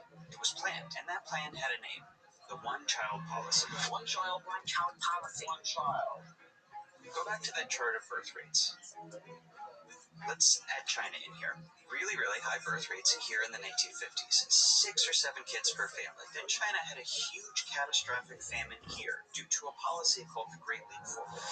Does not work, shall not eat. A government policy gone disastrously wrong. Mao's so-called Great Leap Forward, which caused an unprecedented famine. The terrible death toll was around 45 million. And as happens after a famine or war, once it ended, there was a baby boom. A crazy huge one, actually. Like 7+ kids per family. Huge.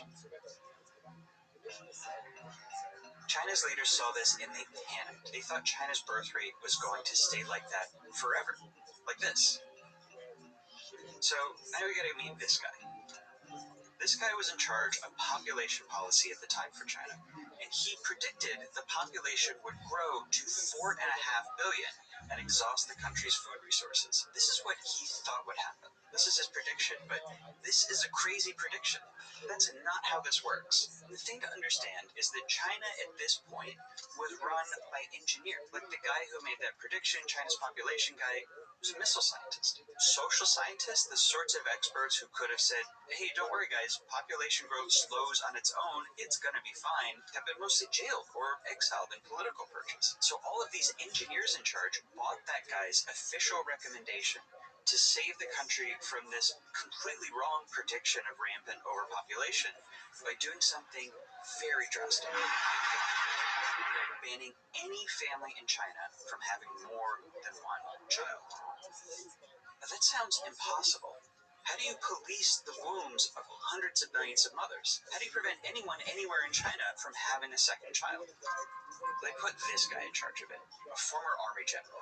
He sent what he called shock brigades of doctors and government thugs, door to door, village to village, to terminate any pregnancy if the mother had already had her one allotted child. So, heads up, the next 90 seconds mention stories of pretty upsetting violence related to pregnancy. I just wanted to let you know, skip ahead if you want. So in just their first year, those shock brigades coerced 14 million women into abortions and sterilized another 16 million. One reporter described seeing them abduct pregnant women en masse for forced abortions. This is from a 2019 documentary called One Child Nation. You can watch it on Prime.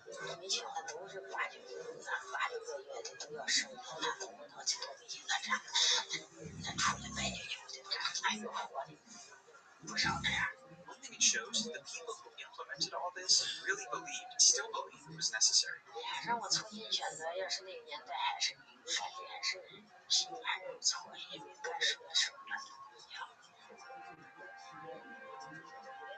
Officials in one city were reported to have tied up women in hog cages and stacked them on truck beds to be sent to forced abortion centers, which in that city alone performed 19,000 abortions over a 50-day period. In all, China conducted more than 300 million abortions. By 1999, it had also sterilized 1 in 3 childbearing age married women. 1 in 3. I'm telling you all this to make a point. Western depictions of China tend to be split between two extremes. Either it's a hyper-competent, technocratic state capable of pulling off huge projects no other country could, or it's a dictatorship of unaccountable bureaucrats who do things like forcibly abort hundreds of millions of babies based on a mathematical error. I think what this episode shows is that China is both of those things. And the big question is which will prevail now as the country tries to defuse the demographic time bomb that it set for itself and that is about to go off. The big challenge reading the news today isn't just finding a source you trust, but seeing how the same story looks from different angles. And a great resource to navigate our media landscape is Ground News, the sponsor of this video. They are an app and website that aggregates news from sources worldwide so I can compare coverage, reliability, and who owns them. Let's say you want to dig into the Pentagon's dispute with the AI company Anthropic. Ground News shows over 100 sources are covering this, and the classification of each outlet's positioning, along with factuality and who owns it. Fox News, coded as right-wing, frames it as the Pentagon giving Anthropic an ultimatum to remove restrictions. But Engadget, classified as lean left, describes the Pentagon as challenging the company's safety guardrails. That's a real distinction. It's why Ground News is a great way to understand how the media is shaping stories. Zapier.com calls it one of the best news apps on the market. It's completely subscriber-funded. Get the unlimited access Vantage plan for 40% off by going to ground.news/maxfisher or scan the QR code on your screen. Now, back to China.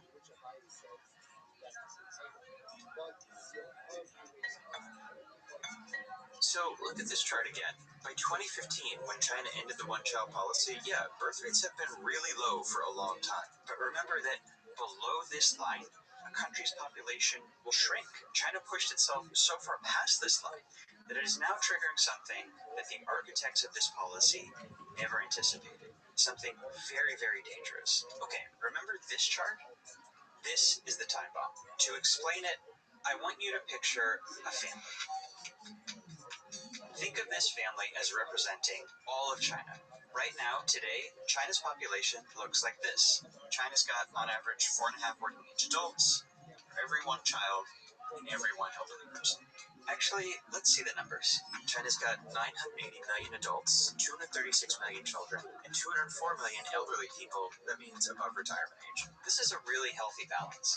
It means that there are 980 million working age people supporting less than half that many kids and retirees. Population scientists call that the dependency ratio. This number is really important. When it's low like this, and 45 is low, it means there's lots of extra workers, extra productivity in the economy. Just like if a family had 4 working adults and only 2 people it had to support. That extra money can go towards buying goods and services to stimulate the economy. It funds taxes that go to building up cities, pays for roads, schools, or missiles, or aircraft carriers. All of the things that make China a rising power in the world, but only so long as that ratio of dependence to working age adults stays healthy and low. But that all-important number is changing for China.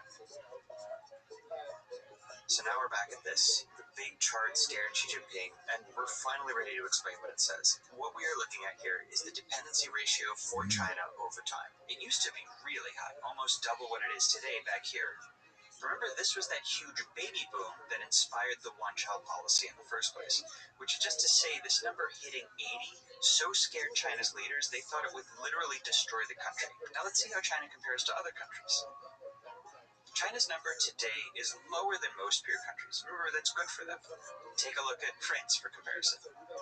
Like in a lot of Western countries, French people are having fewer kids, and a growing share of its adults are aging into retirement, which together have pushed up France's number to 63.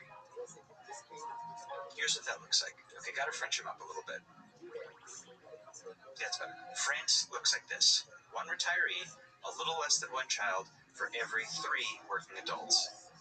Compare that to China, which remember has more working age adults. This might not seem like a big difference, but it is. The French media is full of stories warning that all those seniors are draining the country's resources, pushing up poverty rates, ballooning healthcare spending. It's become like one of the biggest issues facing France. 850 000 personnes partent chaque année à la retraite en France. Parmi elles, près de 30 000 n'ont pas reçu leur pension ces derniers mois. Because remember, a healthy demographic balance creates all this excess productivity that fuels the economy. But when you have too many dependents and not enough working adults, that productivity gets diverted to caring for the people who are too old to work. So that's France with the magic number at 63. Let's quickly look at Japan, where it's up to 70 now. You've probably heard this described as a full-blown crisis for Japan, and it is. Here's what that looks like. Just 2 adults for every retiree. This is the point at which so much of the country's productivity goes toward care for the elderly that you start to hear phrases like national decline, population drop, shrinking cities. We're here to talk about China, obviously, but all of this is just to level set on how to read this magic number. 45 China today is good. 55 America's right now is fine. 60 to 65 in France is a national crisis. 70 in Japan is national decline. And 80, which China hit in the 1970s, is such an emergency it triggered the largest population control measure in human history with all of the violence that entailed. But China's number is about to go from good to catastrophic. To show you what I mean, imagine that I'm the average 30-year-old in China. And to make that easier to picture, we're going to play these clips from a popular Chinese soap opera called The Rational Life while I talk. Okay, so as the average Chinese 30-year-old, I have a nice job in a growing city. My parents were born in the baby boom of the 60s and 70s, so they have a ton of siblings to help take care of grandma. I was born in the one-child era, so I'm an only child. Well, my friends are only children. My partner is an only child. But that means that one day when my parents retire and my partner's parents retire, we will have 4 elderly parents to take care of. And I'm worried all of our money is going to go towards their health care. We're allowed to have as many kids as we want now, but statistically we'll probably only have 1, or just as likely, none at all. So when we get older, who's going to take care of us? If you like that, there are 35 episodes on Netflix, all subtitled. It's not bad. Anyway, around 500 million people in China meet that description. And we do actually know what's going to happen when they and their parents get older. This is the most recent report from the United Nations World Population Study. It uses all the sophisticated data and math to project out each country's future. And the numbers for China are pretty alarming. Here's what it boils down to. This is 2050 in China, when the young adults from that soap opera we just saw are going to reach middle age. This is exactly the same balance as today's Japan. So China is going to become Japan. Let's see that magic dependency number for China and its peers in 2050, according to that UN data. Wow, everybody's number is going up. China's going to pass America and Russia to reach about 70. Yeah, same as Japan today. Meanwhile, Japan's will get up to, yikes, 94. I'm worried about Japan, guys. But let's stay on China, because this UN data says things get real worrying after 2050. Keep your eye on China here. That number keeps going up and up until, 99. Worse than Japan, worse than any other major country. This looks even crazier when you see it like this. By 2075, there will be barely 1 working adult in China for every retired person they have to support. This is all echoes from the one-child policy coming right before China got wealthy in the way that always pushes down birth rates. So now it's a nation of only children having only children. In each generation, you get more and more people aging into this bucket of elderly retirees and fewer working adults to support them. What makes this population death spiral dangerous is that it is happening so quickly. We can actually project these numbers all the way to the year 2100. Yeah, that magic number, it is going to 128. So remember, 60 is a crisis, 70 is national decline, and 80 is a threat to national survival. But China is going to reach near 130. Let me show you what that looks like. Here is rock bottom. 60 years from today. More elderly people than adults. Tens of millions more. And very few children. Before eventually settling into about 50-50 adults and elderly retirees. So, what does all this mean? Well, it tells us that China will look, at the end of the century, like the upside-down version of the China we know today. Remember, this is supposed to be the Chinese century, and right now it feels like it is. 逐步和增强经济回升向好态势，实现经济平稳这个。China appears to be expanding its military arsenal at a historic pace. China's space program is in overdrive. China's turned the nation into the factory of the world. China is expanding militarily. It's projecting power in every part of the world. It's a huge source of scientific breakthroughs, commercial and technological innovations. But all of this is built in a huge, huge national workforce, relatively unburdened by dependence. And in not too long, that formula is going to flip upside down. Cities will empty out as the population halves, retirees will outnumber adults, and all those people will need healthcare. They need social support, which is going to have to come from that now much smaller pool of workers, which means those families will have less money to spend on themselves, to invest in education, in starting a new business, or inventions, or art, or technology, and is going to leave a lot less money to pay for those big national projects. So what does this China look like? I'm not going to claim to know for sure. It's too hard to predict the future, but a few lessons from other declines. For one, does all of this turmoil and contraction cause political stability? I don't know that necessarily. I mean, for that, you need young people. I mean, that's who protests, that's who goes into the streets to demand change. But young people are about to be pretty scarce in China, right? Something I would be more worried about is China's role abroad, because declining powers, especially dictatorships like China's, tend to get aggressive as they decline. Look at Russia. Its population started shrinking, its power in the world receded, and ever since it's been lashing out to try to forestall the rise of pro-Western democracy it sees as a threat. I'm not saying that's the only reason Russia turned aggressive, but I am saying that there is a long trend in history, going all the way back to the ancient Greeks, that great powers in decline become more paranoid, more reckless, and likelier to start wars. Here's China's population at the end of the century. Smaller, but still pretty big. But let's add in two of China's neighbors. It doesn't look so big anymore, does it? Looks like a power on the way down. But I don't want to fearmonger here. It is totally possible for China to decline peacefully. Like, look at Britain or France. A century ago, they ran the world. Now they're middle powers, no offense to Britain or France. But life is so good there. They've healthy economies, they make great art, they influence world defense. They're not failed states. Oh, it's French. Really? And that could very well be China's future too. But China does not see itself as ready for a nice, chill national decline. It is still a long way from becoming rich or politically stable in the way that countries like Britain and France are, which is why its leadership is so desperate to forestall this demographic destiny. When you think back to the one-child episode, that showed with enough state power and willingness to do some really extreme things, you can coerce people out of having a baby, but you can't coerce them into it. They have to do that voluntarily. That's one of the main things about having a baby. Lots of countries are trying to do just that, but not one has pulled it off. No matter how many childcare subsidies or housing vouchers or cash handouts they expend. South Korea spent $200 billion on this sort of stuff, and it did not make a dent. Experts disagree about why that is, but the point is, no one has found a way to reverse the law of nature that as societies get richer, as China's is, their birth rates go down. Look, we as a species are just in the early stages of this problem, so someone might well find a way to mitigate the burdens of an aging and shrinking population. Maybe technology. In Japan, one reason you see vending machines everywhere is to compensate for the shortage in retail workers from the population aging. And maybe we'll get better and better at this kind of thing through, who knows, automation or something else that can help to absorb the loss in workers as populations age. But we do also have a workaround, a proven workaround to this entire problem. And I'll give you a hint. Let's look at that magic number chart, dependency ratio. There's one country that looks pretty good here, even well into the future. The United States. Why is that? Well, it's because the United States is a country that lots of people want to move to in a way that is not true of other countries.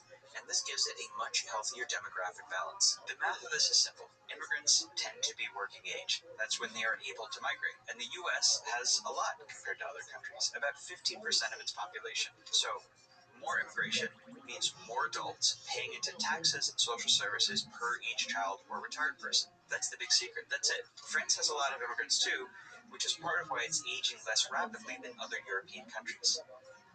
Look at Japan. Barely any immigrants, faster demographic decline. And China has basically zero immigration, 0.1%. Going back years, China's immigration is actually technically negative. More working age adults move out of China than move into it, to the point that something like 30 million factory jobs are already sitting unfilled. Lots of people would love to move to China for those jobs, but China will not let them. That's partly because China's leaders believe maintaining their rule requires strict social control, cradle to the grave, and letting in outsiders would undermine that. And partly it's just the local flavor of the same nationalism and drive for racial and cultural purity we see rising everywhere. I'm not saying that immigration is the only possible solution for China, just that the problem is solvable, but that will probably come with some big trade-offs. China is getting to a point where it is going to have to make a choice between maintaining things as it is now, single-party rule, autocracy, and a rigid, race-based nationalism, but at the cost of a demographic decline so severe that it is a near mathematical certainty that the second half of the Chinese century would take it from a huge rising power to the largest nursing home in human history, preserving the Chinese system at the expense of the Chinese nation and its future. Or it can choose to slow and maybe even prevent that decline by allowing the kind of change, whether through immigration or something else, that the party has seen as a threat to bend the demographic curve so that China can have a population balance that lets it continue to grow and flourish without being demographically weighed down. That would keep the nation strong and healthy at the cost of compromising the political and social system that the country's leadership sees as essential to that rise, as the thing that makes the Chinese century what it is. I'm not saying those are the only two possible outcomes. Maybe someone will figure out how to solve for these huge demographic and economic forces that no one has been able to figure out. But if they don't, yeah, it's just this: the system or the nation. That's the choice.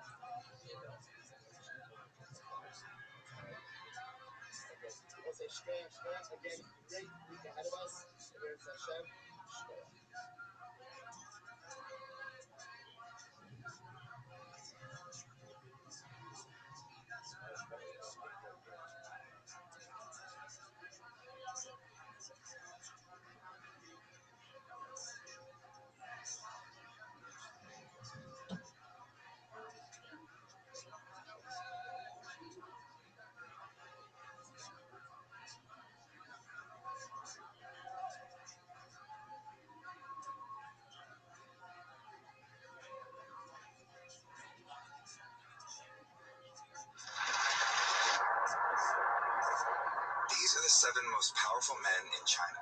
They represent the top leadership positions of the ruling party, and their identities are revealed every 5 years at a carefully choreographed political event called the National Congress. China's Communist Party unveils its new leadership over the next 5 years. The order of appearance is symbolic. The first person to emerge is the head of the party for the next 5 years. At the most recent event in October 2022, that person was Xi Jinping, China's president for the last 10 years, who walked out in the top spot a historic 3rd time after getting rid of China's presidential term limit that restricted all his predecessors to 2 terms. A signal that he may be planning to stay in power for life.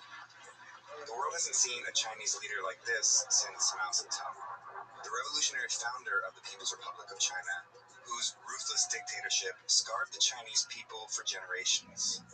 Xi's been compared to Mao a lot, and he clearly draws from Mao's playbook.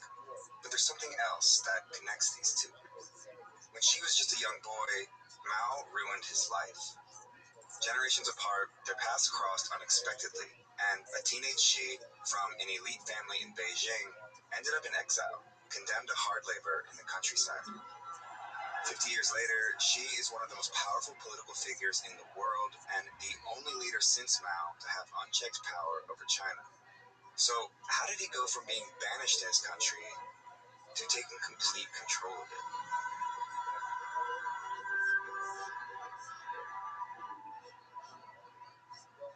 Xi Jinping's connection to Mao formed long before Xi was even born. It goes back to when a bloody civil war was raging in China.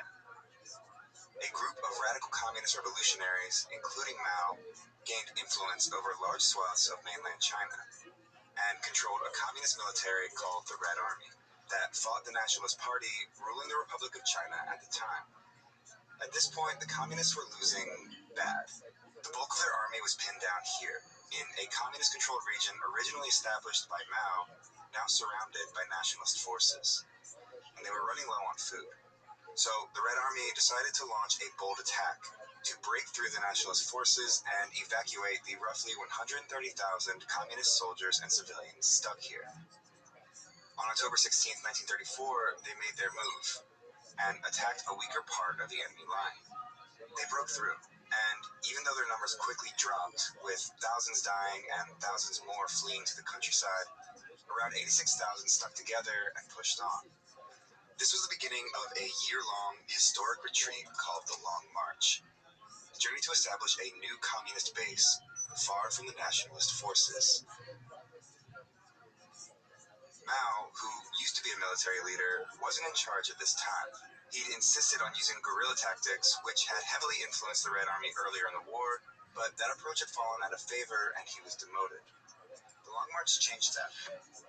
After escaping the siege here, the Red Army continued to suffer relentless attacks by the pursuing nationalist army.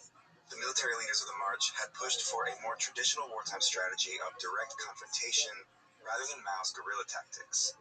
And the result was catastrophic for the Red Army. Less than half of the original escape group survived the first 3 months alone. So it was at this first stopping point where Communist Party leader Zhou Enlai handed military leadership back to Mao. And Mao picked an endpoint for the march.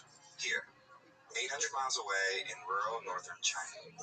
But they didn't go straight for it. Mao led the Red Army deep into the mountains, where he predicted lighter resistance. And he was right. But the journey was still brutal. It was 9 more months of non-stop marching and fighting along this several thousand-mile route before they ultimately arrived in northern China, where a guerrilla base led by a communist revolutionary named Shi Zhongsheng offered Mao's army refuge, bringing the Long March to an end. That man was Xi Jinping's father. In the end, fewer than 8,000 of the original marchers survived. Even though thousands died on the Long March from starvation, fighting, and disease, Mao's leadership was credited with saving the Red Army from total annihilation, and he became the de facto head of the party as well as the military, entrusted with rebuilding the army to take on the nationalist forces for total control of China.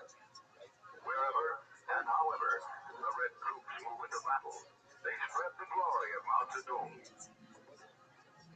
This is a good stopping point in the story to talk about how power in the Chinese Communist Party, or CCP, works. Officially, the highest level of authority is a group called the Central Committee, and is responsible for all of the party's major policy decisions. Within the Central Committee is a select group of officials called the Political Bureau, or Politburo. In most communist parties, like that of the former Soviet Union, the Politburo represents the most powerful members of the party besides the General Secretary. But the Chinese Communist Party has a key distinction that makes it unique. It has one more, even smaller selection of top officials who ultimately have the final say, an elite class of Politburo members called the Politburo Standing Committee. This group, which includes the General Secretary, holds supreme control over the Central Committee, dictates the will of the party, and is in full control of the Central Military Commission, which oversees China's defense. Mao's promotion during the Long March landed him here, in the highest position of the military and the Politburo Standing Committee. Even though he was considered the de facto head of the party when the Long March ended in 1935, he officially became head of the party in 1943.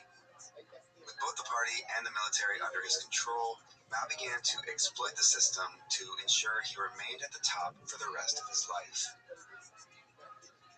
At Mao's first National Congress as the official party leader in 1945, the party introduced a resolution that brought his influence to a whole new level. It unified unified the party around a single understanding of its history, and declared Mao's political ideology, later called Mao Zedong thought, or Maoism, as the unquestioned guiding principle of the Chinese Communist Party. Basically, Mao's ideas or policy decisions could no longer be challenged by anyone.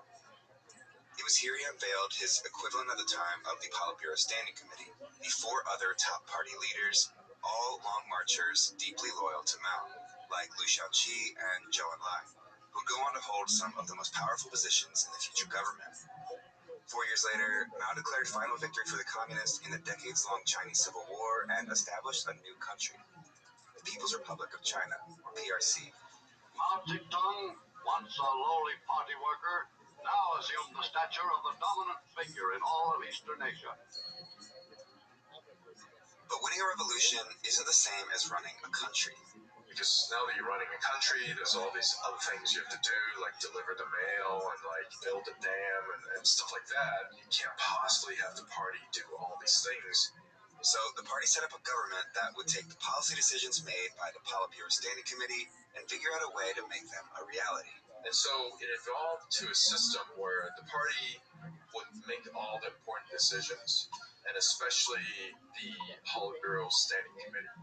Then, as it is today, many of these decisions would go to the State Council. So the State Council is the highest decision-making body on the state side, led by the Premier of China. The Premier of China, by the way, is almost always a member of the Politburo Standing Committee. One way Mao kept a tight grip on power over the years was by promoting those loyal to him to top positions in the party and government, whether they had government experience or not.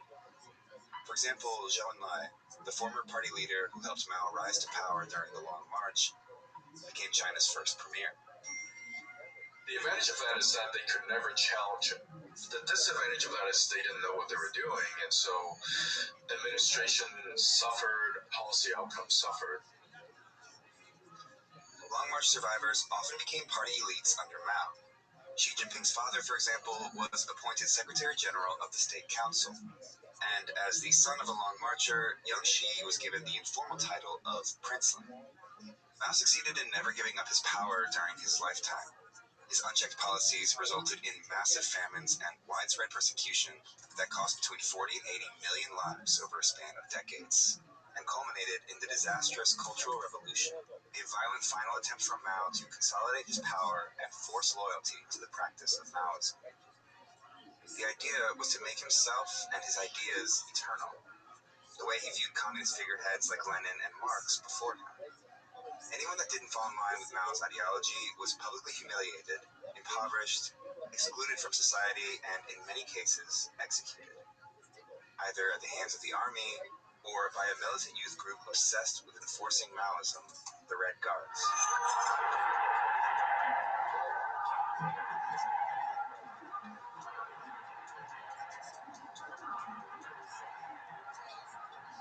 Even those closest to the dictator weren't safe in his purges during the Cultural Revolution. High-level officials, including members of the Politburo Standing Committee and Long Marchers, were removed from their positions. Liu Shaoqi was denounced as a traitor and died while imprisoned under harsh conditions. Mao also removed the chief of staff of the army and replaced him with a Maoist, leaving no one left to oppose him in the military. Mao's handpicked successor, who always appeared loyally by his side in photos and propaganda posters, died under mysterious circumstances when his plane crashed as he was fleeing to the Soviet Union. Mao later denounced him as a traitor. He denounced Xi's father, too. This is a photo of Xi Sr. being restrained and publicly criticized by the Red Guards at the height of the Cultural Revolution. He would remain a prisoner in Beijing for 8 years following this. With his father purged, Xi Jinping, 15 at the time, was expelled from his elite school in Beijing and sent to work in the countryside. He had to live in a cave and, do hard manual labor. His food was barely enough for, a growing young person. And Chairman Mao was responsible for all of it. But then, Mao died. The Cultural Revolution ended. His successor was Deng Xiaoping, one of the Politburo Standing Committee members who was removed from power during the Cultural Revolution, who, just before Mao died, started making a promise to fellow exiled party veterans. Deng Xiaoping signaled credibly to all the surviving long marchers that he wanted to rehabilitate people. So when Mao died, they all supported the rehabilitation of Deng. And as soon as Deng was rehabilitated, he went ahead and rehabilitated all these people. With experienced leadership back in place, the party needed to figure out how to prevent something like this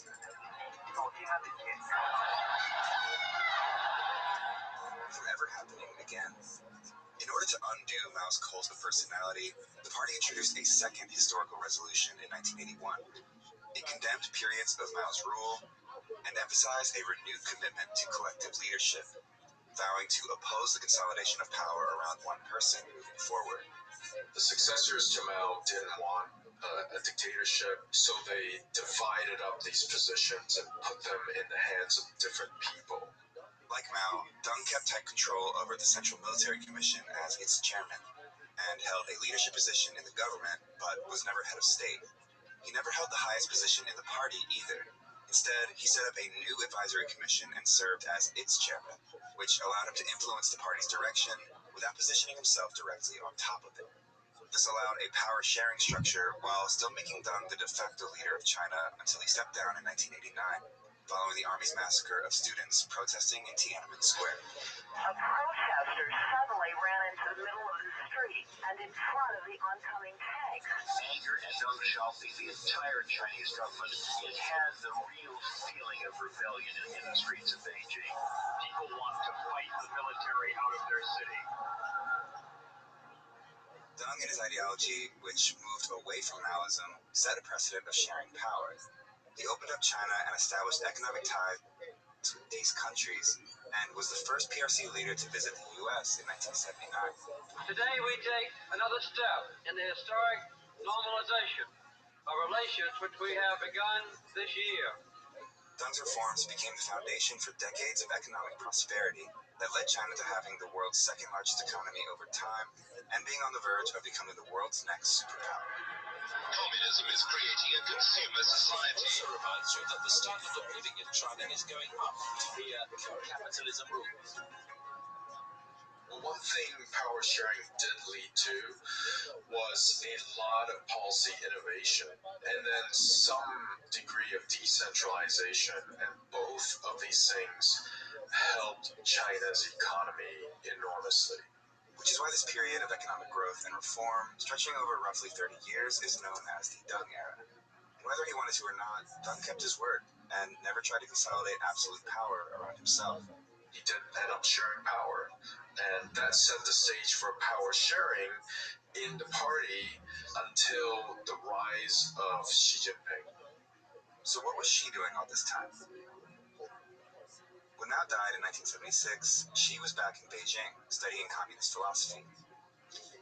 Even though the Chinese Communist Party had ruined Xi's family, he had joined it, just as the Cultural Revolution was winding down. But why? Personally, he might begrudge Chairman Mao for doing all these terrible things to his family, but I think at this time he also recognized that in the system of the Chinese Communist Party, power is everything. Without power, you're nothing. But in order to get that power, Xi did something unexpected. He left Beijing.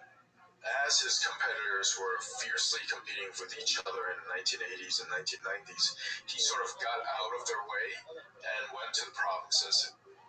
He took positions in party leadership in rural, poor provinces all around China, where there were no other princelings to compete with. First in Hebei, a poor rural province outside of Beijing, where he easily reached the top spot as party secretary. Then in Fujian, a heavily militarized region where top members of the army were stationed. He moved up the ranks to party secretary here too, before becoming the governor of the province a few years later. After making powerful friends in the military, Xi went here, where he once again assumed the office of party secretary and grew his support on the civilian side. This strategy of moving around didn't just give Xi a leg up in areas where competition was slim, it also gave him credibility as a humble, hardworking party leader, and he cultivated a growing group of supporters who would come back into play years down the line. It was his last stop, and his shortest one, that ultimately got him back to Beijing. A brief stint in a top party spot in Shanghai in 2007, where he rehabilitated the city's image following a high-level corruption scandal. Xi developed a reputation here as a prudent leader who towed the party line. Just 7 months later, he finally returned to Beijing, having been promoted to the all-powerful Politburo Standing Committee. Basically, the people who were deciding on top leadership at the time, they wanted a princeling, but they didn't want a princeling who was too ambitious or too strong. So Xi Jinping, he was seen as less ambitious because he was willing to go to the countryside and work in lower level positions. When Xi emerged at the 2007 National Congress and leadership unveiling, he was one of the 9 most powerful men in the country. It was at this moment that his strategic climb over 17 long years in the countryside paid off, big time. When the General Secretary stepped down in 2012, Xi emerged at the top spot in the party as China's leader. Now, the elite son of a former revolutionary, turned exiled peasant, turned party darling, was poised to seize control of everything. Like Mao, Xi Jinping believes that rallying around a single figure is crucial to the party's survival, rather than the collective leadership Deng's reforms had normalized. So, pretty much as soon as Xi Jinping came to power, he started getting rid of people. The news 4 top officials removed for taking bribes was announced on state TV. Xi Jinping has just sacked his foreign minister, just sacked his defense minister. He sacked a whole lot of other people at the top of the military establishment. The former security czar has not been seen in public for more than a year. The investigation against Xu allows the Chinese president to remove those opposed to his reforms. He launched a major anti-corruption campaign as soon as he took power in late 2012, early 13, which led to the arrests of hundreds of senior level officials, as well as military officers. These purges targeted Xi's rivals in the party, whose vacant positions he filled with his own supporters. After this massive purge, Xi Jinping was in very tight control over both the party and also the Chinese military, thereby making him the most powerful leader of the Chinese Communist Party since the death of Mao. That pattern continued in the second term, where he unveiled 5 new faces of the Politburo Standing Committee, 3 of them with close personal ties to Xi. In 2021, Xi pulled off one of his most dramatic acts yet, to enforce his influence over the Chinese Communist Party. He introduced a 3rd historic resolution that unified the party's ideology around one clear line of thinking: Xi Jinping thought. Xi's personal political ideology would now be the core in the party's thinking, political stance, and action. Basically, Xi Jinping's ideas could no longer be challenged, and they weren't for many years. During Xi's first 10 years in power, the size of China's economy more than doubled. So did average individual income. So did military spending. Under his leadership, China's presence on the world stage has grown too, positioning the rising superpower to take on the role of an aggressor externally, reasserting claims over parts of the South China Sea, intimidating Taiwan and Tibet, and stripping democratic process in Hong Kong. Inside its own borders, strict internet censorship and surveillance are widespread, and oppression of Uyghurs, a mostly minority Muslim ethnic group, is marked by human rights abuses. But it wasn't until COVID that Xi saw the first real challenge to his authority. Anger in China is growing. Video showing protesters in Xinjiang fed up with China's zero COVID rules. The boldest public challenge yet for leader Xi Jinping. With these protests all around the country and the party's reputation in peril, Xi reversed the failed policy, but is now faced with a shaky economy and cracks in his unchecked authority.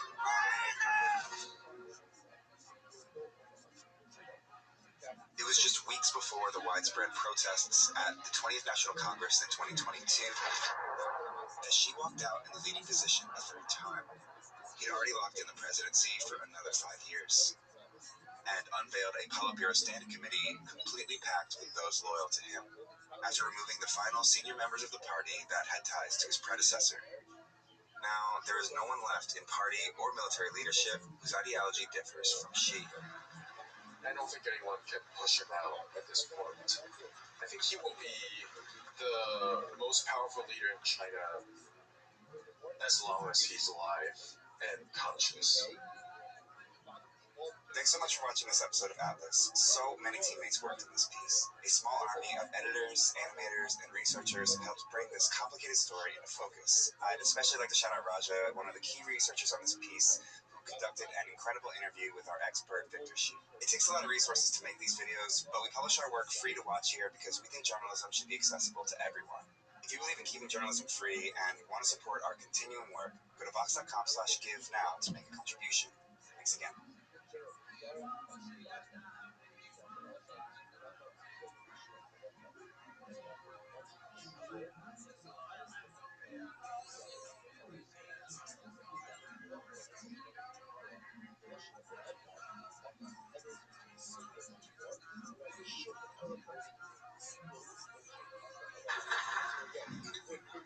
Chinese soldiers preparing for battle. This is what Beijing wants to show the world. With each military drill, China is drawing ever closer circles around Taiwan. China has a clear goal: to gain control over the island. China will surely be reunified. Are you willing to get involved militarily to defend Taiwan if it comes to that? Yes, that's the commitment we made.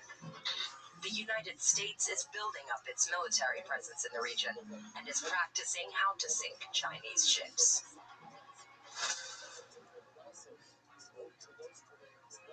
We're not going to come to an agreement over Taiwan. Wait for the unification to be achieved.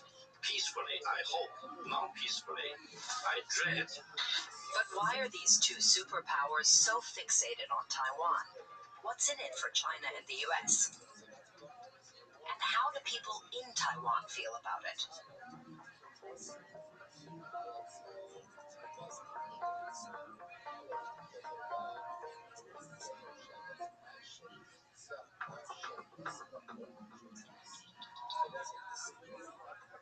It's Taiwan's location that makes it a geopolitical flashpoint. Taiwan has 23 million inhabitants, and its main island lies only 130 kilometers away from China's mainland. These tiny islands right off the coast are also under Taiwanese control, and Chinese military drills around the whole of Taiwan are getting bigger and more frequent.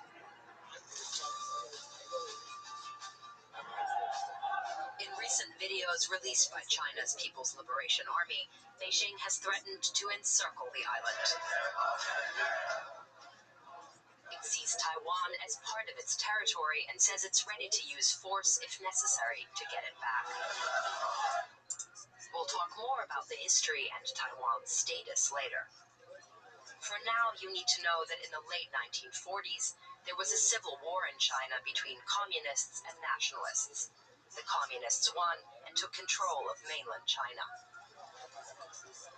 And the nationalists fled to Taiwan. That laid the groundwork for today's tensions. The US has an ambiguous policy towards Taiwan. Since the late 1970s, it's recognized Communist Beijing as the only legitimate government of China. But it has informal ties with Taiwan and is seen as the island's protector.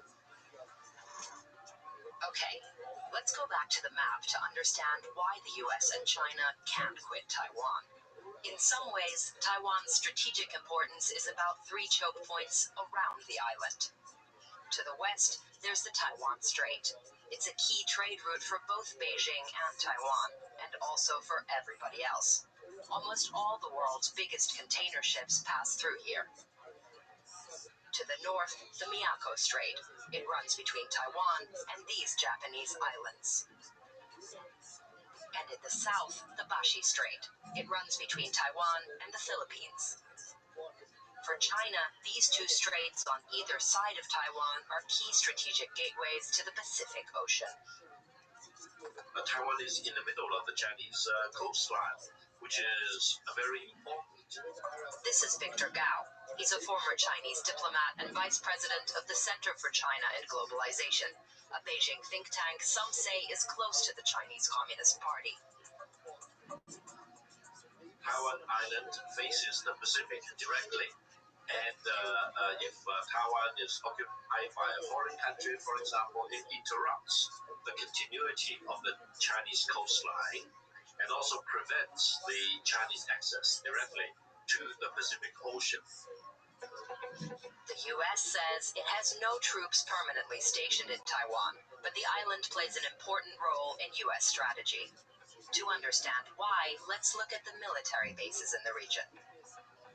Here are some of China's main naval bases close to its coast. And the U.S. has some of its key bases in South Korea, Japan, and the Philippines. If you connect the dots, you'll see the U.S. bases form a chain. Taiwan sits at the heart of what we call in the United States the first island chain. David Sachs is an expert at the Council on Foreign Relations, a think tank in New York City. In the past, he worked at the American Institute in Taiwan, which serves as the de facto U.S. embassy on the island. If you look at the first island chain, these are all formal treaty allies of the United States or close partners in the case of Taiwan. And with that, the way it is, the United States can project power close to China's shores, protect its allies and its interests. Conversely, it's very difficult for the Chinese military to project power outside of the first island chain and threaten the United States physically or our interests in the Indo-Pacific. To strengthen this island chain, the U.S. is expanding military cooperation with Japan and the Philippines, which are also wary of what they see as China's expansionist goals. For example, just last year, the U.S. gained access to military bases in the north of the Philippines, right next to the Bashi Strait, one of those Chinese gateways to the Pacific Ocean we mentioned. Here you can see American and Philippine troops conducting exercises in the waters nearby earlier this year. They even sank an old Chinese-built ship that the Philippine Navy used in the past, a clear message to Beijing. And obviously, China is not happy about the U.S. island chain strategy. Come on, we are not living in the 19th century. We are not living in the imperialist century, using this outmoded way of thinking as if you can set up a chain to block, for example, China from accessing the Pacific Ocean. It's ludicrous. Beijing is rapidly modernizing its navy, in part to be able to break through the chain of U.S. allies. For example, with the Fujian aircraft carrier. Here it is on sea trials earlier this year. It's China's third aircraft carrier and the biggest ship in the Chinese Navy. The number one objective here is to keep the United States out of the region during a conflict. So what we call anti-access area denial. Prevent the United States from being able to defend our treaty allies and partners. So to sum up, Taiwan's location makes it essential to both sides as they try to gain the upper hand in the region.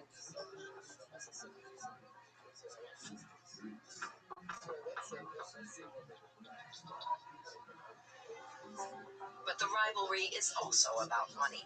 Big money. Economically, the small island has an outsized importance for both China and the U.S., even though neither officially recognize Taiwan as a country. Both China and the U.S. have significant trade links with Taiwan, and much of that business comes from just one company. TSMC, Taiwan Semiconductor Manufacturing Company. It produces microchips. Taiwan makes 90% of the most advanced ones in the world. Both the U.S. and China are dependent on them, and so is everybody else. There's a good chance TSMC's semiconductors are in the device that you're using to watch this video right now. They're in new cars, fridges, and fighter jets. Everywhere. They're needed to develop new AI models. And U.S. leaders worry that losing Taiwan to China could permanently shift economic tides against them. We don't assume that a region under Chinese hegemony would be open to U.S. trade and investment. I think that China would reorder the region. They want the United States to basically supply them with raw materials that are turned into manufactured goods in China and then sold all over the world. And there's isn't really a role for the United States or other industrialized countries in that. The Chinese economy is already larger than that of the United States in its purchasing power parity. China produced more than 30 million cars in 2030. The Americans probably produced less than half of that. So why should anyone believe they can have some benefit of picking a fight with China? No, there is no benefit. China does not look at Taiwan from an economic or commercial perspective. So why is Taiwan so important to Beijing then?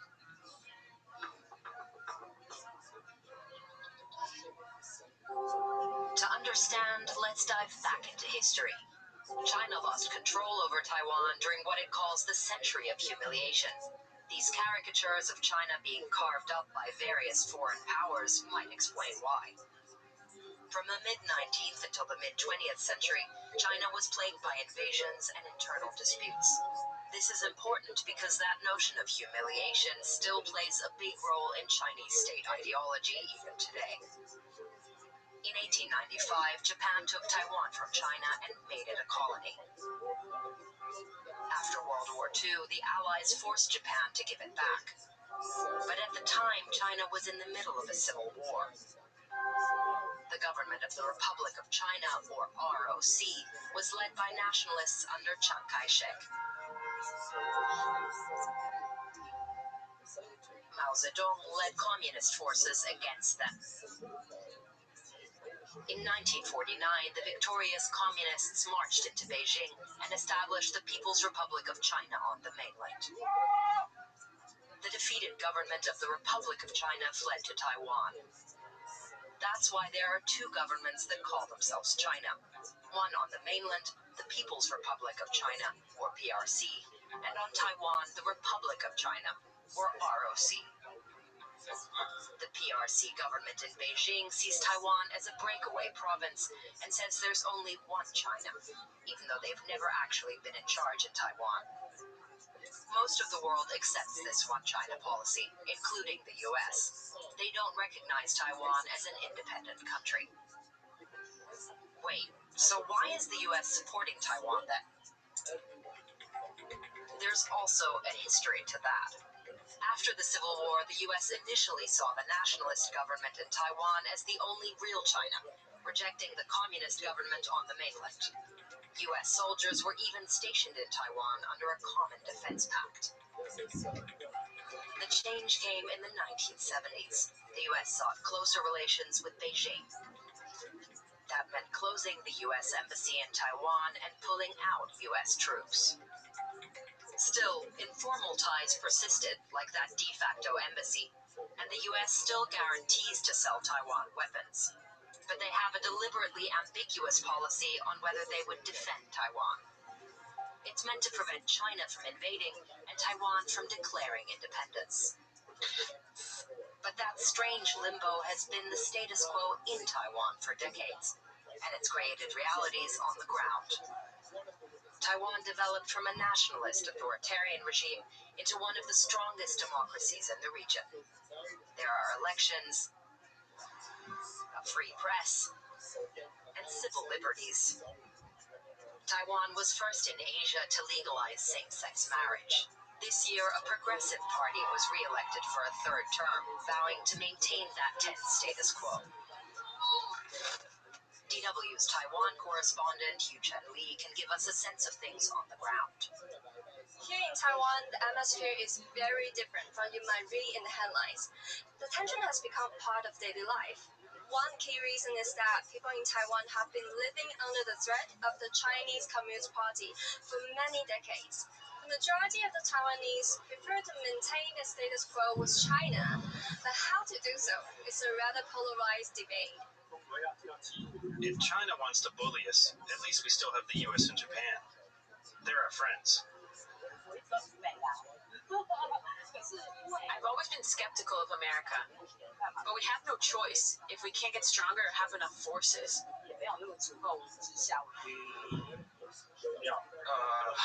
It's tricky. We should have a friendly relationship with both of them. It's always been like this. Ever since the founding of the country, we've been caught up in this drama. But one thing is clear for many Taiwanese, Taiwan's voice is usually drowned out. Amid the US-China rivalry, many feel that Taiwan is only a pawn in the game. And no matter what comes next, the island should have the right and autonomy to decide its own fate. But there's one more factor that stands in the way of that. Taiwan represents something for both superpowers.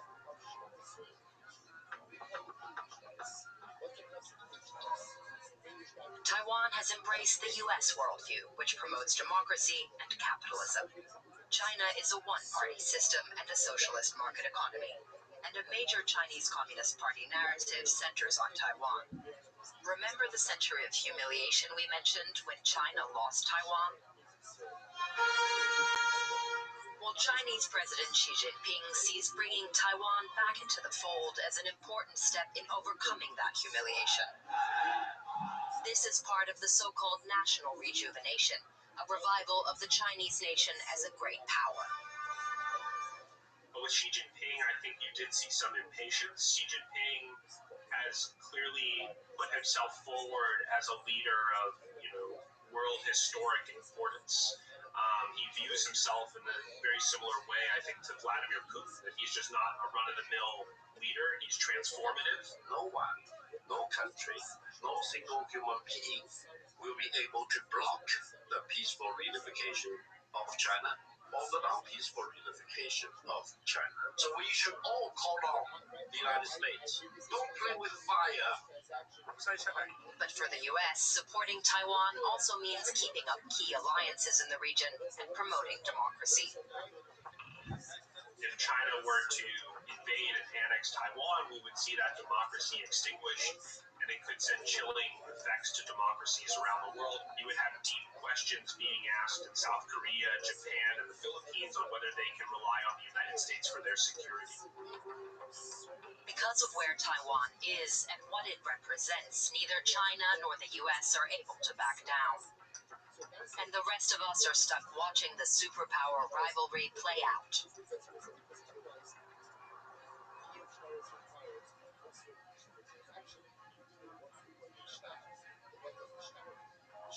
Right? The Eagles and the Star loves in the transaction. The Star certifies the signature. So this is incredible. So once they in the case, the woman was like dying because they let lady sell. Right? So lady sells, same lady sells in the end. Shimon, and they're about to draw the document. And now they want to prove the document contains certification. Proving it's more than dynamic. Other things to be certified. Right? Proving case is certified for that. And then after it's certified, Ruben says, by the way, you did this thing for me. Everyone agrees in their case, Ruben has an advocate. It's like, the city has an advocate. After the same circumstance, without claim. Right? It's a claim. What it means is Ruben has the right to that. They're supervised. Right? So again, why? And everyone agrees with that. Everyone agrees with that. Why? Because Ruben is acting as the right because or we're going to just say, oh, yeah, this is the same speed right now. New Jersey, like that. No, somebody else, right? And then we're going to certify it. No. So everybody who's in that case, no one proposes to go ahead and sue stolen from the stolen from the now, Shineke, what is it? Is the transaction sales from ladies to ship. Again, it's hard to say on Shtar is wrong. Right? You are explaining the transaction as selling salad. And it said, in the transaction is valid, Online says, yes, I can. The transaction was valid. Whereas, yes, ladies sold to shippers. At the end of the day, it's not a good said it. So it's similar.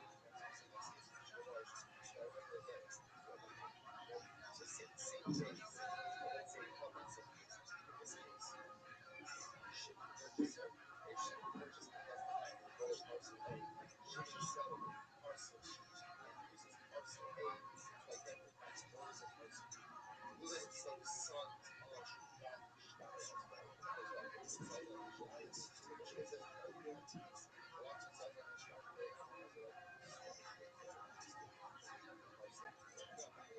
both show up as that's what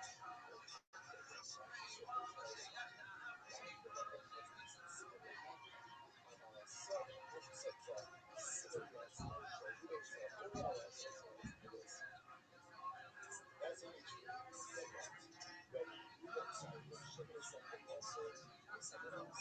What happened if Shimon is selling our slave to eBay himself?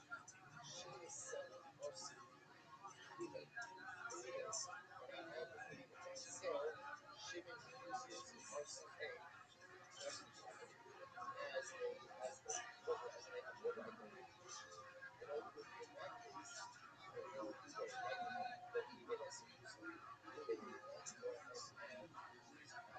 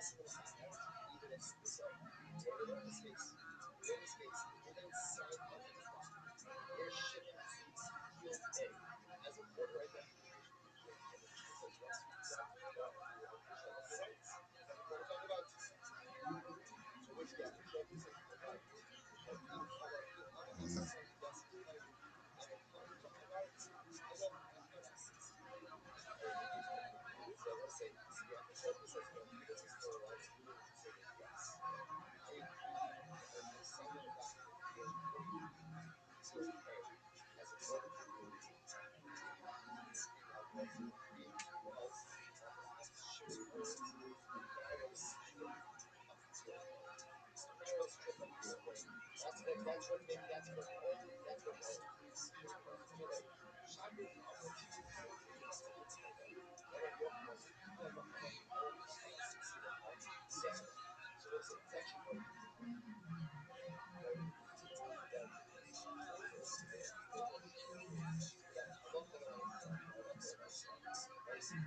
I go ahead, the woman says, come on, let's say I say, so beautiful, I feel this now, everything I see,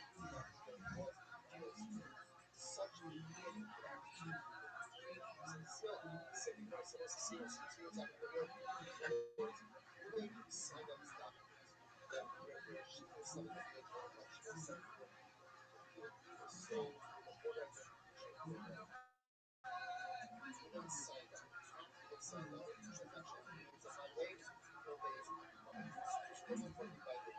After that, we go down. After Trump is controlling and says, Trump said that the very first thing that came out, after this, they call this woman the organization. And I said, that's fine. The organization, because it's a privatization. Right? We don't say anything about it.